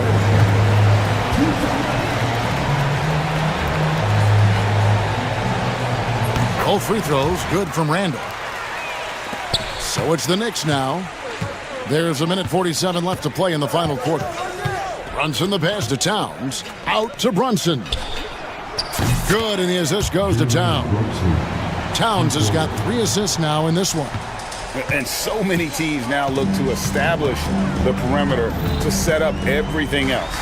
No doubt it's a growing trend, Greg, and he is highly accurate tonight. No one near Edwards as he lets it fly. The Timberwolves again can't hit. And so just rolling to the finish line now in what has been a very confident-looking performance for the Timberwolves. Not only did they shoot the ball better, but they had more assists. Yeah, I thought the passing in terms of finding the open man gave them the higher percentage shots. The ball movement was key for the win. The one player that really stands out, of course, in this one, it was a dazzling game for Anthony Edwards. Well, unselfish basketball. His ability to create for others has been the story of this game. Edwards. And finished off by Edwards. Look, they've earned this victory tonight. Tough to dominate the way they did. And they just went out and executed. Give credit to the coaching staff. They have to be thrilled with their level of play. To the wing on the left. Here's McDaniels. Count it. And the Timberwolves lead by 17. Saw the opportunity to put this away and did not turn it down. Yeah, playing with great energy and great effort. And as a coach, you'd love to see this from your team every single night. And he gets the bucket. There's 39 seconds left in the fourth quarter. Edwards against Anunoby. Outside Edwards. 13 feet away. Here's Gobert. Out to Edwards. Just 5 to shoot. And the rejection by Towns. Love the hustle from Towns right there. Boy, engaged defensively. Tough sequence there. They just couldn't get it to fall.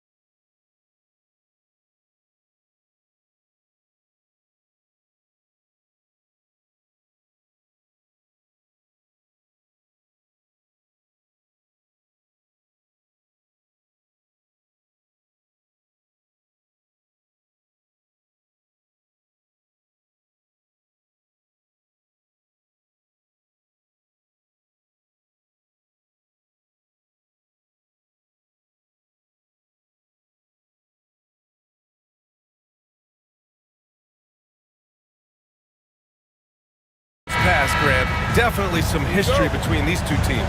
Oh, BA, this is high level.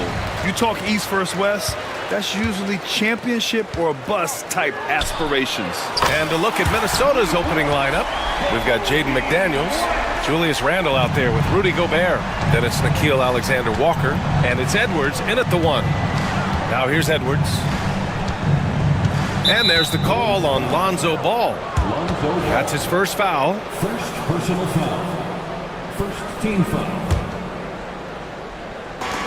So it's Minnesota now. It's a three-point game. And I'm surprised that didn't go down. I mean, I'm sure he is too. Giddey passes to Ball. Ball, a screen on Edwards. And the foul called on Nickeil Alexander-Walker. That's his first foul. He didn't have his feet planted. Yeah, and I like this call because you want the refs in that situation. If there's any doubt, err on the side of giving the benefit of the doubt to the offensive player. That should have been a block, and it was. White And he banks in the layup. White's got 5. Just taking it right to the rim, and no one was there to greet him. Well, this early, they should be showing a lot more energy on defense. It's not there. Shot is good by Edwards. Well, that was a bomb from Edwards, showing off that deep range. For 3, Smith. Another 3 for Chicago. That's how you up the ante.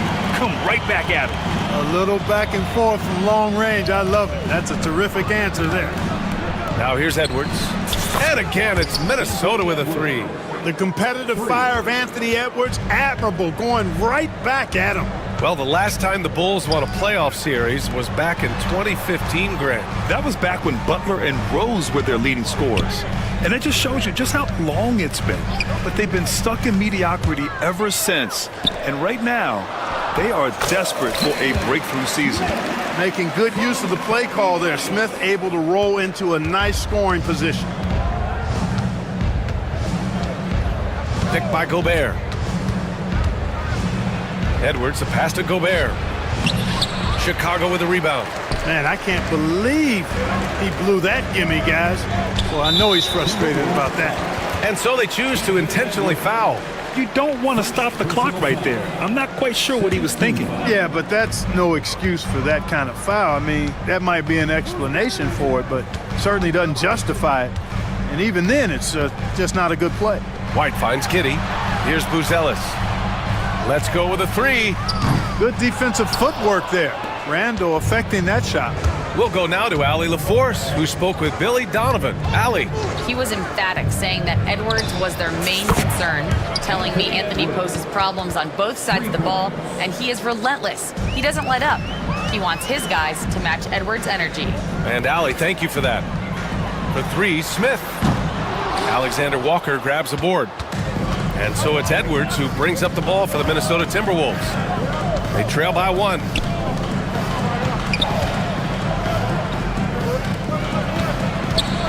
Takes a 13-footer.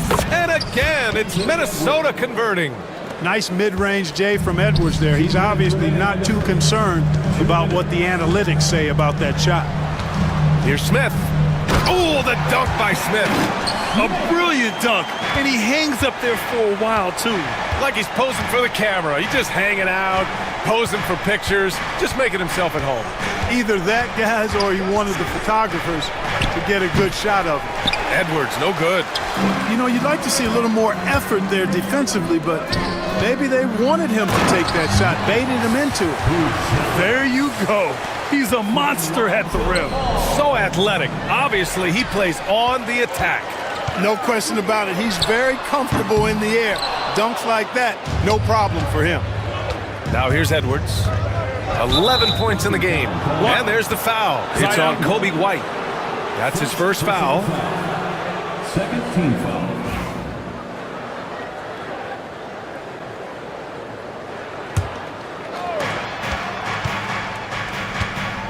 Edwards against ball.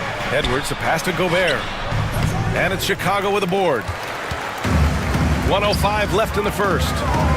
There's the triple. The shot by Buzelis is no good. Timberwolves trail by 3. Stolen by Ball. Off they go. It's a 3-on-1 break. From deep, Giddey nails it from beyond the arc. And when Ball has the ball, it's in good hands. He can run the offense, no doubt. Pass to Gobert. Now Edwards. Will it go? The Timberwolves again can't hit. Chicago leading by 6. Ball passes to Giddey. Puts it up. And it falls all over the rim and in. Smith's got 9. The Timberwolves have gone 4 of 9 in this one so far. Gobert with a screen on Ball. Edwards for 3. Chicago with a rebound.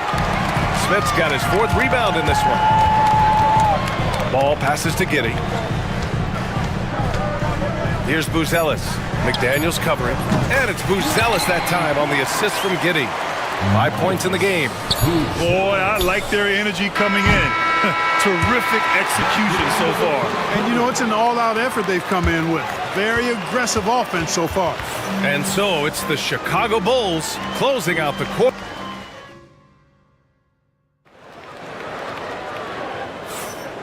Great to have you with us. Second quarter of basketball. This game has not exactly been neck and neck, but plenty of time left in this one. And what do you guys think so far about the offensive approach for the Bulls? You know, right from the start, it seemed they got hot from three-point range, pulling apart the defense and racking up the points, too. And following off of what you said, they've really done a good job distributing the ball, passing up good shots for great ones. We've got Ball, Buzelis out there with Kevin Herter. Then there's Jalen Smith, and it's Giddey in at the point. That's the Bulls 5 as we get into the second quarter. Now here's Edwards. Oh, Edwards just bullying his way inside. Boy, how about the strength of Edwards, confident at taking on defenders and finishing.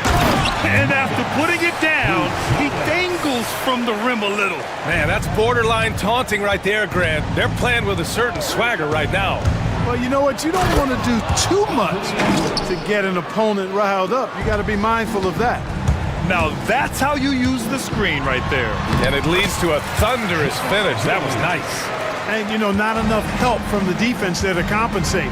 He gets a clean look, and that's exactly how you draw it up. Edwards can't hit. Bulls leading by 11. It's Herter on the wing. Starting the second quarter, about a minute gone. Pass to Smith. Here's Buzelis. Shot clock at 5. Smith with a screen on McDaniels. Herter. Boom! He jams it straight down. Woo! Defensively, you can't afford to let him get to the rim that easily. Well, that might be why their deficit is what it is right now. You know, you look at it, the communication is lacking, as is the trust. They can ill afford those types of breakdowns. It won't work. You can't win with those kind of breakdowns. All right, let's check in with Allie LaForce. Well, guys, drawing charges is an art. The Warriors' Brandon Podziemski led the league last season, and he said, I'm not going to jump with anybody at the rim and block them. This is another form of rim protection. And Brian, while some have labeled them dangerous and called for charges to be taken out of the game, they remain a winning play. Yeah, that's a good point, Allie. Thanks. Pass to Giddey. Smith with a screen on McDaniels. Giddey into the lane. Smith finds Ball. From the arc. And it's Gobert with a rebound. It's tough to get open in this league, and when you do, it hurts not to capitalize. Into the lane. Oh, a big finish with a one-handed jam. Nice read by Edwards there, finding a wide-open teammate and sending the ball his way on target. Smith no good. And that's exactly how tightly you have to guard him every time he steps to the arc. He's just that good. Edwards looking it over. And there's the call on Lonzo Ball. That's his 4th foul of the contest. Well, when you look at the forwards in this league, there are a lot more Grant Hill types out there these days, partner. Well, thank you for the nice words, B.A. Of course, I took pride in my overall game.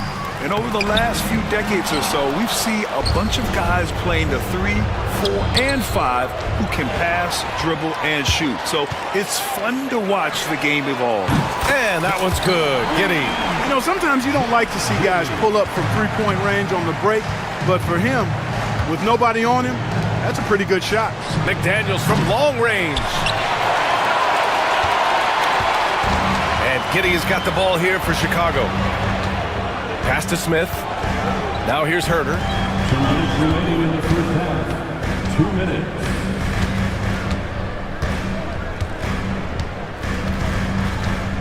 Smith with a screen on McDaniels. Herter. Rebound Minnesota. Gobert's got 6 rebounds here tonight. Puts the move on. And McDaniels with the layup. Strong work inside by the 6'9" Jaden McDaniels, showing how effective he can be down there. Pass to Smith. Lets it go from deep. The shot's good on the assist by Giddey. Giddey's got his 5th assist in this one.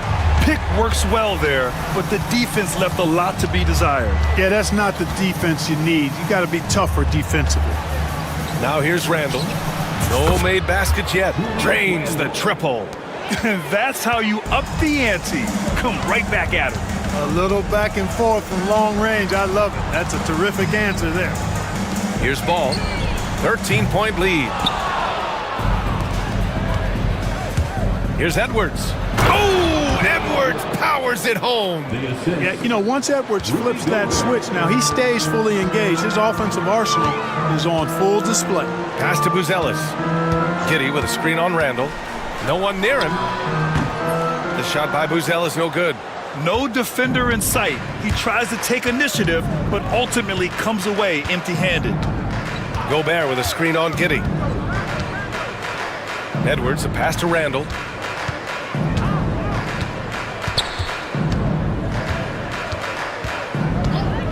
There's the drive. And the shot counts. He's fouled, and it's a chance for a three-point play. White, he's checked in for Herder. Reed's checked in for Minnesota. DiVincenzo comes in for Anthony Edwards.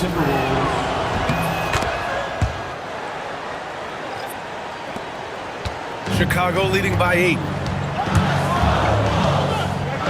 And there's the foul. It's on Kobe White. That's foul number 2 for him. And great job to establish position and square up. Excellent example of toughness and physicality on defense. Got his nose right in the middle of things and made a play. Here's Reed.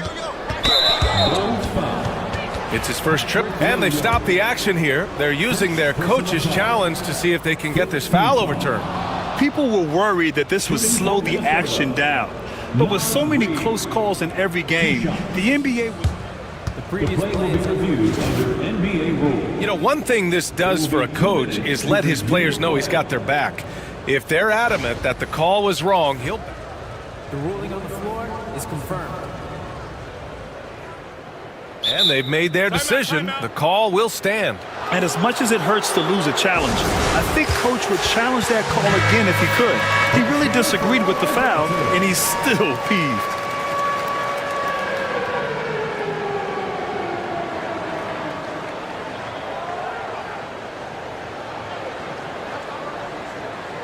Shoot 2.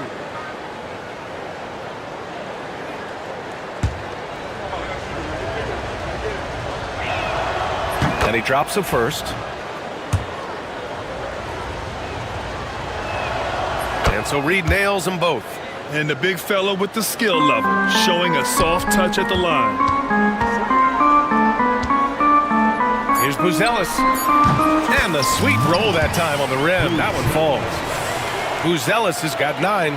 One of the things you've got to admire and respect about him is his aggressiveness at the offensive end, always in attack mode. And so it's Chicago, finishing the quarter with an 8-point lead.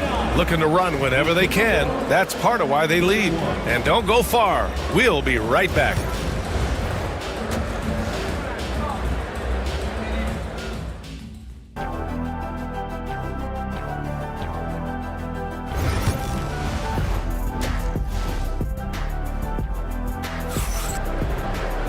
And happy you could join us. We've got 2 quarters left to go in regulation. And you know, Anthony Edwards has been really making it happen, guys. Well, if he's hit threes like he did in the first half, he's going to have a monster night. Yeah, you know what? The defense is going to adjust. They'll be ready for him now, so I'm sure they talked a lot about how to slow him down. On the court for the Timberwolves, we've got Julius Randle, Nickeil Alexander-Walker out there with Dante DiVincenzo. Then there's McDaniels, and it's Reed in at the 5 spot. Fires in the triple. 5 points in the game. Yeah, never a bad idea to have Randall with the ball. Just a great passing forward. You know, a reliable veteran like Julius Randle is so valuable. He provides a foundation for everyone else to play off of because they know he'll be there to score and help out. He makes it easier for other players to succeed around him. Slams it down with 2 hands. Man, they're really getting aggressive now. Now's the time to do it. Keep attacking that rim. Now here's DiVincenzo, still without a bucket. Randall outside. Back to Reed. A slam dunk by Reed. Well, I'll tell you what, his vertical is awesome, off the charts. A short center who still makes his presence felt. Outside, Williams. Jacks up a three. No good there. Timberwolves trail by 5. DiVincenzo, the pass to Randall. Back to DiVincenzo. Reed finds DiVincenzo, and there's the foul. It's on Kobe White. That's his 3rd foul of the game. First team foul. 3rd quarter here, over a minute and a half into it. Reed sets a screen. DiVincenzo, the pass to Reed. Just 5 on the clock. Second chance shot. DiVincenzo can't hit. Usually, guys, he's going to knock that one down from there. Proficient at operating in that medium range area. And Williams punches it home. Seems to have a knack for hitting guys in their spots. His vision excellent. White with the steal. Pass to Buzelis. Hauled in by DiVincenzo. And here's Reed. Alexander Walker with it. To the inside. Here's Randall. And it's Randall with the jam. Terrific body control by Randall. An and one machine. This will be his 2nd trip to the free throw line in this one. Second team foul.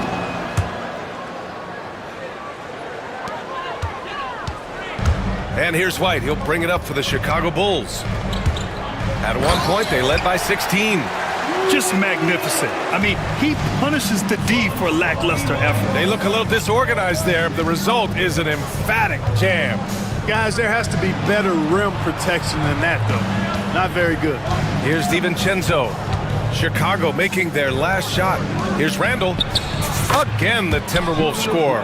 Taking it himself, Randall changes who he is when the jumper goes in. Williams passes to Herter. Here's Buzelis. The kick out to White. And there's the drive.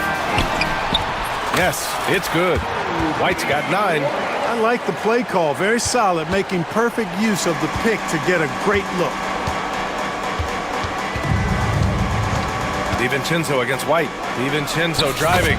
Again, the Timberwolves score. You know, in the pick and roll, you got a lot of options, but sometimes the best option is to do it yourself. DiVincenzo making the right choice there. Got it. 11 points in the game. Keeping pace here. That's an excellent move inside. Timberwolves trail by 6. Reed, a screen on White. Outside Reed. Chicago with a rebound. Ball right side. Pass to Buzelis. Not sure why he committed the intentional foul. No purpose. I think everyone's a little confused, but weird plays happen. First team foul. The kick out to White.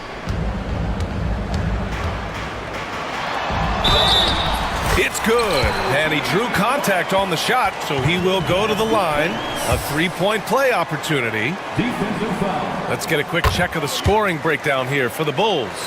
Well, you know, for me, the passing has been fantastic all night. Everybody loves watching this style of basketball where the ball moves and players move. Coaches, fans, and even us broadcasters can appreciate that kind of action. Yeah, something else I love that they're doing is driving into the lane and getting the shots they want in penetration. Reed, a screen on White. DiVincenzo can't hit.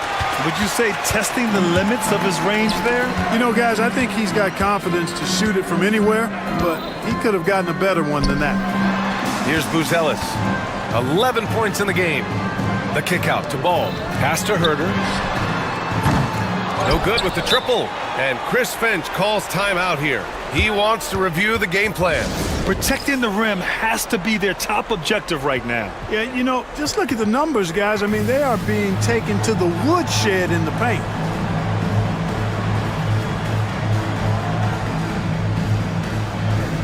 So both teams making some changes here. And Chris Finch calls timeout here. We might see him looking to make some tweaks to the strategy here.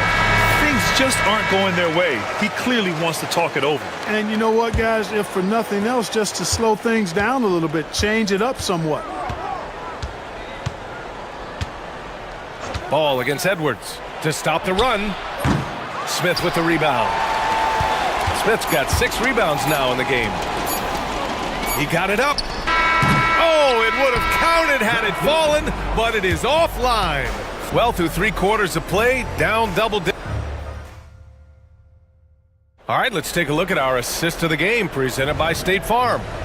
And just a selfless decision from your 2-guard, showing his ability to get his teammates good looks. Yeah, and as a 2-guard, he's typically not a reluctant shooter, so it was really nice to see him orchestrating for a teammate instead. And with the 4th quarter upon us, time is running out for this game to become competitive. We've got Smith, Ayodasumu out there with Patrick Williams. Then it's Josh Giddey, and it's Ball in at the 2-guard position. That's the 5 out there for the Bulls. And so here is Chicago. The Timberwolves getting their last shot to go. A nice shot by Smith. Absolutely ruthless. He's not about to start showing mercy now. Guys, when you're this hot, it's elementary. Let it fly. Keep staying at it. You can't say enough about his individual performance. I don't think you can overstate it. I mean, even if the all-around team effort's been lacking, this guy's been on top of things. Now here's Giddey from downtown. And there's Smith. That one's good on the assist from Giddey. Smith's got 19 points. Edwards against Ball. Edwards can't hit. Chicago leading by 14. Ball outside. Back to Giddey. Dasumu on the wing. Covered by Alexander Walker. Good work there as it goes. And the Bulls lead by 16. And just totally relentless, only increasing the intensity level. Yeah, I love the fact he doesn't play the score. He just keeps coming, attack mode. He doesn't know how to step off the gas pedal. And the defense, no factor, which is why he simply laid it in. Edwards against Giddey. Pass to Smith. Fires for 3. It doesn't go for him. Given his range, you'd expect him to capitalize on that opening. And Chris Finch has called timeout. He wants their game plan to be crystal clear at this point. One guy who's been getting it done is Jalen Smith. You know, that defense is helpless right now. I mean, he's got their number, and he knows it. Some changes for Chicago. Cruz Ellis is checked in for Williams, and it's Kobe White in for Dasumu. Randall, he's checked in for the Timberwolves. McDaniels comes in for DiVincenzo. Gives us a chance to catch up with Allie LaForce. I was able to listen in on what Chris Finch was going over with his team. He said to them, "You guys look defeated out there. Wake up. This game is far from over, but I need you all to believe that. I need you to fight for one another right now." Great work, Allie. Thanks. Edwards can't hit. Bulls leading by 14. Pass to Ball. White for 3. He buries it from 3. Now you have to extend that defense. I mean, you really have to stay connected to him at all times. Yeah, especially with the score being what it is. I mean, you got to tighten it up on D. Minnesota again missing. And White has got the ball here for the Chicago Bulls.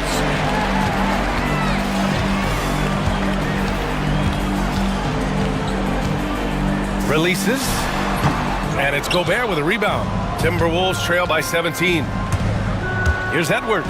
Oh, a sensational slam by Amp. Watch out now.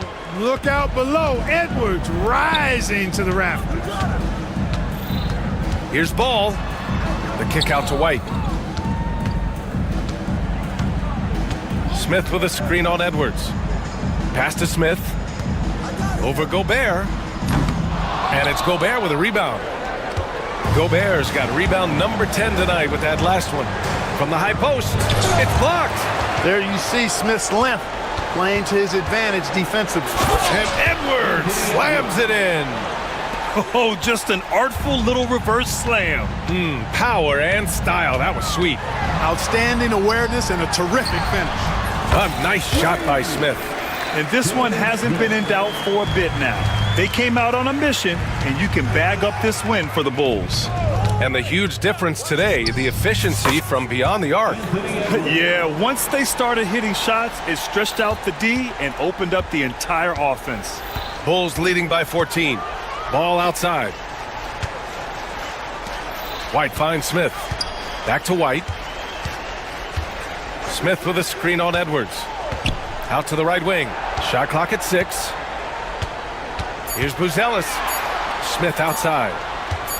Shoots over Randall. Smith no good. There's 45 seconds left in the fourth quarter. The open shot, Randall. And Minnesota again with a bucket. 40 seconds left in the final quarter. Lets it fly. Smith no good. And so it's Minnesota with it. A 12-point game. Edwards. Pass to Randall. Shoots over White. Randall can't hit. And it's the Bulls' ball. 17 points was their biggest margin. And once again, off the mark by Chicago.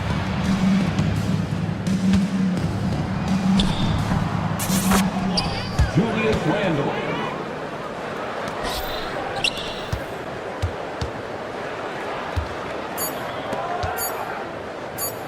The three from Ball. Can't connect. So no problem for Chicago as they get the win. A competitive game, you have to feel like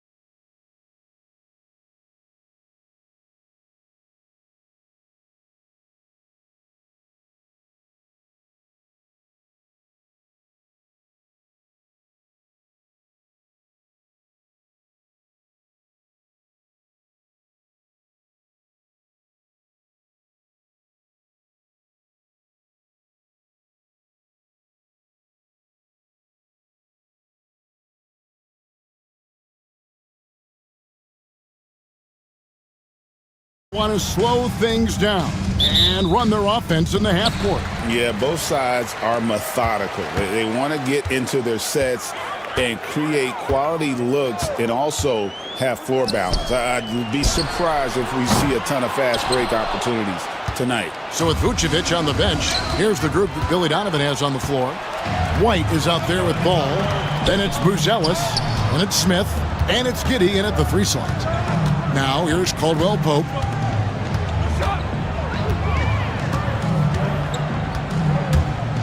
Clock at 6, and the call will be against Lonzo Ball. That's his first foul. First team foul. And Orlando has possession. Here's Wagner. Plays it up and banks it in. Yeah, so skilled offensively. Getting the ball in his hands is generally a good idea. Smith drives in, and it's Smith finishing it off. Yeah, that's a great find by White. He's such a clever and deceptive combo guard. Although they were eliminated in the first round, last season was a success stand for the Magic. It sure was, Kevin. I don't think many people had them even making the playoffs, but they fought hard, pushed the Cavs to 7 games, and gained valuable playoff experience. That one drops for him. Well, at first, White shows the burst, then the control off the ground. Pass to Wagner. That's in. He's got 2 made now, and he's shooting 2 for 3. And I like to see this. They're calling his number early, and he's delivering. Yeah, well, his offensive contributions are going to be very important in this game. So it's good they've already got him in a rhythm. Going inside. Got a piece of it. Making good use of his length. Buzelis able to track down the block that time.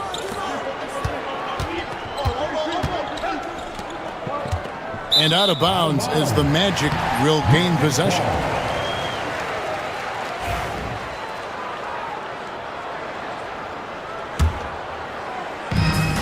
Orlando, they've gone 2 of 5 here, making 40% so far to start out the game.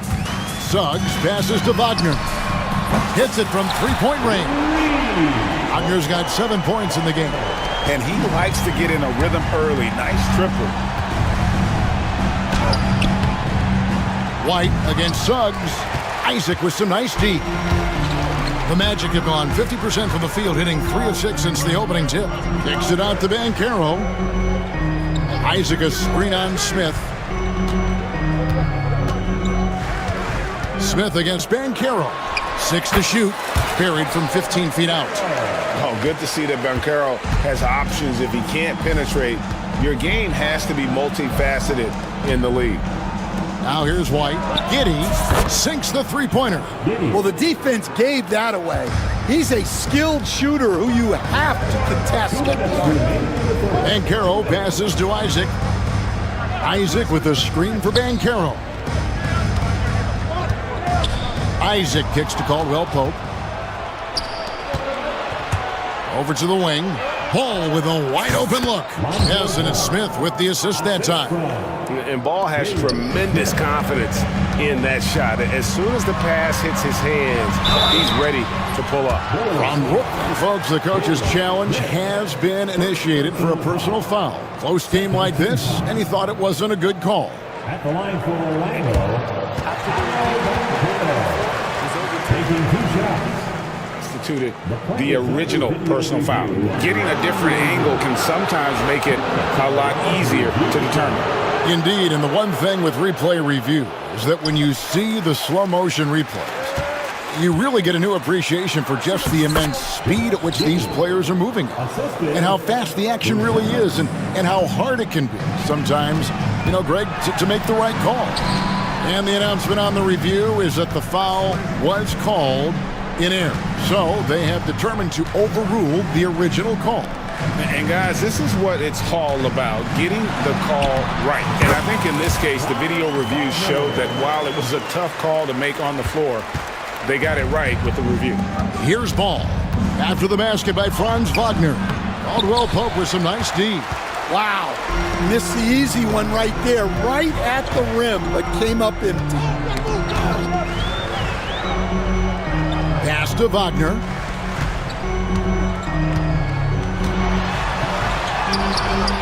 Rebound by Smith. Chicago leading. Giddy with it. He's got 5. Can't get it to fall. Now 8 seconds separating the two clocks. To the wing right side. Banchero finds Suggs. Deep 2 from Wagner. That doesn't go either for Wagner. Pass to Buzelis. White against Suggs. The layup missed. So at the end of 1 quarter of play, still a close game. Bulls lead by 2.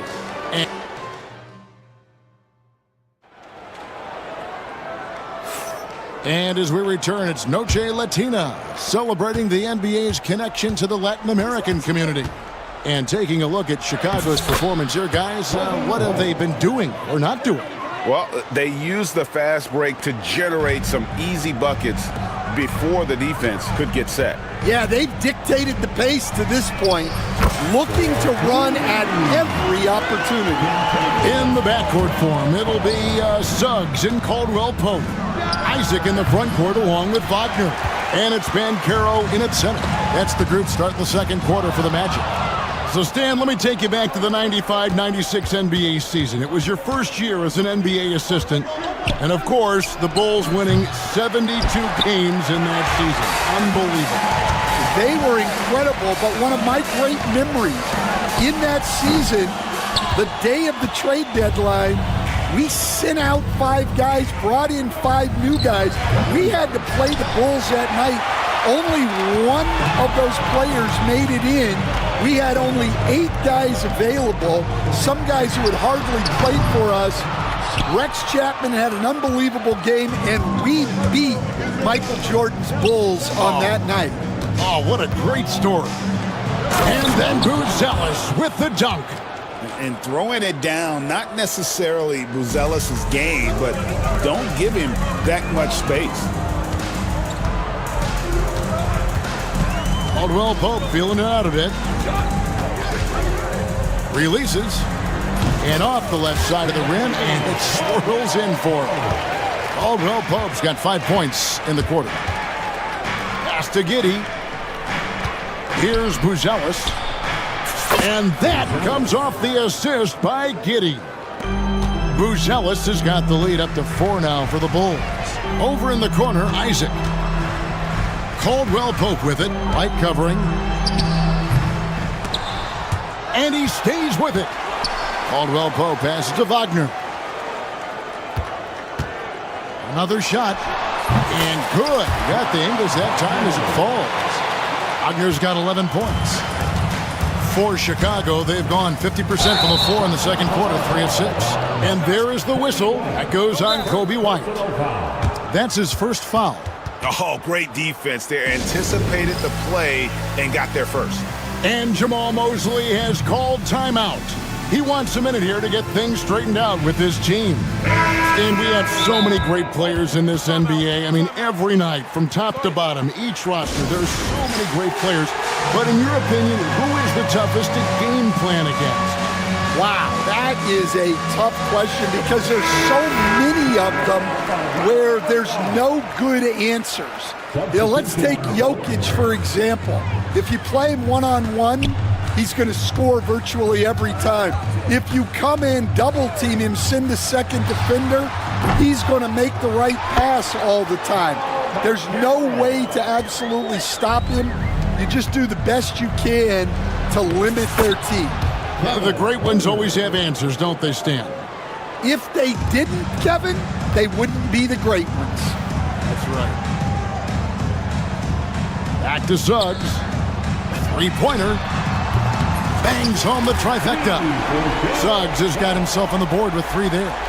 Oh, terrific move offensively from Suggs. He is locked in on that shot and finishes. Took him no time at all on that one. Several lead changes going on here in the early portion of this game. It reminds me of that cameo song, Back and Forth. And great for Buzelis. Basketball has been a part of his family for generations. Yeah, how about that? Both his parents played professionally in Lithuania, as did both of his grandfathers. And his dad now works with the Lithuanian men's national team as a physiotherapist. 2 points. That one goes. Herder's got 4 points in the quarter. I mean, the number of points they've scored in the paint already here is eye-opening. Ball against Suggs. A minute 20 left now here in the second. Pass to De Silva. Over ball. De Silva, no good. Chicago has gone 1 of 3 from way outside since the start of the second quarter. Over to the left wing. Here's Houston. The Magic again can't hit. And so White will bring it up for the Chicago Bulls. And Herder gets it to go. Good job of stepping up to the plate there, seizing back the momentum for his team. Yeah, plenty of lead changes in this game. It's gone back and forth. The Magic again can't hit. Bulls leading by 3. And White kicks to Herder. At the top of the key, Williams. Williams, a screen on Suggs. Here's Ball. Banchero grabs the board. Banchero's got his 4th rebound with that last one here tonight. It's his first trip to the line. And last year, excellent at the free throw line, just a shade under 90%. That free throw good from Caldwell Pope. And Caldwell Pope drops them both. Yeah, great effort tonight, and he's been rewarded with trips to the line. Drives to the hoop. And some hang time on the rim. Puts a little cherry on the top of that slam. Well, those kind of displays of strength can get one team rolling. Banchero passes to Suggs. And the 3-ball is good. Suggs has got a pair of triples in the second now for the Magic. Unselfish basketball. That's what coaches love to see. And the first half comes to a close in a tie game. And now let's catch up with David Aldridge, who's standing by from the sideline. Thanks for the great interview, David. And we'll be back for the third quarter of basketball following halftime.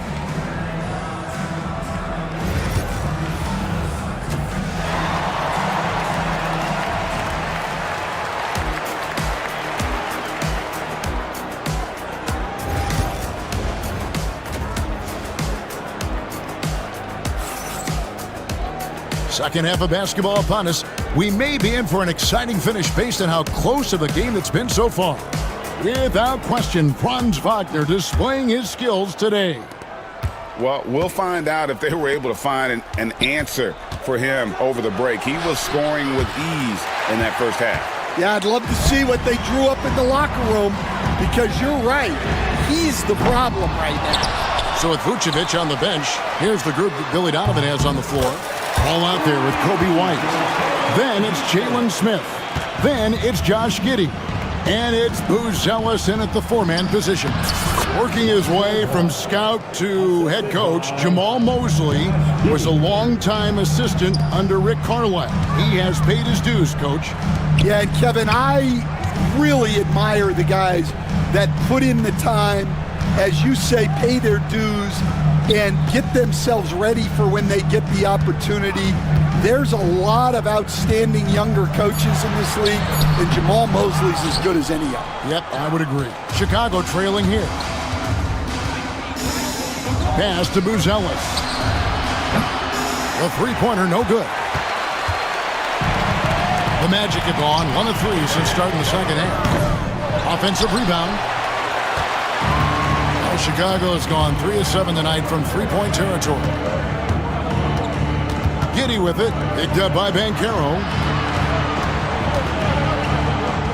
Out to White. 5 on the clock. Smith outside, over Caldwell Pope. Smith, no good. Yeah, loose coverage by the defense, but he just couldn't make them pay. Caldwell Pope outside. Banchero, a screen on Smith. Suggs, and Suggs throws it down. Get up, Jalen Suggs. This guy also a terrific football player in high school. And some nice ball movement here by Chicago. Good work there as it goes. 9 points for Buzelis. And we've got a timeout called by Jamal Mosley. He wants to check in with his team and regroup.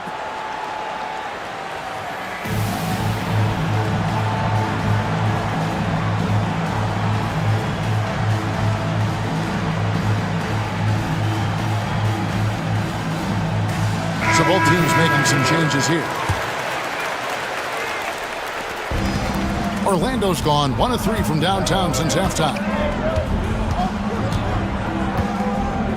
Wagner against Herter. Stolen away. Fast break. Here comes Chicago. Pass to Smith. Back to Herter. It's good. The assist that time from Smith. Smith's got 3 assists now in this one. As we approach the fourth quarter, still anyone's ball game. Yeah, neither team able to create much of a cushion. Back to Carter, and the turnover again by Orlando.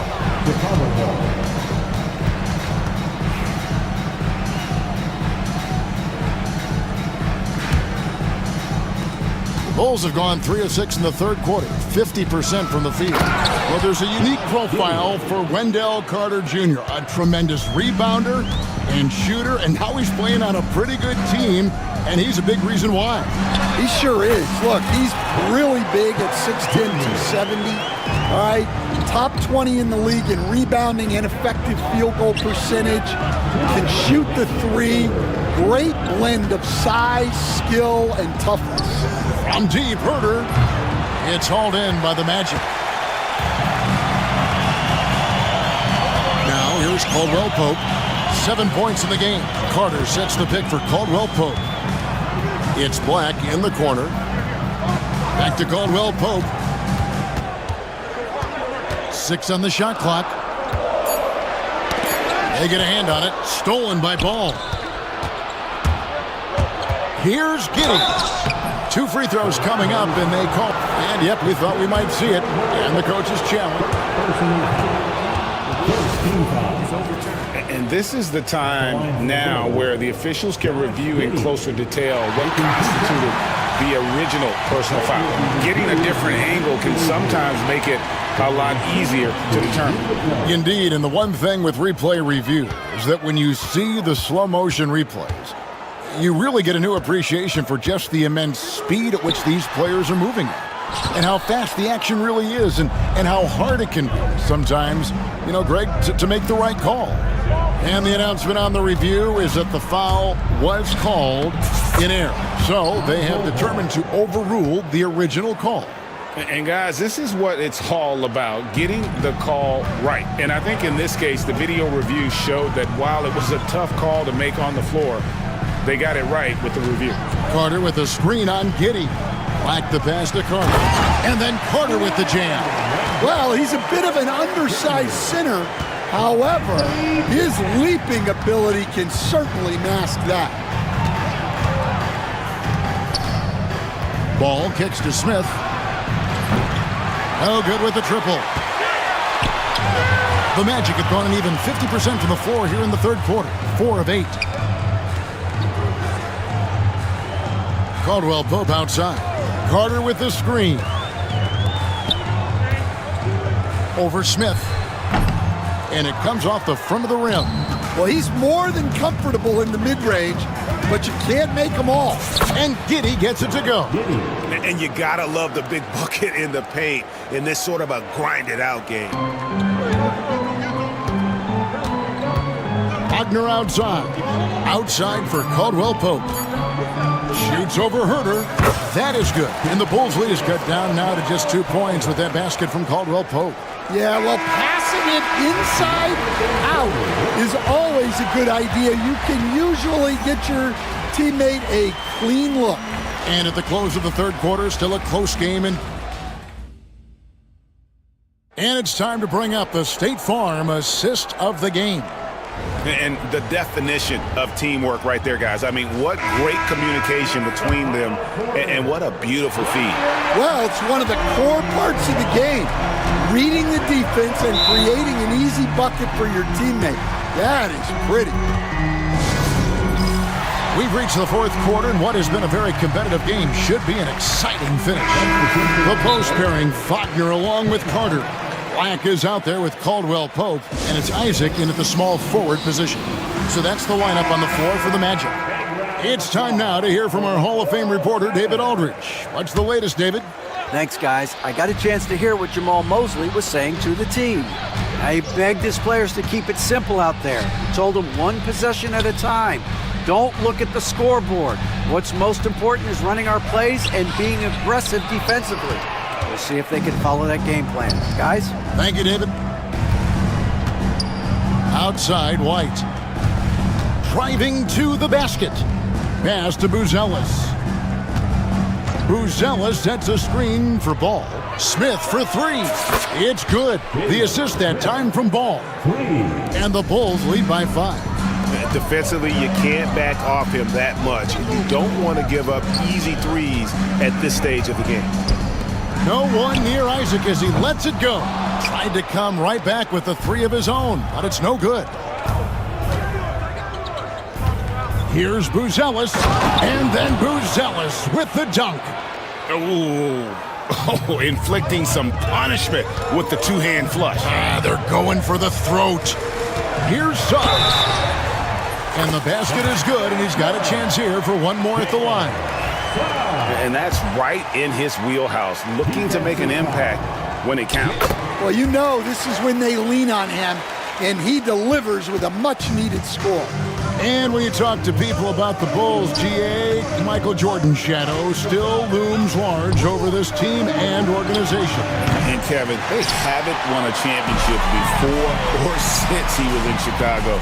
They've had plenty of good players, Derrick Rose and MVP, Jimmy Butler as well, but the results haven't been there. Back to Caldwell Pope. It's stolen by Smith. White dishes to Smith. Some nice ball movement by the Bulls. And then Buzelis with the dunk. And Buzelis is in a rhythm now. He's playing to his strengths and taking what is offered from the defense. And you could tell he thought that triple was going to fall. Here's Smith on the wing, Giddey. Smith finds Giddey. They get it again. To the inside. There's Ball with the three.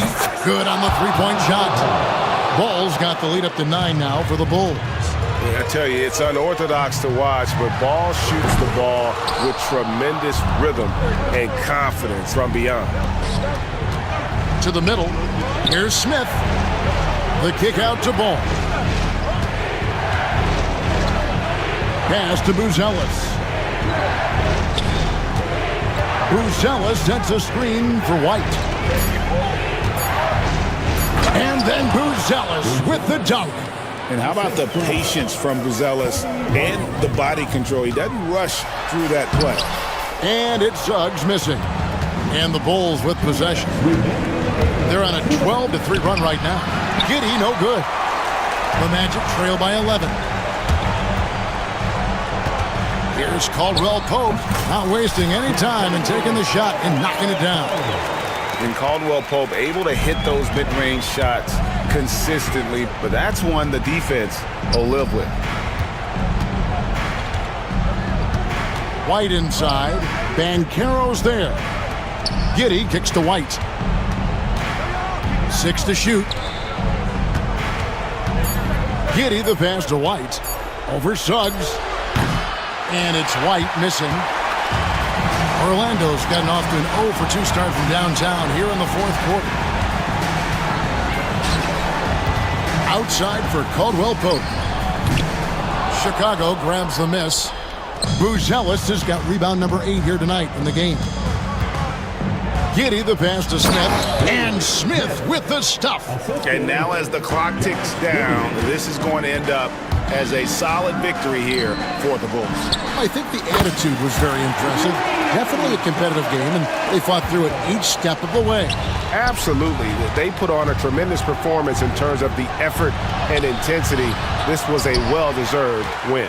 A very solid win indeed. And when you check out the box score, there were some great numbers for Smith. Well, he was the catalyst for them tonight. Played a great all-around game, and you could see his teammates feeding off his energy.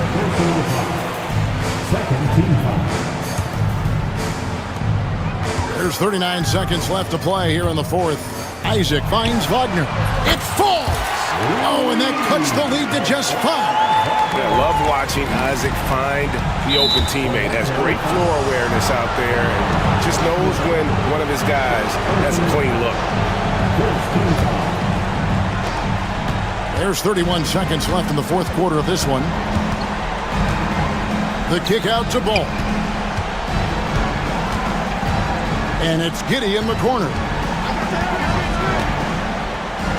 Uses the glass to finish the lane. And the Bulls lead by 7. And that is the kind of big-time shot that can really deflate a crowd. And did he ever do that? Sound level right now, 0 in this arena.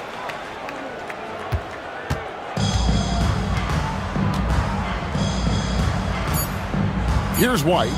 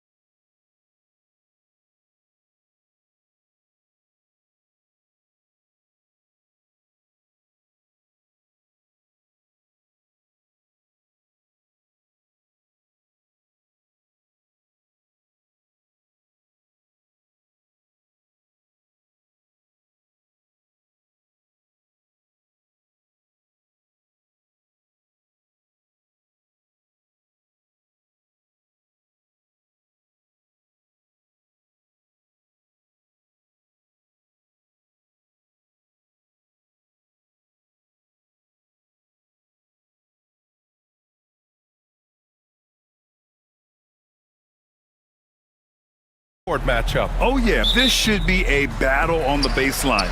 Great to watch skilled bigs trade blows and show off what they can do down low. Here are the 5 for Philadelphia. Maxey and Oubre pair up at the 1 and the 2.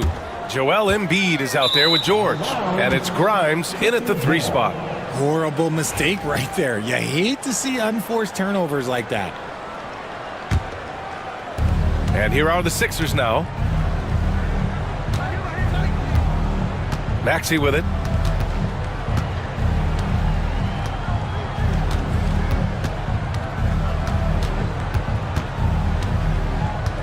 Pass to Oubre. And he caught that pass in full stride on his way to the big slam.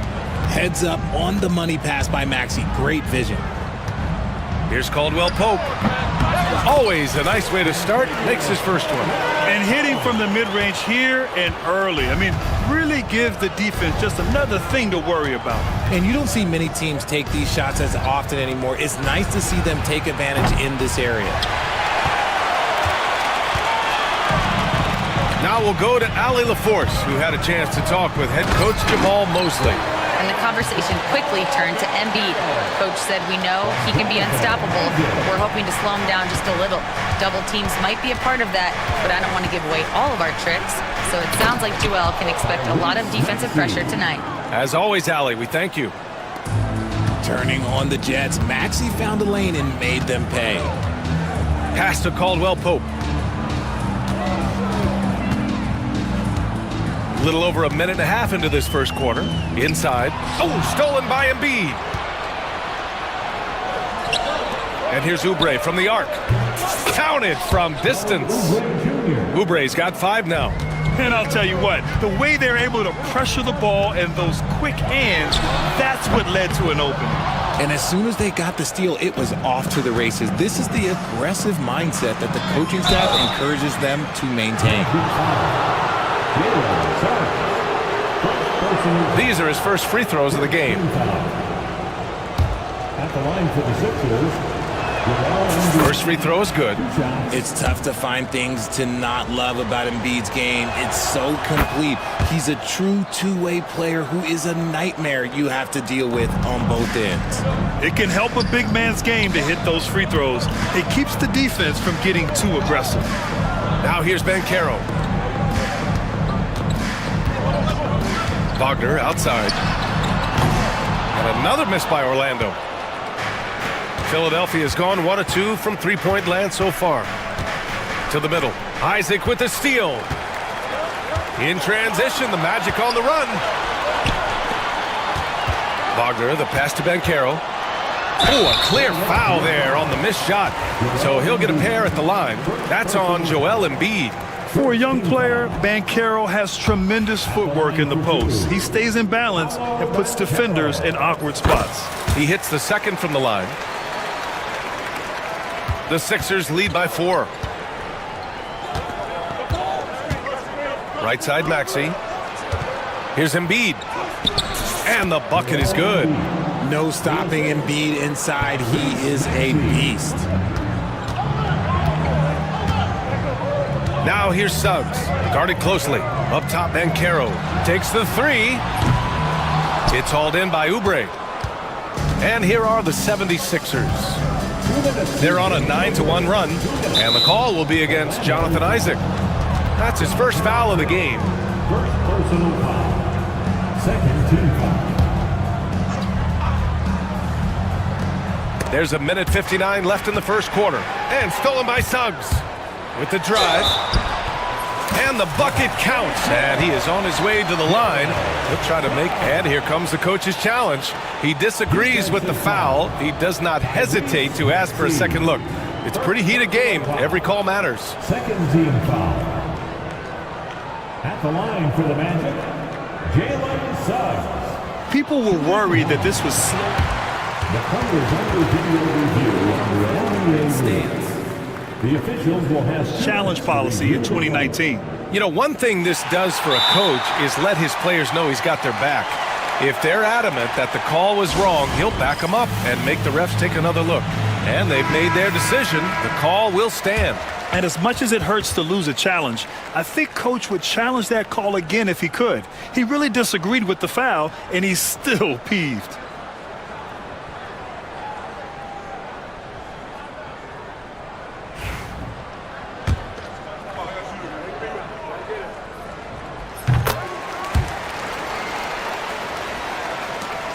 There's a minute 54 left in the first quarter here. And let's swing it over to the sideline and hear from Allie. You gotta love Tyrese Maxey's approach to the game. He said, quote, "I really have a simple life. I have this joy about playing basketball. I like putting in the work, so I'm extremely focused, extremely competitive, and I'm out here having the time of my life. I get to do what I love every single day, and it's a blessing," unquote. Brian, he's such a positive guy. Yeah, he really is. Thanks for that, Allie. And he hammers it home to polish off the break. And he took off like a jet. Maxey, he's got some afterburners. Suggs outside. Banchero against George. And Banchero with a bucket on the assist from Suggs. Banchero's got 5. Starting to find his rhythm. He's cooking, and he knows it. Yeah, when he gets engaged this early in the game, it's bad news for the defense. He can roll this start throughout the rest of the game. With how good PG-13's jumper is, that is an easy make. Caldwell Pope for 3. And Joel Embiid pulls it down. Good job by the D to stay with him and make that a tough 3. Caldwell Pope against Maxey. Here's Embiid. Oh, a dunk and a foul! A powerhouse move! He's got a chance for one more at the line. It's going to go on Jalen Suggs. On the night, he's 2 for 2 at the stripe. 36 seconds left to play in the first. Suggs surveys the D. Shoots over Embiid. Offensive rebound. Wagner, and he battles for the ball, gets the second chance bucket. Great recognition of the mismatch, abusing the smaller defender. Poor guy. Maxey against Suggs. And the foul called on Jalen Suggs. That's his 3rd foul so far. Bonus situation in effect, so we'll head to the line for 2. Philadelphia shooting their 4th and 5th attempts at the free throw line tonight. The thing you love about Maxey is that he always has a smile when he's out there. He's enjoying himself, and he embraces the challenge that the game presents. Suggs outside. Up top, Caldwell Pope. And so it's the Philadelphia 76ers with a 9-point cushion at the end of the quarter.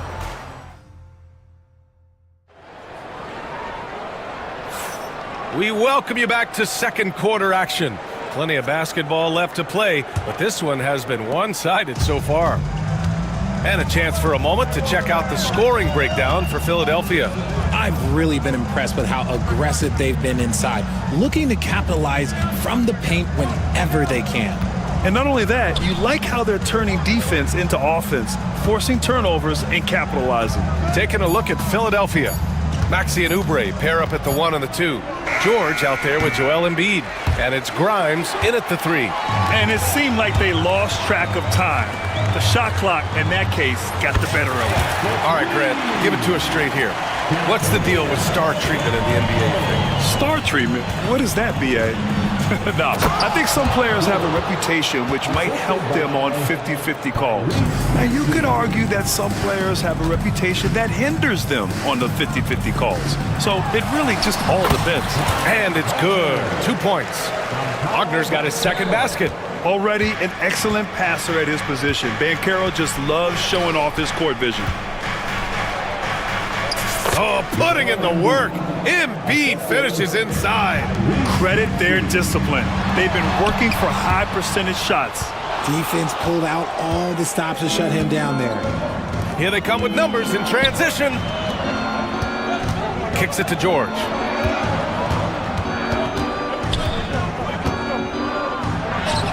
Oh, nice finish from the low block. That one's good. George has got 6 points. Getting it done inside. You know, I love seeing George be active on the interior. He gets it in there. When they get their opportunity to punch it inside, they don't hesitate. Pass to Grimes. We're now about 2 minutes into the second quarter. Here's Embiid. Here's Grimes. And he was camped in the lane there. He gets a 3-second call. And we've got a timeout from Jamal Mosley. He's going to gather the troops and talk it over. And we've got a timeout from Jamal Mosley. He's going to talk it over with his guys.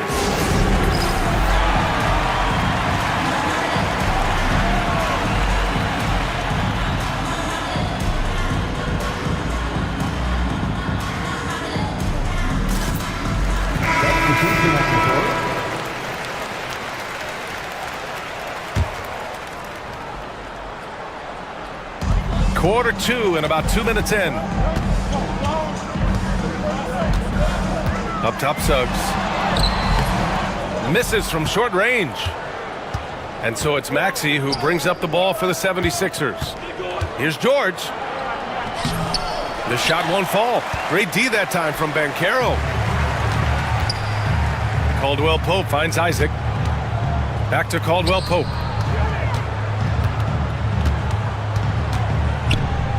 Suggs outside. Just 5 to shoot. Pass to De Silva. Caldwell Pope for 3. Nails it from 3. Give him 8 points now. Slow reaction from the D, and it cost him 3. Now George.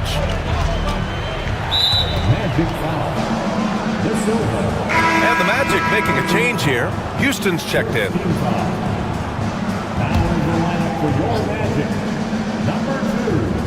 George, a deep 3, sinks it. What range from downtown. George has got 9 points. And the defense has to be more aware of Paul George. You got to know how fast his trigger is. The 3 from Suggs.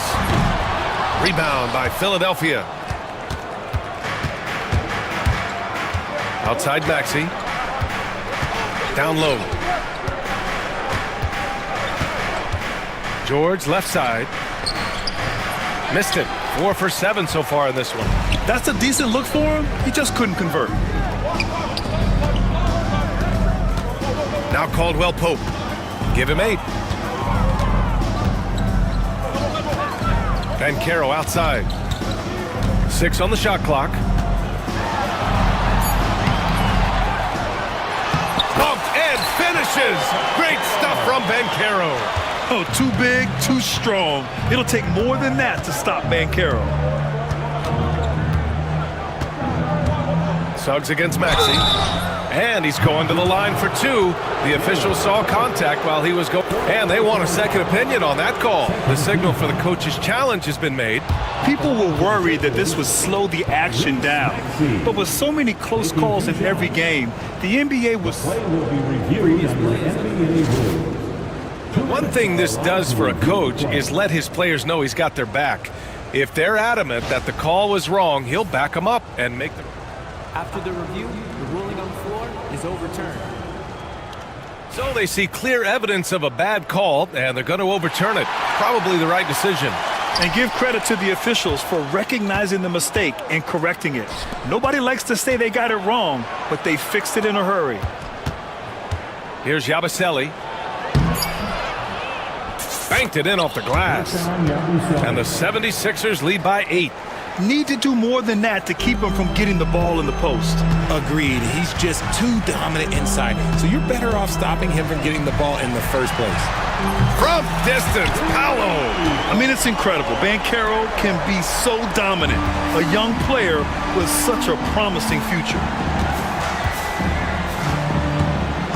Maxey with it. He's picked up by Banchero. Here's Yabusele, and the shot's off. 1 for 2 in this one. 7-second difference between the shot clock and the game clock. To the inside, it's tipped. And so it looks like it'll be Orlando's ball still. He had the right idea, just couldn't come up with the swipe. And deflections, they're a stat that all teams track. They show who is the most active defensively. Here's Suggs. Count it. And now just a 3-point Philadelphia lead. And I like the shot selection. Suggs recognizes when to look to score inside. And the foul called on Jalen Suggs. That's his fourth foul of the contest. Personal foul. Second team foul. 8 seconds left to play in the second quarter. Yabusele hits a three-pointer. 5 points in the game. And just shredding apart the defense with his passing. He's helping to pace this offense so well. He's locked in with his teammates right now, setting guys up in perfect position. And a pretty tightly contested game here as we end the first half. Philadelphia on top. They lead by 4. And time now for the halftime break with the third quarter soon to follow on 2K Sports.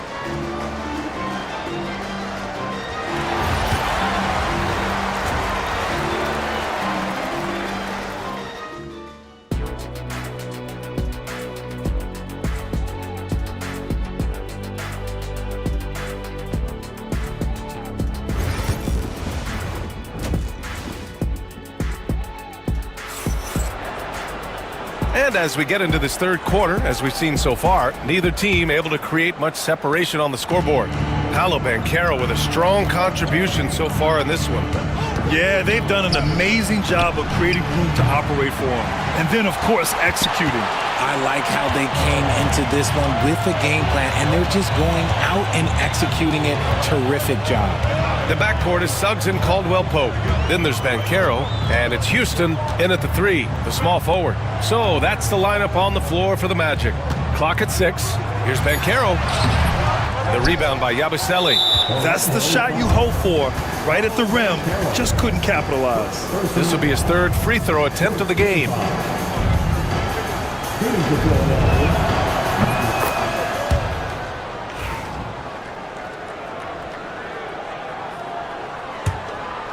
Philadelphia leading by 5. George outside. Caldwell-Pope pulls it in. Well, the defender's stopping the developing fast break. That looks like a transition take foul. And he's gone 1 for 1 in the game so far at the line. And what I like about Suggs is that he does many things well, and that's because he plays with so much confidence. And so Jamal Mosley calls for the timeout. Coach wants to speak to his guys, maybe alter some of the game plan.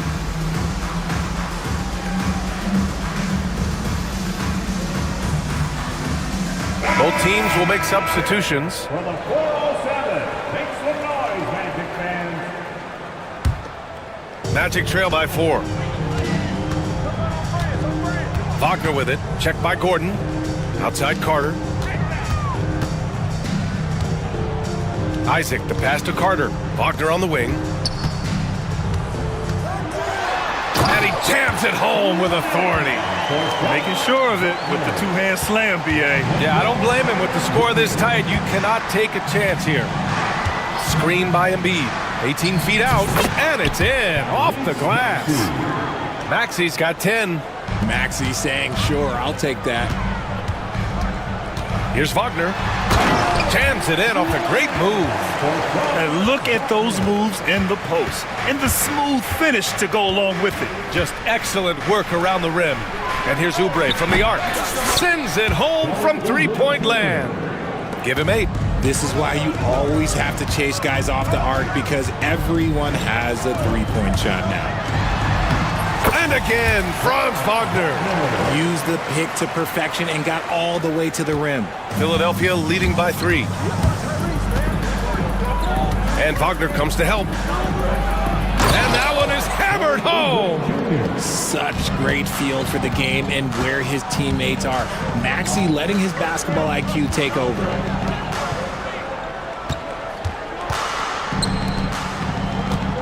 Wagner outside. Three-pointer. Again, Wagner missing. The 76ers have gone 3 of 5 from the field in this third quarter. Here's Grimes. No good from outside. And the Magic shooting a fantastic 57%. Carter on the wing. On the wing, Caldwell-Pope. Maxi covering. Maxey against Caldwell Pope. Carter, a screen on Maxey. Shoots from the baseline. And it's Orlando with another. Gotta fight harder to get over those screens. Yeah, as soon as these guys feel contact, they are just disappearing like they're not even there. You gotta show some fire and keep defending. Maxey passes to Embiid. Embiid elevates! Oh, what a dunk by Embiid. He's just doing big man things the way big man should. A minute 53 left in the third quarter. Caldwell Pope against Maxey. Here's Black. And so he draws the foul, headed to the line to shoot a pair. Orlando shooting their 5th and 6th free throw attempts tonight. And timeout is called by Nick Nurse. He'll take the opportunity to regroup.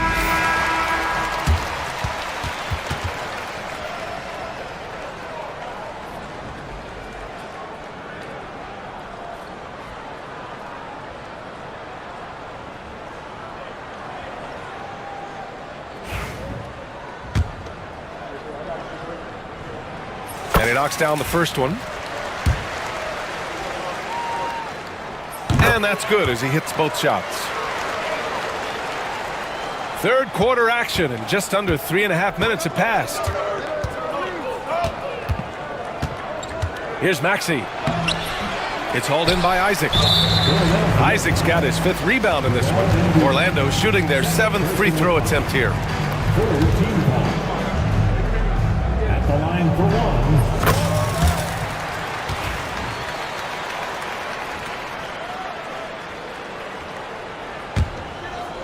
Orlando trailing here. Wagner in the high post. Embiid's there. Up top, Carter. He's scoreless. Wagner up top, defended by Gordon. For the tie. Chalk up 2 there. And that makes it a tie ball game. They've really picked up the energy level and have willed themselves back into this game. And as tired as they might be after fighting to tie it up, they have all the momentum now to finish this comeback. It's good.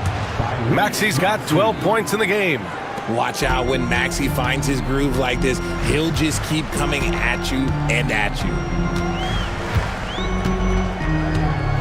Here's Black.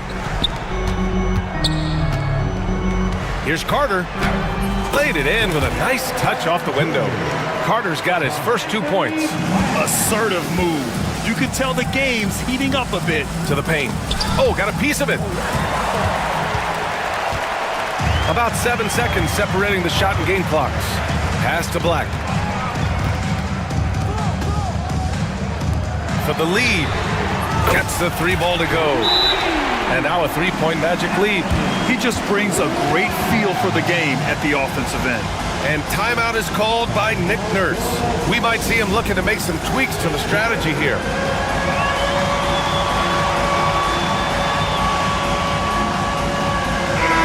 And so it's Nick Nurse calling timeout here. He wants to give him a breather and talk things over. Paolo Banchero with a strong contribution so far in this one. This timeout gives them a chance to strategize because whatever the game plan they have, it's not working.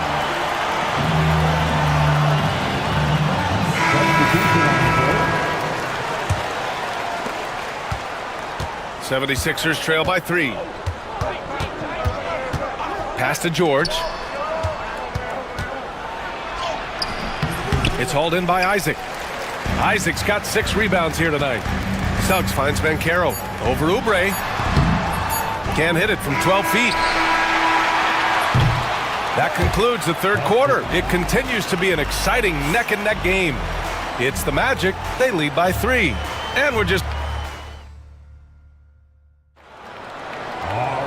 Man, I know I speak for all of us when I say I can't wait to see what kind of finish awaits us here in the fourth quarter. Orlando leading by 3. On the court for Philadelphia to start the fourth. Maxey and Oubre pair up at the 1 and the 2. Joel Embiid is out there with George. And it's Grimes in at the small forward position. Wagner outside. Launches a 3. Rebound by Philadelphia. And here is Maxey. Here's George. It's hauled in by Isaac. The Magic shooting 59% on this one, a good average. Embiid against Wagner. Pass to Suggs. Shot clock at 6. Uses the glass to finish the layup. And the Magic lead by 5. It's winning time, and that's a winning play. Here's George. That shot missing. Nice D from Wagner. George has gone 4 of 12 from the floor. Isaac outside. Now here's Suggs. Knocked away. And here's the fast break. Three-pointer Embiid. Orlando with the rebound. Isaac's got 9 rebounds in the game. Boy, he's getting it done. Banchero surveys. Wagner with a screen on Oubre. Here's Banchero. It's hauled in by Oubre. 76ers trail by 5. Inside. Here's Embiid. And it's blocked by Isaac. Yeah, great link from Isaac.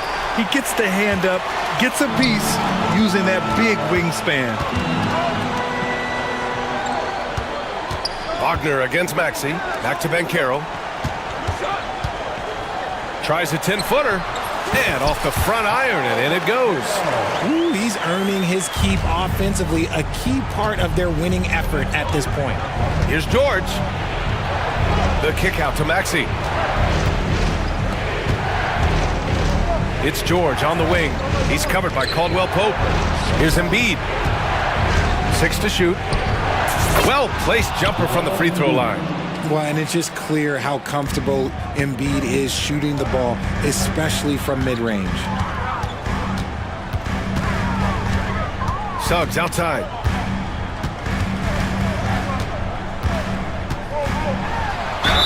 And it goes. As the official calls the foul, count it, and he'll shoot one more at the line. All right, guys, what do you think about the offensive approach we've seen so far for Orlando?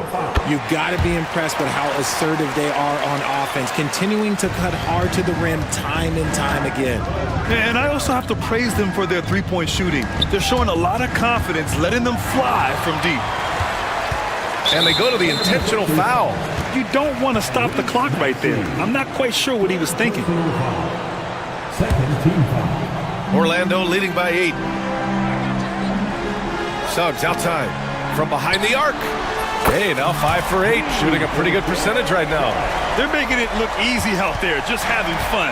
Man, their offense is clicking. Players, coaches, everybody, they are in sync.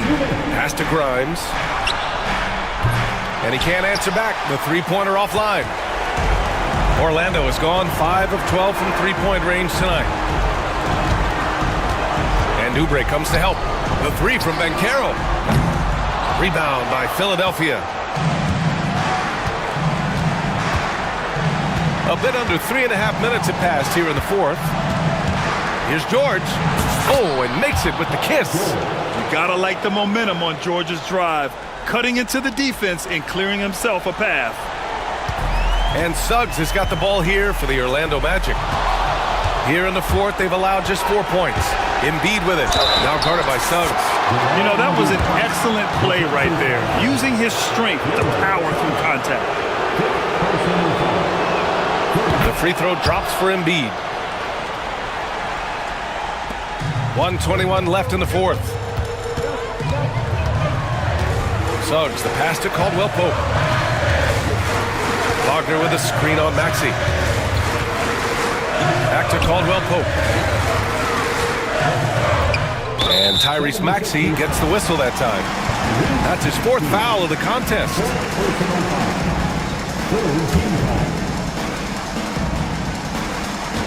.105 left to play in the fourth quarter of this one.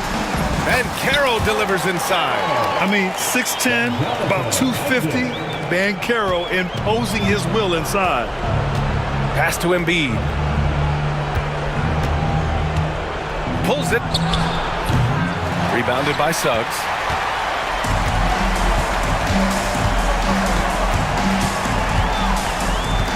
George over to help.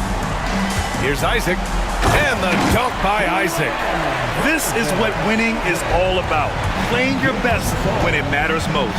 And let me tell you, as a team, you love to hit your stride right at the crucial moments. They put this game away in style. And even after airtight defense like that, you still just expect him to hit those kind of shots. Isaac for three. Rebound by the 76ers. And just not enough time for them to get back in this game. Yeah, they got to be disappointed with this result.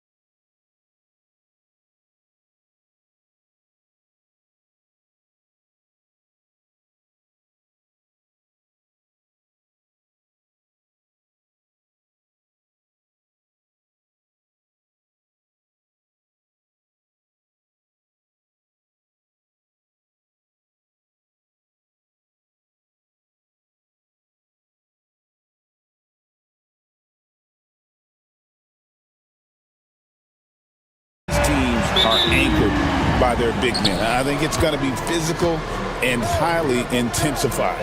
And now the New York Knicks starters. They've got OG Anunoby. Mikal Bridges out there with Jalen Brunson. Then there's Towns, and it's Hart in at the four-man position. And he's able to get it back. Yeah, can't see why he missed that one there. The D's close, but like plenty of room. And the shot goes in from Embiid. Looming large on the interior. Embiid, hard to deny. Brunson finds Hart. Back to Brunson. Some nice passing by New York here. Towns. Tries again. And he gets that one to go off the front iron. Second chances are a great measure of what a team is doing in terms of their effort on a nightly basis, and that was some serious effort there. Maxey into the lane, and he drops in the layup off the glass. Nice read by Maxey. Sees it, hits it, done. Towns, a screen on George, and he drives in. Bridges outside.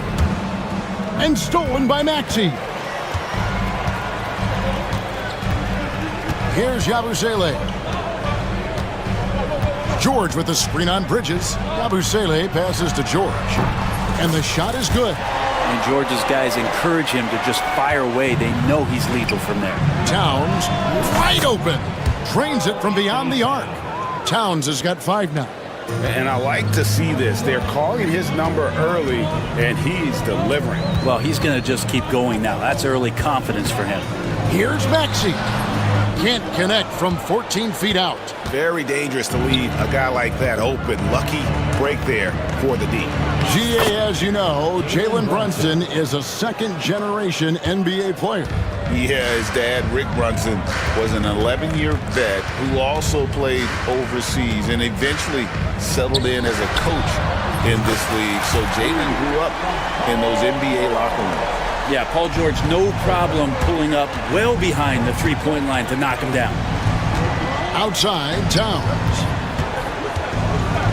And the dunk by Towns. Oh, I dunk you very much. He can really fly, and you combine that, Greg, with some nice penetration, too, and you've got 2 points. Now, here's Maxey. Ring shot on the way, and Embiid, the bucket on the assist by Maxey. Well, that's a needle in the haystack shot right there. You're not going to hit that one all that often. Brunson, and he banks in the layup. And mixing it up down low, Brunson, not the tallest guy on the floor, but he can finish around the basket. Maxey with the screen on Bridges. George passes to Grimes.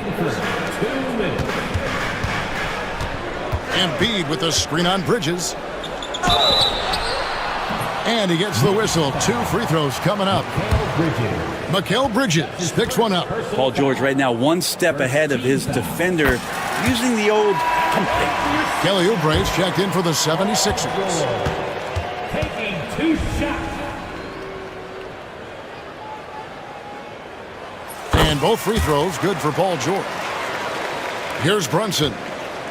1:53 left to play in the first quarter.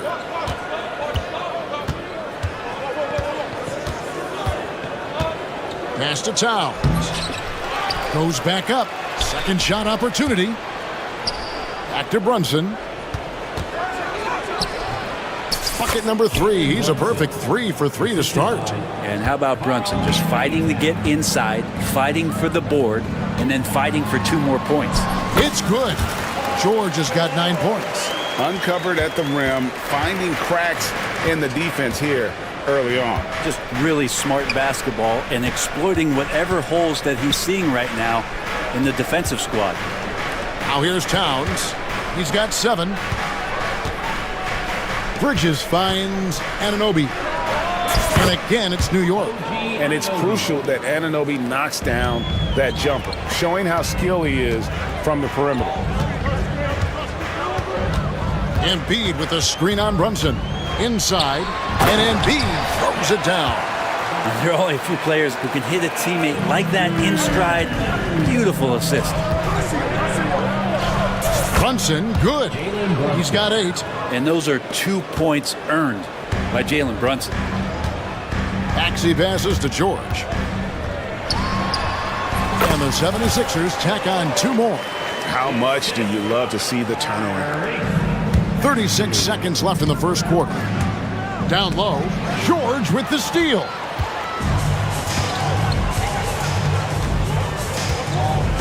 Embiid, the pass to Maxey. Back to Embiid, and Embiid throws it down. And you do not want to be on the receiving end of that. Embiid throwing it down with some funk. Hart, no good. Brunson against Maxey. Embiid with the screen on Brunson. A 15-footer, and the 76ers tack on 2 more. You can't just stop when there's a pick set up. Gotta fight over it as a defender. That's one that the coaches will watch tomorrow with that player. You hate to see him give up in that situation. And Tom Thibodeau decides to call timeout. Looking for a breather and maybe just 1 or 2 things to talk about. 1 second left. That's good from Bridges on the assist by Anunoby. Just reliable, guys. He's just always trying to make the right play. Paul George.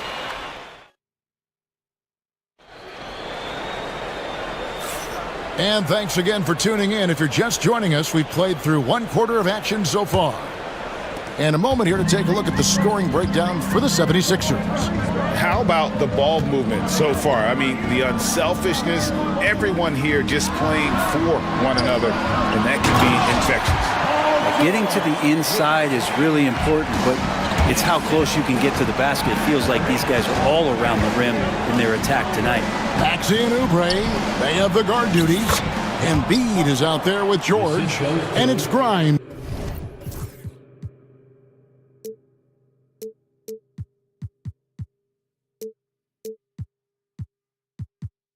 In its small forward. That's the group in the game for the 76ers. Here's Maxey, following the score by New York. Embiid sets the pick for Maxey. There's the 3. Embiid showing his range right there. Come on, Joel Embiid. I mean, 7-footers are not supposed to shoot like that. Brunson kicks to Anunoby. Pass to Hart. Fouled in the act of shooting. Gets the bucket anyway, so a 3-point play chance for him. And guys, they continue to put a lot of pressure on the interior defenders with their work down low. You know, Brent, Josh Hart has been a contributor at the many stops in his NBA career. And sometimes you have to wait to find your home, Kevin. That's been the case for Josh, but he has always contributed to winning. And now he's locked into this role where he is flourishing. This guy has all the tools to go out there and do little things every night that help your team be in a position to win games. A minute and a half gone here in the second quarter. It's good. Nice touch there from Maxey. Maxey's got 6 points. And with how explosive Maxey is, he's not your average guard in the paint. Brunson with it. Now defended by Embiid. That's good, and the 76ers lead is cut back down to just 2 points. The basket there coming from Brunson. Here's George. And that's collected by Brunson. The Knicks have gone a perfect 4 of 4 since the second quarter began. Perfect from the field. Anunoby against Maxey. Known as a tough defender, George, so good at reading shooters and getting to those shot attempts. Bridges passes to Brunson. Just 5 on the clock. A 3 ball. Rebound by the 76ers. Right side, George. Pass to Grimes. Good on the shot. What a nice attribute to have with your wing player being able to operate and control the offense. That's what PG can do. And Tom Thibodeau decides to call timeout. He's going to have a discussion here on the sideline.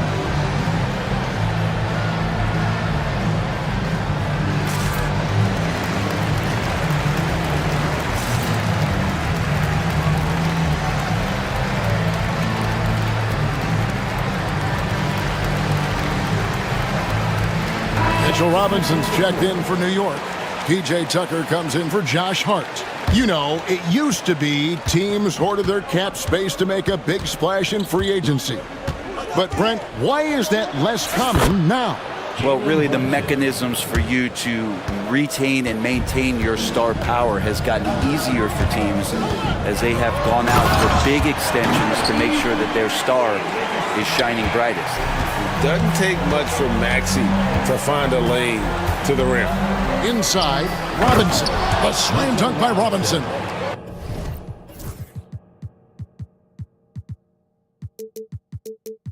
Oh, and he went for the two-hander on the slam using some muscle. Some urgency from him there, sure. Pass to George.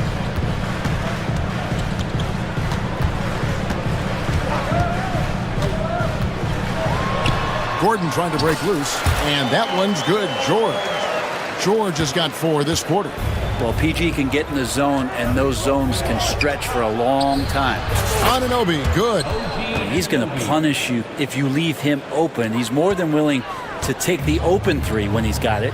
Maxey kicks to George. Here's Drummond. Outside for George. And stolen by Anunoby. And a fast break now for New York. Brunson with a clean look. Brunson for 3. Likes the look and drains it. Really quick release there from Brunson. Let that one go in a hurry. Maxey looking it over.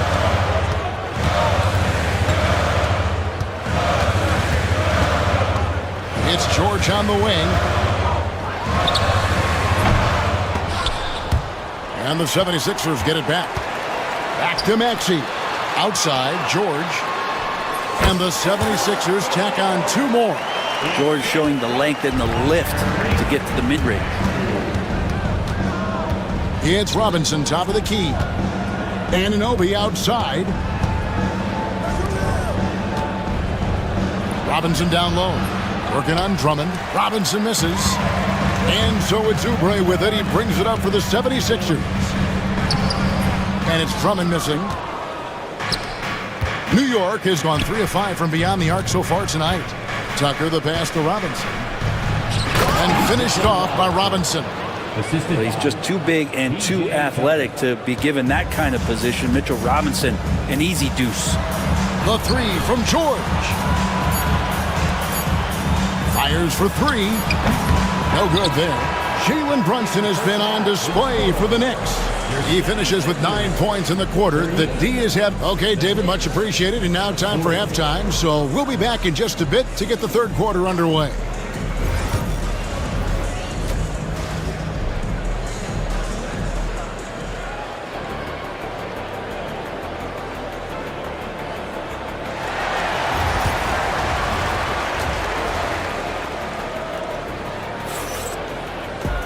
And as we get into this third quarter, as we've seen so far, neither team able to create much separation on the scoreboard yet. You know, Jalen Brunson has been exceptional here, guys. Wow. Yeah, and through the first 2 quarters, he has been the offense for this team. Yeah, he's shouldering the load right now and looking really comfortable while he's doing it. On the court for the Knicks, Karl Anthony Towns is out there with Josh Hart. Then there's Miles McBride. Then it's OG Anunoby. And it's Bridges in at the shooting guard. The 76ers making a switch here. Oubre's checked in. P.J. Tucker, he's checked in for the Knicks. Jalen Brunson comes in for Miles McBride.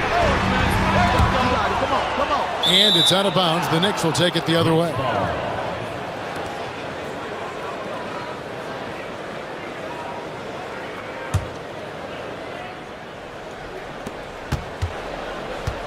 The Knicks with the lead. Brunson scanning the floor. And a miss there on the triple. The 76ers shooting the lights out in this building, 68% from the field. And it's in there. Well, the height and the length really helping PG get that one off. The Knicks shooting it as well as you're going to see, 67%. Brunson kicks to Towns. And Towns throws it down. Pushing the action, getting others involved. He does it time and time again. Nice to play with a point guard that takes pride in playmaking. It made you move around just a little bit faster to get open spots. That's his second personal foul. First team foul.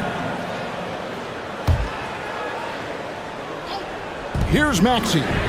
He's got 8. And Tucker takes a ton of pride playing that kind of defense. No good on the quick 3. From deep, Brunson. Here's Towns. 3-pointer. And there's Bridges on the assist by Towns.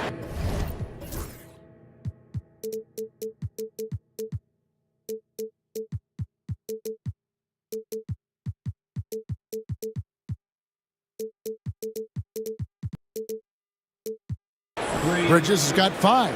That's one of the best three-point shooters. You got to try to scramble the Jets right here and get that guy off the sweet spot. And slam dunk by Maxey. And sometimes as a point guard, you got to take things into your own hands. Yeah, right. It's okay to be selfish when you have a chance like that. Well, if he's calling his own number, there's a reason for it. There you respect the decision-making from him out there. A capable shooter from all 3 levels, and Bridges with the smooth release. Maxey kicks to Embiid. Bullseye! Embiid with the answer. And I like the back and forth here, showing confidence from range. It seems like they're going to find out who can make the deepest threes. Right now, it's a shootout. First trip to the free throw line for him in this one. Yeah, and he wasn't someone you wanted to foul if you were defending him last season. 85% is what he made from the line. Well, if you're a basketball player, through your entire basketball life, you're going to hear coaches harp on you about free throws. It seems like Brunson has heard those messages loud and clear. Maxey, and slam dunk by Maxey. And he shows us all what the breakaway rim was invented for. Can you believe he almost brought the whole thing down by hanging on that long? Now, here's Hart. He's guarded closely. On the wing, Bridges takes a 3. And Joel Embiid pulls it down. The 76ers trail by 3. Puts it up from 7, and George finishes inside. George has got 4 points now in the quarter. Well, Paul George, understanding more and more his role on the offensive end of the floor here, knows what kind of shots to take, and that's a good one there. And the timeout called here by Tom Thibodeau. He wants to talk to his guys.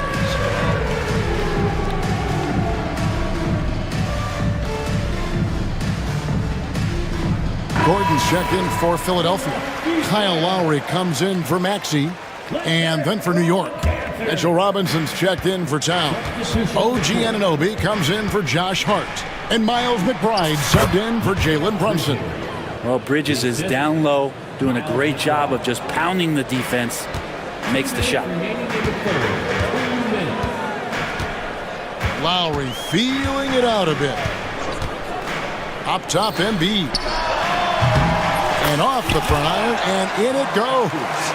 Embiid's got 16. You can't just stop when there's a pick set up. Gotta fight over it as a defender. That's one that the coaches will watch tomorrow with that player. You hate to see him give up in that situation. Oh, just solid on the one-handed slam. And guys, when it's a tight ball game like this, he's the guy they want with the ball. Back to Lowry. It's tipped for the tie. The Knicks pull it in.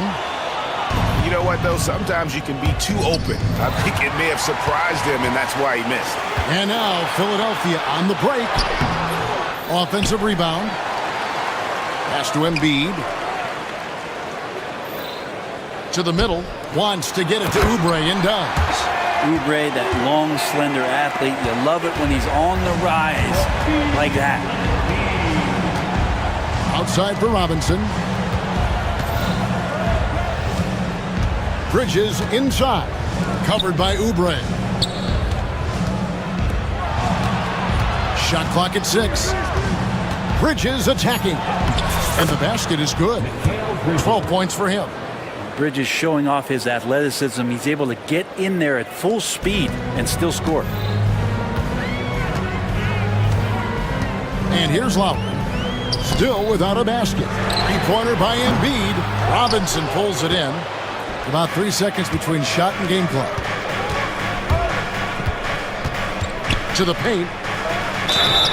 And foul on the shot. He'll shoot 2 at the free throw line. The coaching staff likes this. Mitchell Robinson down there and drawing fouls. That one is off. Mitchell Robinson taking 2 shots. And he misses the second one as well, so he is 0 for 2 that time. An intentional foul committed, but for what purpose, Greg, I'm not sure. A scene of confusion right there. I can't imagine why he thought it was a good idea to foul there. And Tom Thibodeau decides to call timeout. He wants to check in with his team and regroup. Both teams will make substitutions.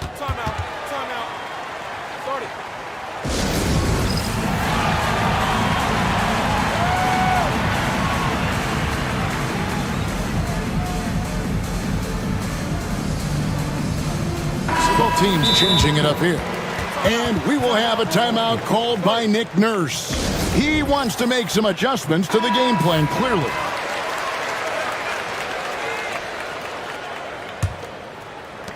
We've got 13 seconds left here in the third quarter. Here's George. Comes up empty down low. Here's Anunoby. And that would have counted, but his shot was off the mark this time. And as we conclude the third quarter, what a game, neither team giving ground.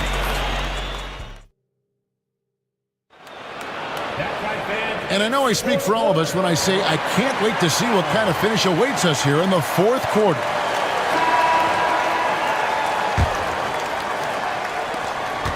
The Knicks leading by 3.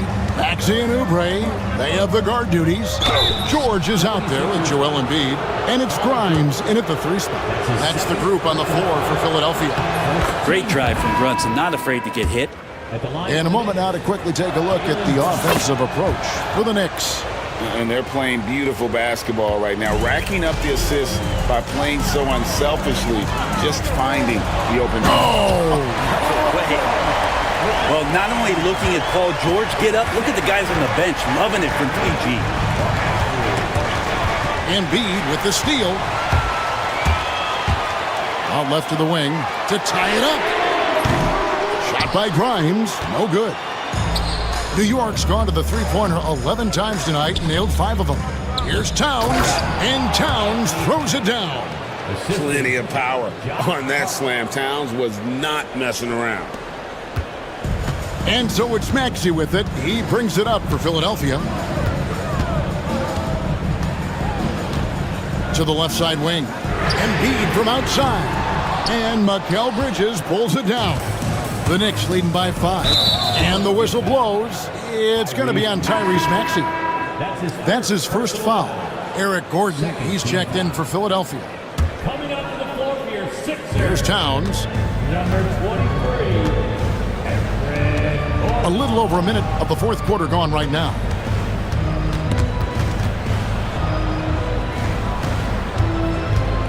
Brunson the pass to Hart. Shot clock at 5. Brunson with it. George picks him up. Brunson no good. Philadelphia's gotten off to an 0 for 2 start from downtown here in the fourth quarter. And the foul is called. He intentionally grabbed him there for some reason. I don't know. Kevin, all I can think of is that he's trying to slow the game down a little bit. Right. That's a stretch, though. Definitely a strange move on his part. Embiid against Towns. Maxey sets a screen for Embiid. That's in for his 8th bucket tonight. A hot 8 for 11 shooting so far. Brunson against George. Here's Towns. That falls. Nice feed that time from Brunson. Towns has got 4 this quarter. And we just saw Cat at his best, pounding the paint, finishing near the rim. Back to Embiid from deep three-point land. Embiid, that is a 7-footer, folks. Wow. For New York, they've gone 2 of 3 from the field to get the fourth quarter started. Hart with a screen on George. Brunson the pass to Hart. The kick out to Anunoby. Pass to Hart. Clock at 4. Up and in on the layup. Not